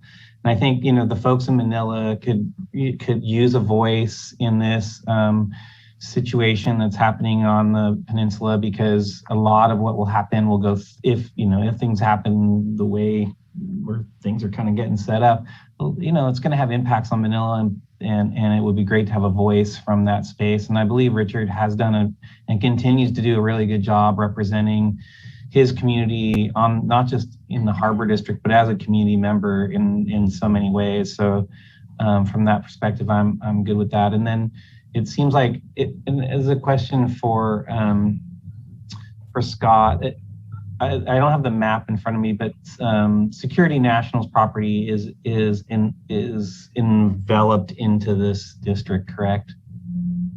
That's correct. Yeah. And so, I mean, then we'll have at least one member from that business community associated with this. And I'm hoping a strong supporter of the efforts that we're making in this regard. So if that was a motion from Rex, I'm happy to second it. And that wasn't, boy, I'll tell you what, I hate them and I won't do it, but I guess that'd be an amended motion to the original motion, because I won't do an amended motion. So I'll make a second motion. I'll make a adjusted motion to us three. I'll add Callison and okay. Add Callison and Drop if that's. So I guess you're right. I have the motion on the floor that hasn't been voted on yet. So I'm asking. I will amend my motion to add Chris and Tim to that. Sorry for the familiar name. Great idea, Mike. Good job. There you go. I think there's a second out there from maybe Michelle. If she's okay with that, we can. I seconded it, but Michelle. Oh, okay. I can't remember. I don't keep track. Okay, so we actually have, so then do we now actually have two motions? I mean, the one motion encompasses the three of us and. Yep, it's one motion that encompasses 5 people now. It encompasses 3 board members and 2 members of the public. I'm ready to. All right. That's my motion. That works. I think that works for me. And I did want to check with County Council Billingsley. Is there a need to go back to public comment, though? I think that we took original public comment, and just because the names were not readily available, does that mean we need to go back out again? No, Chair, you've already taken public comment on the side. All right, I just wanted to check on that. All right, so we have a motion that's been seconded, and I don't see any other hands up. So Tracy looks like she's ready to go. No, you're not going home. I mean, ready to take the vote. And just making sure. Thank you, Chair Bass. Supervisor Bohn? Yeah, thank you. Supervisor Bushnell? Yes. Supervisor Wilson? Yes. Supervisor Bass? Yes. And Supervisor Madrone? Yes. It passes 5-0. Thank you. Thank you. And I wanted to mention, I really appreciate everything Richard does as well. He's one of the busiest people I know on the peninsula. And could have been a little bit. If you want to get something done, find a busy person. Definitely. All right, so now we will move on to the next item, which I believe is our code of conduct.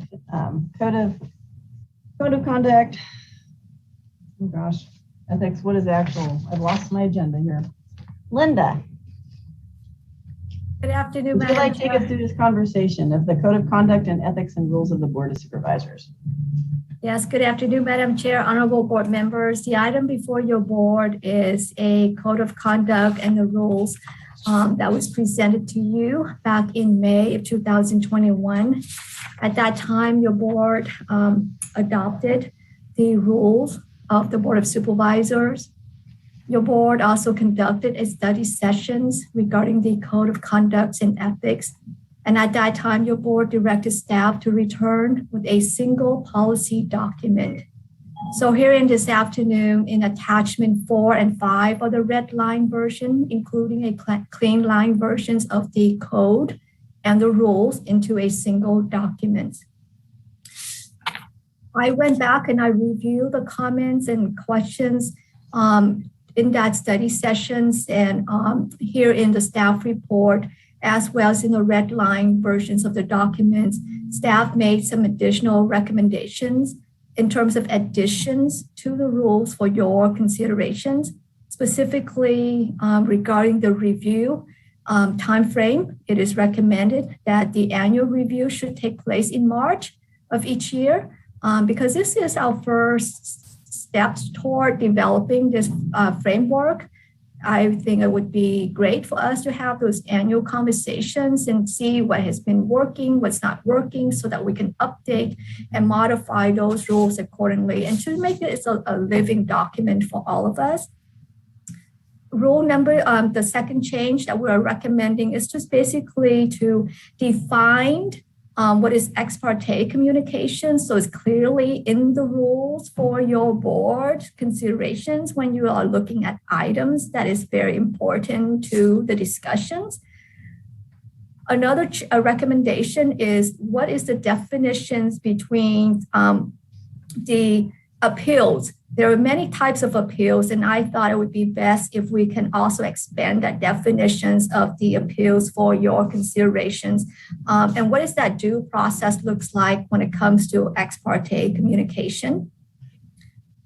Another change that was added is the public comment. You know, we talked about civility, respect, and being kind. It is also being recommended that your board expand its definitions to address civility and respectful in public meetings process. So this is also about all of us. These behaviors will help all of us in terms of the organizations and the public to engage in that kind of a conversations in a very meaningful but respectful way. And finally, another change that staff is recommending is that actually a definitions or an expansion of public comment. Oftentimes during public comments, there's questions, concerns, what matters are not agenda, and how do we discuss, how do we come back, what is the directions for staff to come back, to bring back those items for your board. So with all of that in mind, I expanded the rules for your board considerations, and those are highlighted in attachment 4. And with that in mind, that concludes my staff report. If I am available for any questions that you may have this afternoon. Thank you. Thank you, Linda. Anyone have questions for Linda at this moment? I guess I'd say, since no hands are up yet, I really appreciated how it was all put together. And I really appreciated the highlighted sections to really draw the attention to some of the things. And, you know, also wanted to mention in the matters of respecting each other and trying to be as respectful as we can in meetings, knowing we're not going to be perfect. We are also asking members of the public to refrain from perhaps saying things that we would not want to hear. I mean, I don't know how to explain it. And how can we can't necessarily make the public. And I had that question asked of me. It's like, well, so what if someone from the public perhaps does go a little bit beyond, what we would, like maybe consider personal attacks or something? What can be, we can't really stop someone. Do we just remind them to try to refrain from that? I mean, what is the best approach when it's not just us we're talking about?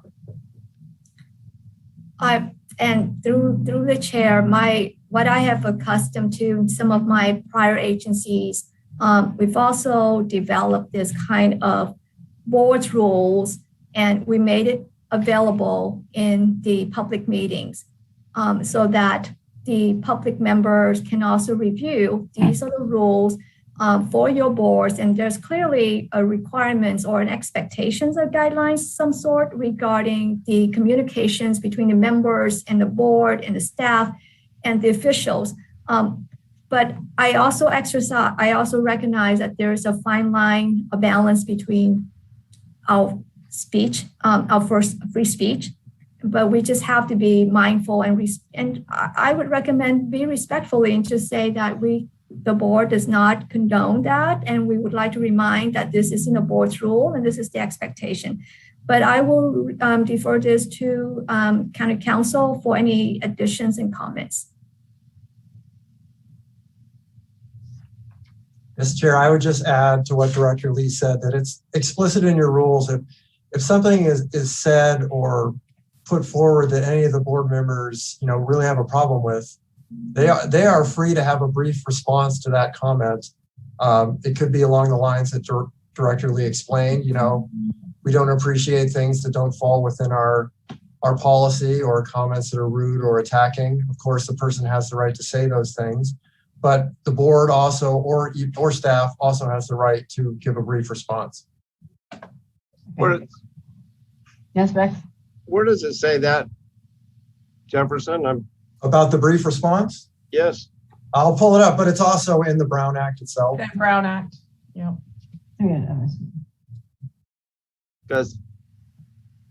So we shouldn't respond when somebody says something really stupid that they don't know anything about.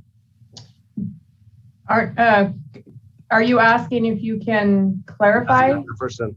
Yeah, I'm just looking at the part that says to maintain civility and respect in order for the board to allow to complete its work in a timely manner.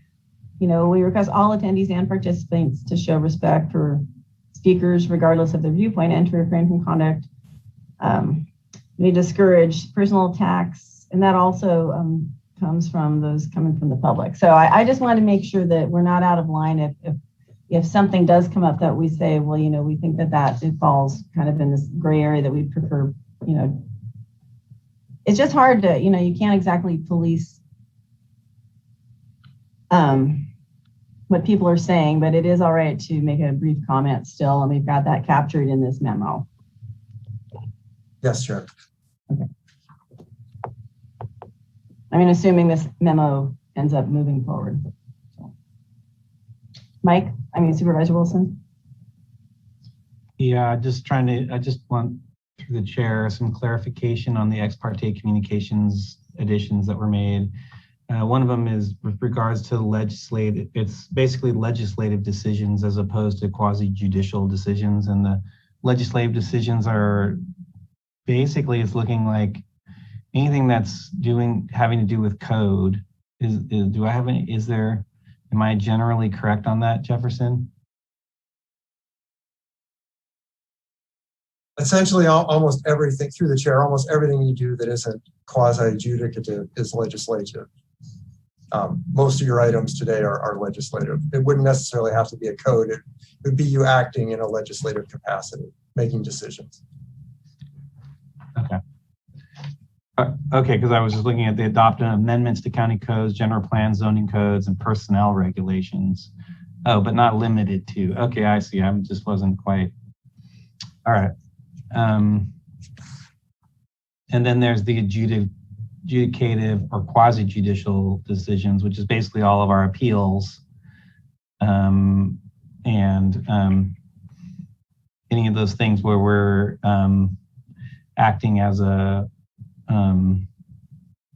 what do we call it when we reconvene as a different body. So, okay, I appreciate that clarification. Thanks. Any other questions? Any issues with the suggestions of review? It all seems to make sense to me, what was brought forward by staff. Mike, your hand is still up. Oh, I didn't mean for it to still be up, but after public comment, I'm willing to make a motion to move forward with the recommended changes from staff. All right, I don't see any of their hands up at the moment, so we'll go to public comment. And we have one hand up there, 5288.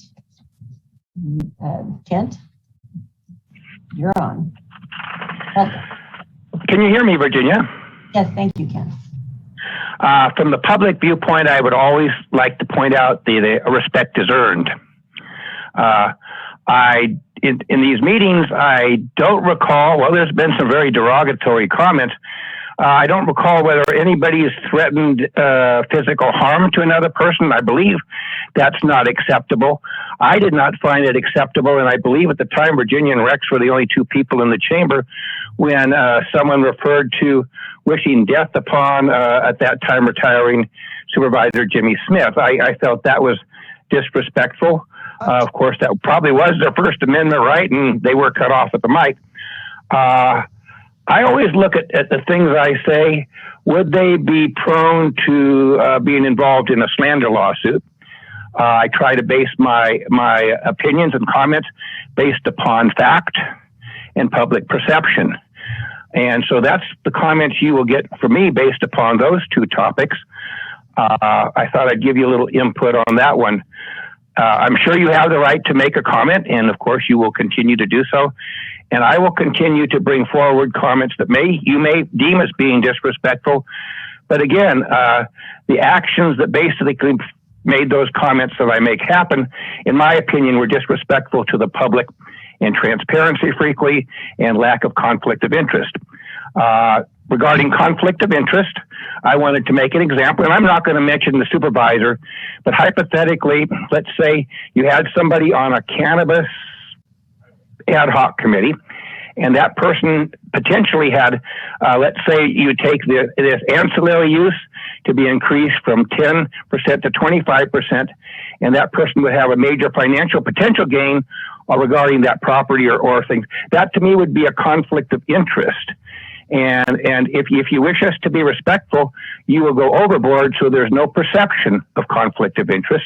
When you cross those lines and engage in other acts which may be perceived to be illegal and not in the county's best interest, then you're not going to get the respect that you think you need. And so I just thought I'd go ahead and have a little public input on why you'll see some people saying quite negative things. And again, if someone wants to sue me for slander, bring it on, and we'll let the court decide whether what I said was the truth or not.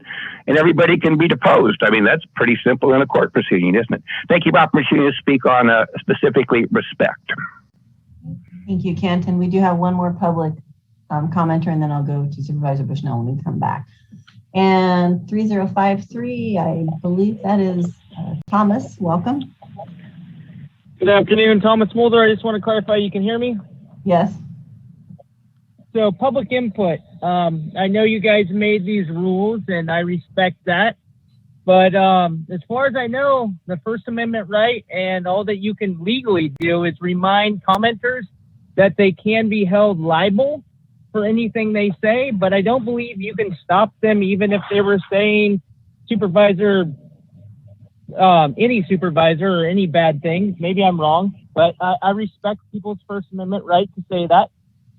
Me, myself, whenever I feel that I may be hostile in my comments, it's because I feel that general plans and cannabis things are being discussed to be hashed outside of the proper agenda item. So I would also encourage the chair to cut off those supervisors when they get off into the weeds on topics that aren't quite on the agenda item. When I feel my children's rights are being threatened, I will personally come back and defend them in comments. So thank you for the opportunity to speak. And then, all right. Thank you, Thomas. All right, we will go back to Supervisor Bushnell. I believe you had, no, you don't have your hand up. And yeah, I was just gonna say, I did want to point out, it's, I think it's a fine line sometimes when it comes to, you know, if something is inciting violence, to me, that has been the one time I have. And that was years ago. And that was the case that can't refer to. But earlier today, you know, there was a comment that someone wanted me to cut off a comment on agenda 21 or agenda, whatever that was. And it's like, you know, we refrain from doing that. And we do believe people have the right to say, you know, make their comment. And so I just find it interesting, you know, people have their certain areas where they think, well, you shouldn't let somebody say that. It's like, we have to be consistent. So I think here in the way I feel about it, people have a right to say what they want. But if there is something that goes a little sideways, I think it's nice to know that the board has an ability to say, you know, a brief response if they feel it's warranted. So I do appreciate that being written into this this document. Anyway, is there a motion to like move this forward and with the staff recommendations? Yeah, I'll make the motion that we adopt the 2021 Code of Conduct and Ethics and Rules of Board of Supervisors, repeal Resolution 2152, and adopt this resolution as proposed today. And that's what I have. So. Is there a second? Yeah, I'll second it. Okay. I don't see any of their hands up for conversation. I just wanted to thank staff and specifically Director Lee and our County Council for their work on this and helping us move that forward. I agree with that. Thank you for making that comment. So it looks like Tracy's ready to do our roll call vote. Thank you, Chair. Supervisor Bohn. Please, yes. Supervisor Bushnell. Yeah. Supervisor Wilson. Yep. Supervisor Bass. Yes. And Supervisor Madrone. Yes. Passes 5-0. Thank you, Chair. Thank you, Tracy.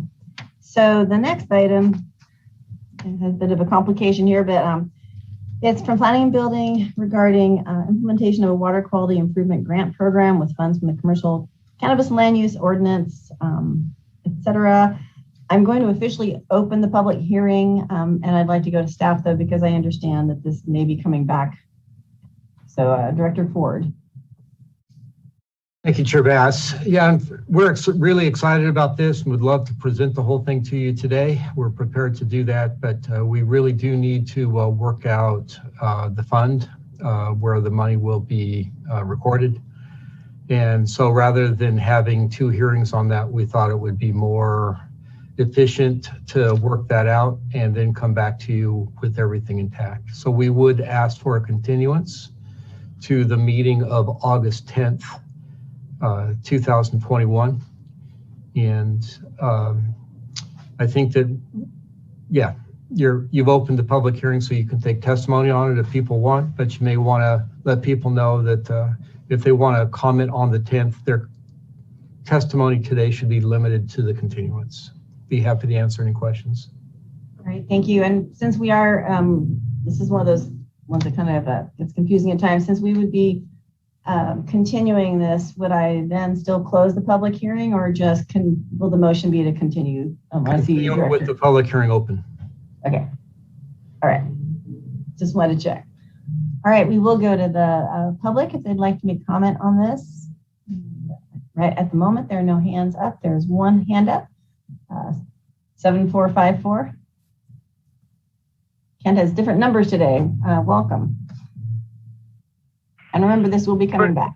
Virginia, my understanding is that I can only speak on the continuance. Is that correct? Let me ask. No, I think Director Ford.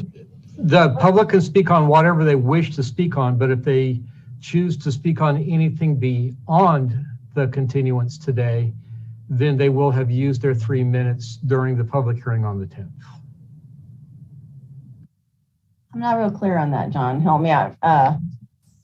If somebody has comments on the continuance, they're free to speak on the continuance. Okay, thank you. If they want to speak on the Item itself today, then you should not allow them to speak again to say the same things on the 10th.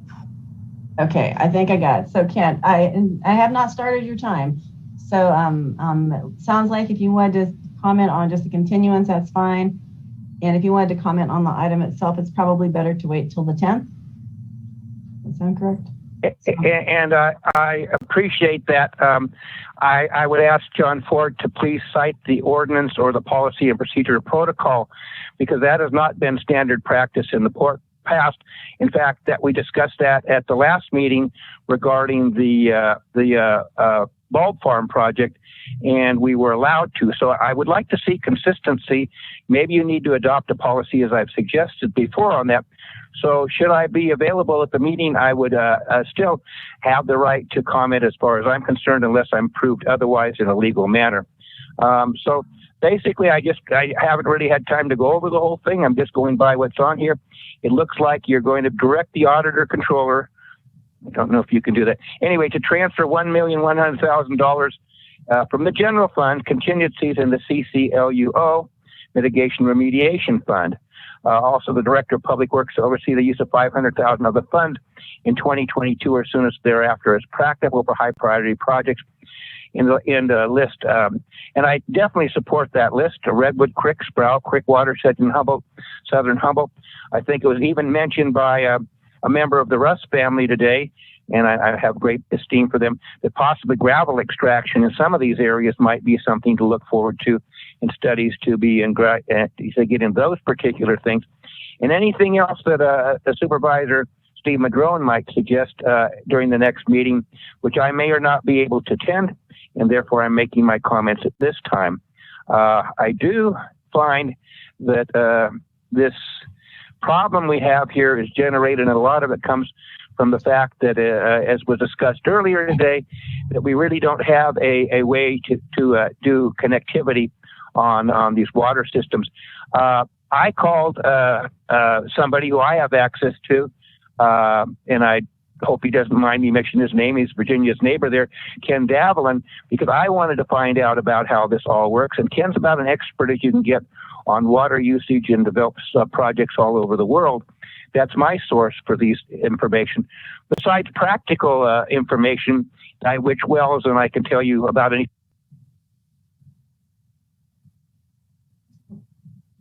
Kent, you disappeared.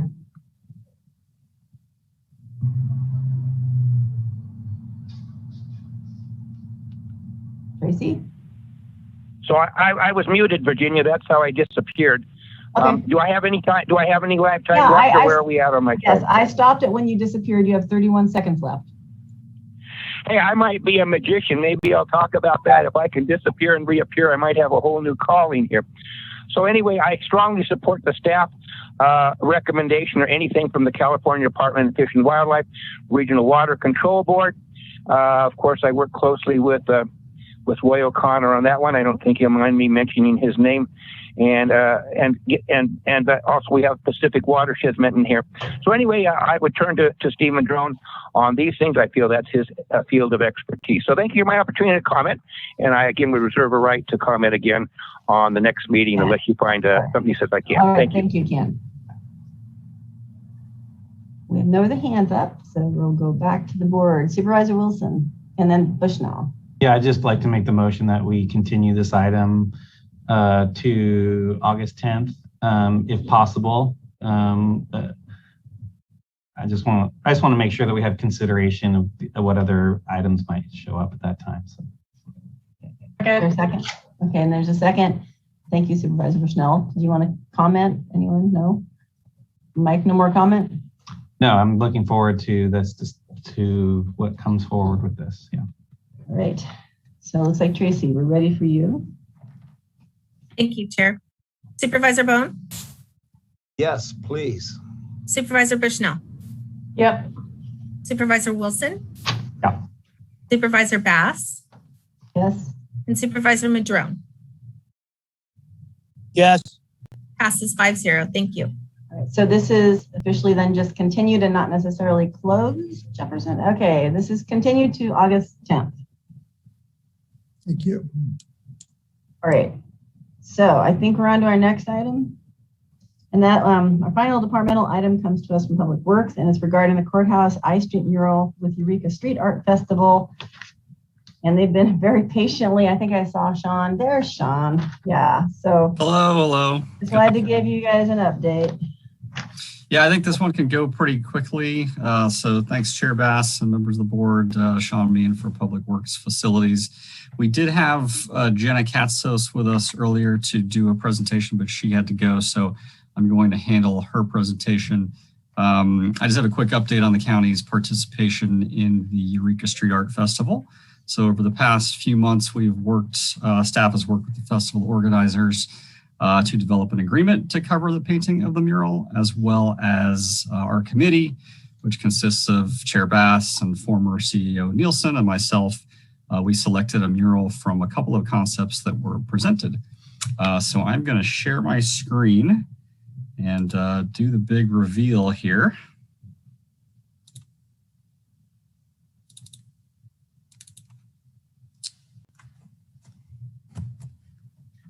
Can you all see that? Yeah, that's a really nice mural. We went really safe. So there were two concepts that were presented, one by Lucas Thornton, one by Blake Reagan, both well-established local muralists and artists. This is the option that we went with. This is Lucas Thornton's take on the facade. Lucas, he did reference Blake's original idea, which was to sort of pull the building apart, play with the eye, make a three-dimensional kind of, way to lighten this very big, heavy, sort of authoritarian facade. So we thought this was a great option. This is what the committee picked. Jenna also added a little update on the fundraising. So it's gone up. Sorry, it's gone up some. That's good. Yeah, it did. And I think this is current as of today. So they've gotten a little bit of extra money there. I do know that they would love to be able to get the word out to continue this fundraising effort. Every one of these additional dollars that we can raise will go to the artists to help make this happen. This is the biggest mural that the festival has done to date. It's going to be a very big project, and it's going to involve a lot of hours. So definitely, if you all are listening out there and you can donate, please do. And there's a link to the GoFundMe. So I'm going to stop sharing. It's a very simple presentation. Sean, yeah. Can you show the second place one? I can. It was really cool. We had to think of the amount of how much it would cost because of all the amount of paint needed. Yeah, try building the house, but you don't cut the corners. We have to look at this for a long time. Well, that's the thing I want to do. I do want to check with Sean because I think the county was only putting in $2,000 is what I thought I read. We're giving the building. We're recommending a payment of $2,500 from Public Works Facilities to help defray some of the costs of the painting on the mural. So what you're looking at here, this is Blake Reagan's, I believe it's called the Aqualizer. And yeah, this is another, sort of take on just playing with this big heavy facade, pulling it apart, playing with the eye, doing something kind of fun and experimental. Remember, the committee was myself, Amy Nielsen, Sean, right, from our team, and I think Swan. Lost it. There you go. It was not. It's not an easy. It was interesting looking at the different options. Sure, Supervisor Bushnell and then Wilson. So you guys picked the mural, or I thought that the committee was going to come back with some suggestions for the board to decide. Actually, you gave us the authority as the committee to make the decision. Okay. And we talked about all sorts of things about trying to incorporate all the districts. And when you have something that large and the amount of money, and the difficulty and how high that is. It's not as simple to do what I think we thought at the outset. Sean, can you show the choice again, please? Sure. Thank you.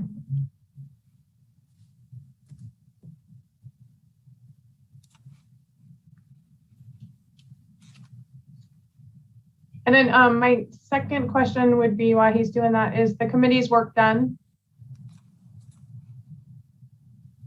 I understand, yes. Okay. Sorry, taking me a moment there. Bear with me. I'm sorry. No problem. There you go.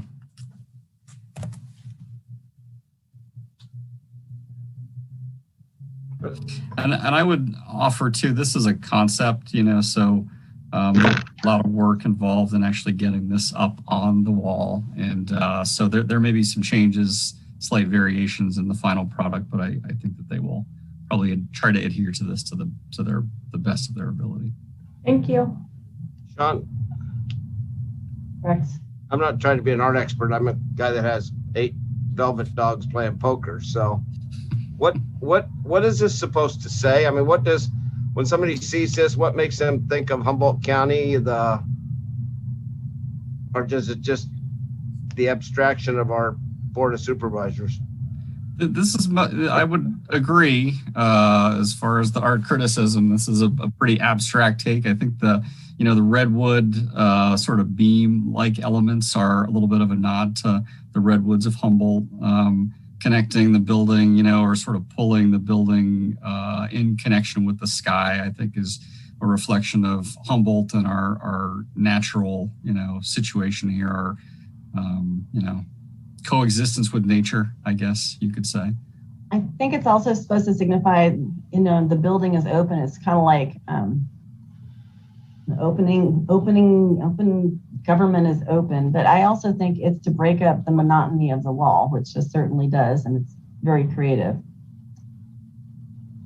Yeah, I agree. That's very well said, Chair Bass. It really is a heavy facade. If you look at it, it just feels very authoritarian and almost brutalist. And this is a way to really lighten it up, add some visual interest, play with the eye, have a little bit of fun.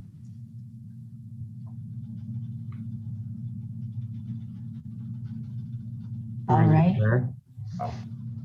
So, Supervisor Wilson?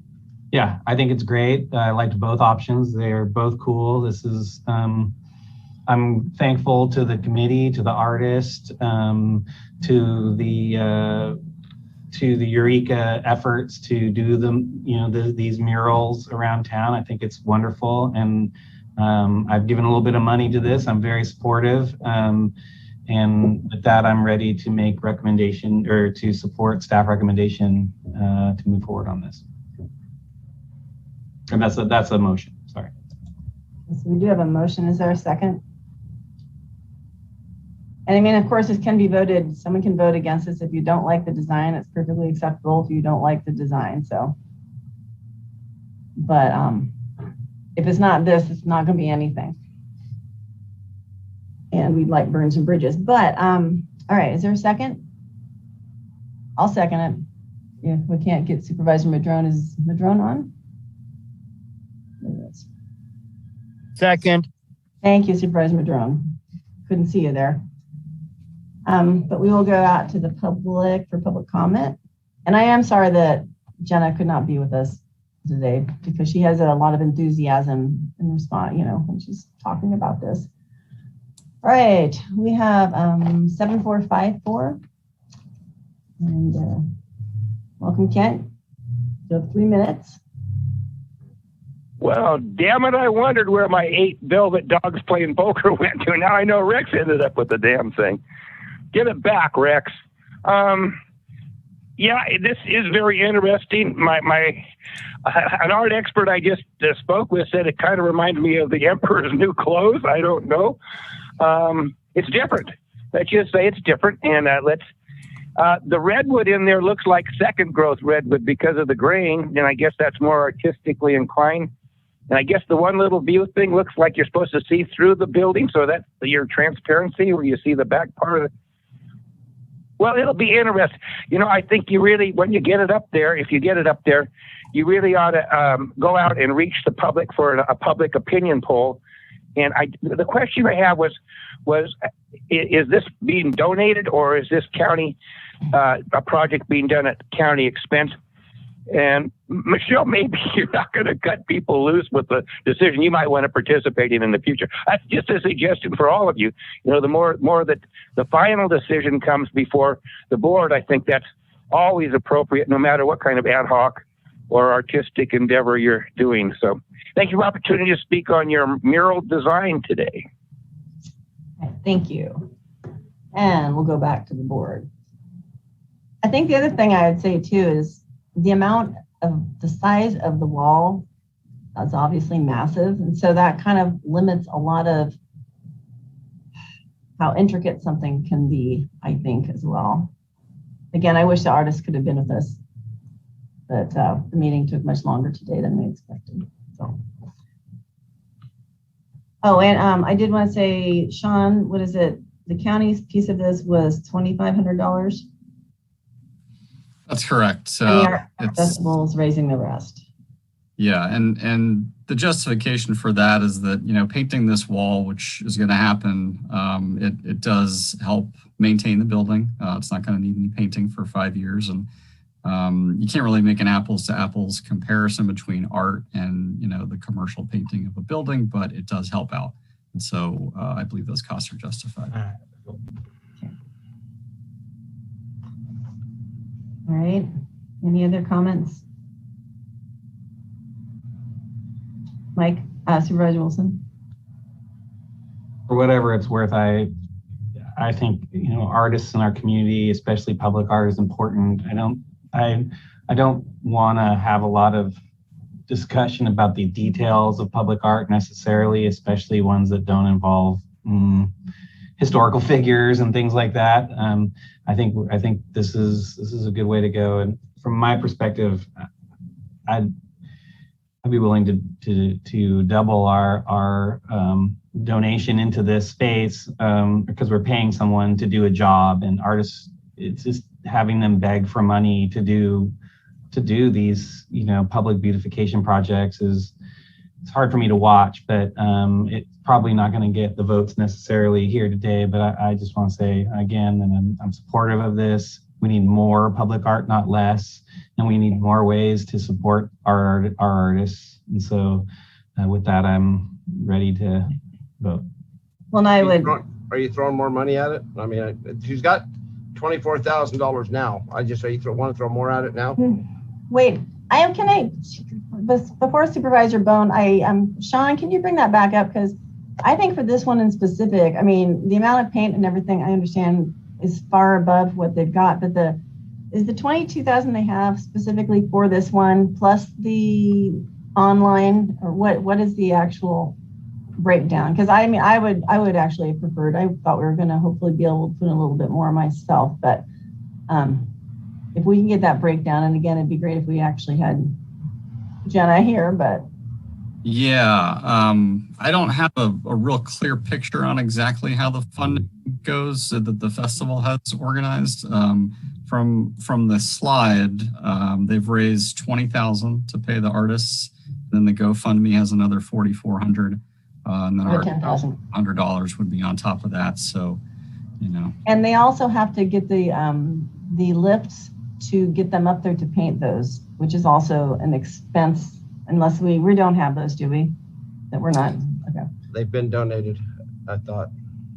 Yeah. Well, it's, you know, I would just highly recommend. I mean, I'm going to go on, and I know Supervisor Wilson did also, because I think it's important to support our local artists where we can. So, just a clarification question to Sean. This $20,000 is basically for this mural specifically, not for the whole festival, correct? That's my understanding. Yeah. Okay. And where is the expectation of the $10,000 goal where's the, there's $10,000 for the fundraising part of this. Where's the other 10,000 supposed to come from? I guess would be half of it would be from, or a quarter of that would be from the county. Yeah, I probably shouldn't speculate as far as where the $10,000 goal came from. Okay. I think that the artists, if you look at their murals in the past and compare what they've been paid for smaller murals, and you sort of extrapolate that cost per square foot, that the amount that's been raised is maybe falling a little bit short. So I think that's why the GoFundMe was started, to try to help, just get a little bit more money in their pockets for a major undertaking. Okay, and where are we at right now for the count? I just don't have it up in front of me at this moment. What was it 2,500? Yeah, I think 5,000 is totally reasonable. I would like to amend my motion to $5,000 for this. Thanks. Aye. Okay, Supervisor Madrone, you all right with that? So that we can talk about it? Yes, I'm fine with that. Thank you. Sean, I had a question regarding, I know that this had to go out the process to get through Public Works and through County Council. So I was wondering if you knew why it was suggested at 2,500. Was there, did Director Mattson have anything to say it's like that's max, or do we know that there's still, is there ability to raise it to the 5 that you are aware of? Yeah, that'll take a little bit of further discussion. The 2,500 was an internal number that Director Mattson and I came up with to sort of start with. I mean, currently the staff report and what we presented today, this funding is coming directly from Public Works facilities, and we don't have a lot of extra funding. I think would be a fair way to describe that. So we could certainly come back and work with the county administrative office to figure out. If the county contribution, how that would work. So perhaps the motion could be minimum of 2,500, potentially 5,000. I mean, if you could get it higher. What? No more than. No more than, yeah, no more than. Sorry. Okay, that sounds fine. I'll amend my motion to not more than $5,000. What? Approved. Okay, approved. Yes. Actually, Michelle had her hand up first, and then Rex. I mean, yeah. Well, good point. So, just for clarification, Public Works Maintenance said they could afford 2,500, and we just raised it to 5,000. And Sean, you're saying that you'll have to come to the CAO's office to see if we get that from general fund. Yeah, I'm going to have to defer on the funding sort of track on that.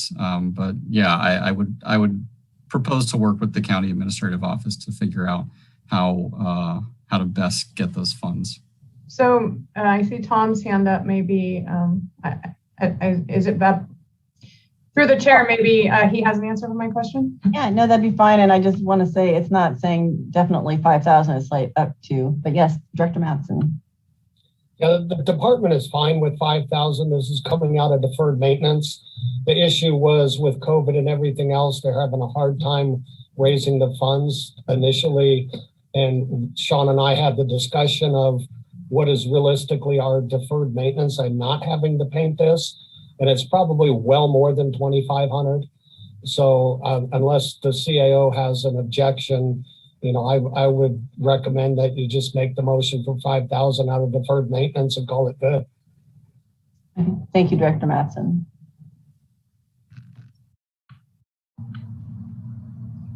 All right. Well, motion maker, did you want to go back and re-amend? Yep, that sounds great. 5,000 out of deferred maintenance as recommended by the Public Works Director. Supervisor Madrone. Okay. Supervisor Bushnell. I just forgot to put my hand down. Thank you for my answer. Right, thank you. I don't see any other hands up right now, so I'm going to ask Tracy to do the roll call vote, please. Thank you, Chair Bass. Supervisor Bohn? Aye. Supervisor Sure. Bushnell. Sure.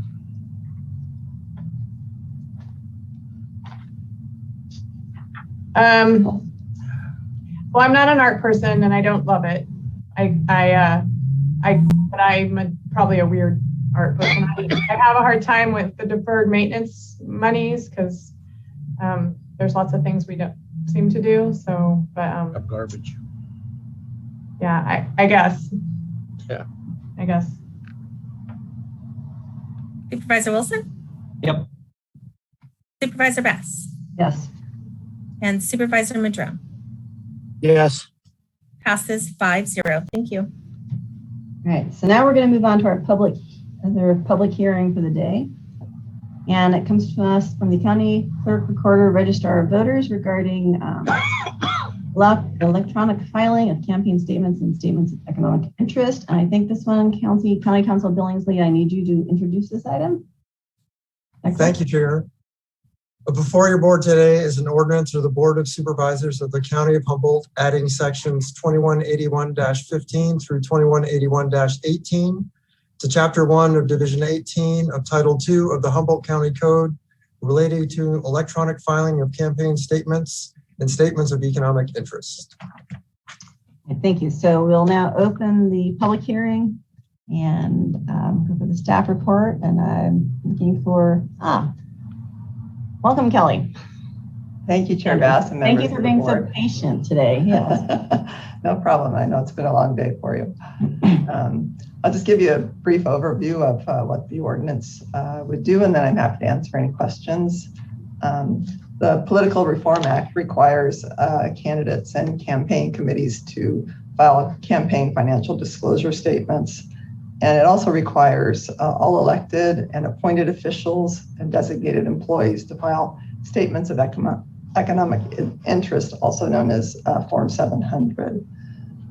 Since the enactment, candidates and committees have complied with filing requirements by filing paper copies. And until recently, the FPPC has allowed voluntary electronic filing for certain elected offices, but the remainder of those offices continue to file paper copies.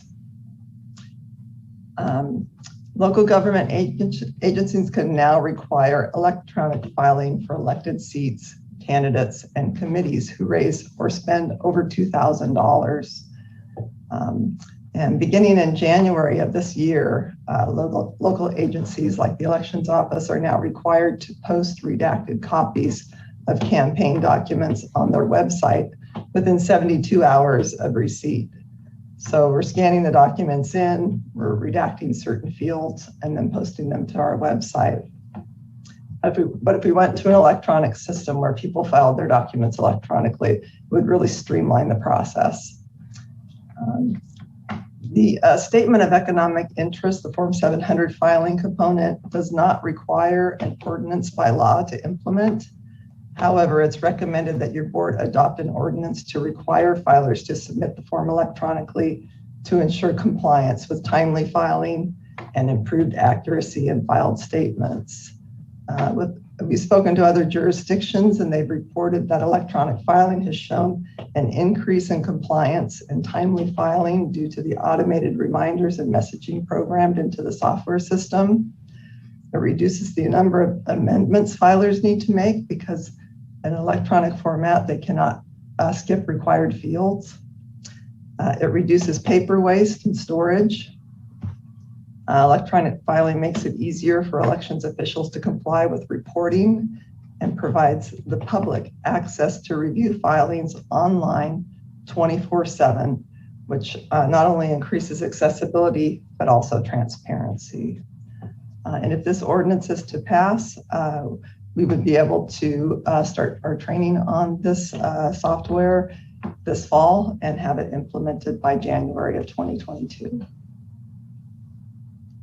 Okay, thank you. Any questions for any clerk, recorder, registrar of voters? No questions, so we'll go out to public comment. We do have one hand up. Kent, 7454.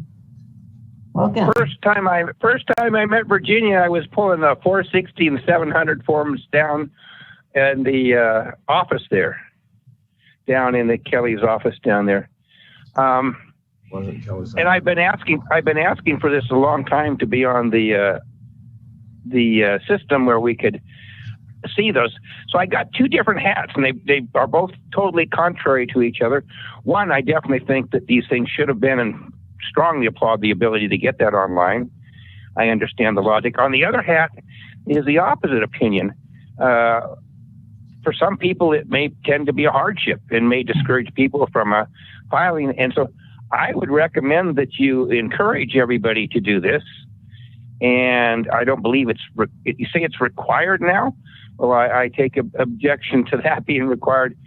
So some old person who only deals in paper can't still go ahead and file it in paper, and then you go ahead and your data person enters this into the system. It just is bothersome to me that certain people who like to work with paper and don't like to do things electronically would be precluded. Those are my two comments. And so really good on one side, but maybe not the other. They give you an opportunity to speak. Great. Thank you. Yeah, excuse me. There's no other hands up. So Supervisor Wilson. It's just a question of process, and maybe I just missed it because whatever, but is there supposed to be like the opening of the public hearing and I opened the public hearing. Okay, introduction of the ordinance by title. Okay. That's what Jefferson did. Okay, great. Thank you. Well, then with that, I will move that we move forward with that. Second. There you go. Thank you. And the second almost beat the first. All right. Any other comments or questions? Kelly, I actually do have a question regarding what the public speaker mentioned about some people maybe being, some people are intimidated by computers too. So will we have some type of ability to have staff walk people through things, or what can we do in case there is someone that is just not? We will. For those who are under the $2,000 threshold, some of those are folks that are maybe filing for little CSDs or fire districts. They're not required to file electronically. We would encourage that, but that would not be required. And then for those that don't have access, we would work with them to help them obtain access so that they could file electronically. But if they weren't able to, we would still accept a hard copy. Okay, thank you. That's helpful. Supervisor Bohn? Yes. Oh, I thought you had a question. All right, so I guess we're ready to vote. Tracy? Supervisor Bohn. Still yes. Supervisor Bushnell. Yes. Supervisor Wilson. Yep. Supervisor Bass. Yes. Supervisor Madrone. Yes. Passes 5-0. Thank you, Chair. All right, so now we're going to close the public hearing. And I think we are now down to closed session items. Is that right? And before we do have Jefferson talk, I did want to say and some of you may have already heard this and I didn't know yet, but I did get word today that Charlie Bean passed away not too long ago, like last week. And many of you remember Charlie as, well, some of us grew up and known Charlie through many, many stages, but he was definitely committed to local government, especially and